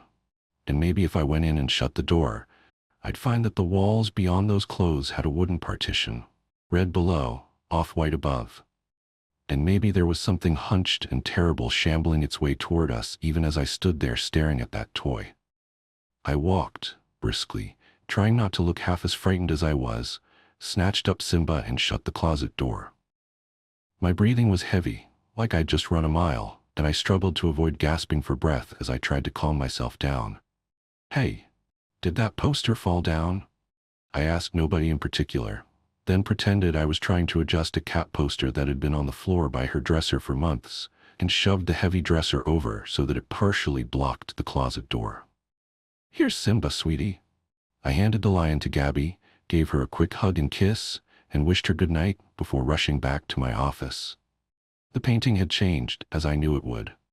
The open door was closed, the toy gone from the floor. The hallway was dimly lit with yellow light from the melting lights again. But the thing, that not quite human fiend, was standing right outside the now shut door. Its body turned to face it with both hands pressed up against the door itself, like it was running its hands down it, caressing it, and its head turned toward me, still grinning that awful, frightening grin full of gnashed, crooked teeth. Oh God, how close had it been? No, it's just a closet. The hallway is not there. It's not real. None of this is real. I've put up signs around the neighborhood, knocked on doors, asked everyone I know, and many I don't, if they know who took the painting. I need to find it and get it back. I want to tear it, shred it in my hands, throw it in a fire, and watch it burn to ashes. Jesus, God in heaven, I hope it didn't end up in some landfill. I've learned the awful truth. All doors lead to the hallway. The price of memory. The first time I noticed something was wrong with my daughter. Emma was on a Tuesday morning in October. She was sitting at the kitchen table, methodically arranging her Cheerios into perfect concentric circles, when she looked up at me with those big brown eyes and asked, "Daddy, why do you keep calling me Emma?" I laughed, thinking it was some kind of game. "Because that's your name, silly." She shook her head slowly, her expression unnervingly serious for a 7-year-old. "No, it's not. My name is Sarah." That was the beginning. I dismissed it as a phase. Kids play pretend all the time, right? But over the next few weeks, Emma, or Sarah, or whoever she was becoming, started changing in ways that made my skin crawl.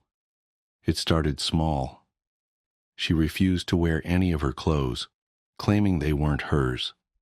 She'd stare at her reflection in mirrors for hours, touching her face like she was trying to recognize herself. She stopped responding to Emma entirely. The worst part? She knew things she couldn't possibly know. One night I found her in the attic, sitting cross-legged in front of an old trunk I'd never seen before. She was holding a yellowed photograph from 1957. "That's me," she said, pointing to a little girl in a white dress standing next to a swing set. "And that's my house on Maple Street before the fire." My blood ran cold. We lived on Oak Drive, and our house had never had a swing set. But when I researched it later that night, my hands shaking as I typed, I discovered that in 1957, a house on Maple Street, just 3 blocks from ours, had burned down. A family of 4 had died in the fire. Their youngest daughter was named Sarah. The changes accelerated after that. Emma's handwriting transformed overnight into an elegant cursive that no second grader should know. She hummed songs from the 1950s that I'd never taught her. She spoke about things that happened decades before she was born with the vivid detail of personal memory. I took her to doctors, therapists, specialists. They ran tests, prescribed medications, suggested psychological evaluations. Nothing helped. With each passing day, my daughter seemed to fade away, replaced by something else. Then came the night that changed everything. I woke up at 3:17 a.m. to the sound of piano music drifting up from our living room. We didn't own a piano. Heart pounding, I crept downstairs, following the haunting melody of a song I didn't recognize. Emma sat at an ancient upright piano that definitely hadn't been there when I went to bed. Her small fingers danced across the yellowed keys with the skill of a seasoned musician. She wore a white nightgown I'd never seen before, her long dark hair falling in waves down her back. "Sarah?" I whispered, the name feeling foreign on my tongue. She stopped playing but didn't turn around. "You finally understand, don't you, Mr. Collins?" "My name isn't Collins. It's Martinez." "Where's Emma?" I asked, my voice breaking. "Emma's gone," she said simply. "She let me in and now she's gone. Children are so much more accepting of us than adults. They don't fight the transition like grown-ups do." "Us?" The word felt like ice in my mouth. She turned then, and I staggered backward. Her face was Emma's, but her eyes were ancient, filled with a darkness that no child's eyes should hold. "We're the ones who got interrupted," she said, her voice carrying an accent I couldn't place. "The ones who didn't get to finish. Some of us were taken by disease, others by accident, some by violence. But we all had one thing in common. We weren't done. We had so much left to do, to experience, to be." I wanted to run, to scream, to wake up from this nightmare. But I couldn't move. "Emma was perfect," she continued, running her fingers along the piano keys without pressing them. "So young, so full of potential. All that blank canvas, just waiting to be filled. She was lonely, you see. After her mother died, she felt incomplete. That's when I found her." The mention of Julie, my late wife, snapped me out of my paralysis. "What did you do to my daughter?" I demanded. Emma smiled, and it was the most terrifying thing I'd ever seen. "I didn't do anything she didn't allow. She welcomed me, just like the others welcomed us." "Others?" She gestured toward our front window. Outside, in the pre-dawn darkness, I saw lights on in houses up and down our street. And in every window there were children, dozens of them, all standing perfectly still, all staring toward our house, all wearing white. "You see, Mr. Collins," she said, turning back to the piano, "there are so many of us waiting, and so many lonely children willing to share their space. It's happening everywhere. A great restoration. A second chance for those of us who were interrupted." She began to play again, the same haunting melody. "You should be grateful," she said over the music. "Emma was chosen. She's special. And now she'll never be alone." I ran out of the house that night and never went back. I couldn't bear to see whatever was wearing my daughter's face, using her hands, living her life. The police found nothing wrong, of course. The piano had vanished. The other children denied standing in their windows. Parents insisted everything was normal. But it wasn't normal. Nothing would ever be normal again. That was 5 years ago. I've been tracking similar cases ever since. Children who suddenly change, who know things they shouldn't, who seem to become different people overnight. The pattern is always the same. A lonely child, usually one who's experienced loss or trauma, suddenly transformed. Their parents either accept the change, convince themselves nothing is wrong, or disappear. I've found hundreds of cases now all across the country.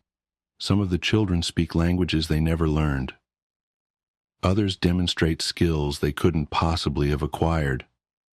All of them insist they're someone else, someone who died long ago. Last week, I received an email from a woman in Seattle. Her 10-year-old son had started calling himself William and speaking with a British accent. He could suddenly play chess at a master level and talked about fighting in World War II. She was terrified. I warned her to run, to get as far away from him as she could, but she didn't listen. No one ever listens. Yesterday, I found her obituary online. Apparent heart attack. Her son William has gone to live with relatives. Another interruption. Another completion. And the numbers keep growing. I'm writing this now because people need to know. They need to understand what's happening to our children. The invasion isn't coming from above or below. It's coming from the past, from all the unfinished lives seeking completion. And our children, our precious, vulnerable children, are opening the door. Watch your children closely. Notice how they change. Listen to what they say. And if they start talking about who they used to be, run. Run as fast and as far as you can. Because by the time they start calling themselves by a different name, it's already too late. I know this because last night I saw Emma again. She was on the national news, a piano prodigy giving her first concert at Carnegie Hall. She still looks exactly like my daughter, but her eyes, those ancient, knowing eyes, they stared right through the camera, right at me. And she smiled. The reporter mentioned that she lives with her father, Michael Collins, a proud single dad who supported her remarkable talent from the beginning. He looks exactly like me, stands like me, even has my laugh. But his eyes are wrong too. They found me, you see. They found me because I knew too much, asked too many questions, and now someone else is living my life, raising my daughter who isn't my daughter, while I'm here, in this new body, writing this warning. I don't know how much longer I'll be able to remember who I really am. The old memories are fading, replaced by new ones that don't belong to me. Soon, I'll probably forget I ever had a daughter named Emma. I'll forget I was ever anyone else. But before that happens, I need you to understand something. This isn't a story. This isn't fiction. This is a warning. Look at your children. Really look at them. Are they still yours? Are you still you? And if you're reading this, Emma, Sarah, whoever you are now, I want you to know that I remember. I remember the way you used to laugh.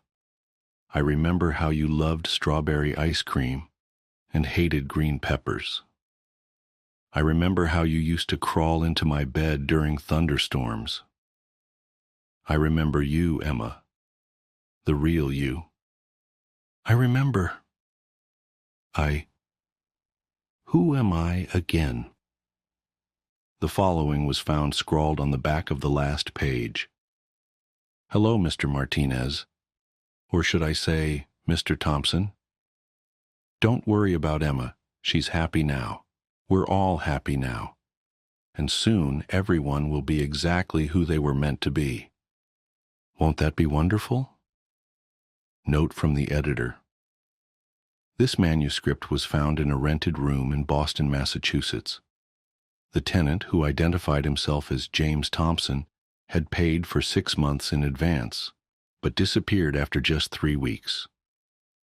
The landlord reported that in the days before his disappearance, Thompson had covered the walls with hundreds of photographs of children, each labeled with 2 names and 2 dates of death. The police investigation found no evidence of foul play, and the case was closed. Thompson's current whereabouts are unknown. Interestingly, during the investigation, detectives discovered that Thompson's fingerprints matched those of a David Martinez, a man who had gone missing 5 years earlier after claiming his daughter had been replaced. Martinez's body was never found. The daughter in question, Emma Martinez, now performs internationally as a classical pianist under the name Sarah Collins. When asked about this manuscript, she smiled and said she had no comment. Her eyes, the interviewer noted, seemed much older than her 12 years. Sleep well, dear reader, and remember, children aren't the only ones who can be replaced. Epilogue. 3 days after this story was submitted for publication, The editor who received it resigned unexpectedly. Her replacement, a woman who bears a striking resemblance to her but insists they've never met, approved it for immediate release. The original editor's whereabouts are currently unknown. Her young daughter, however, has recently shown a remarkable aptitude for editorial work. She has her mother's eyes, or does she?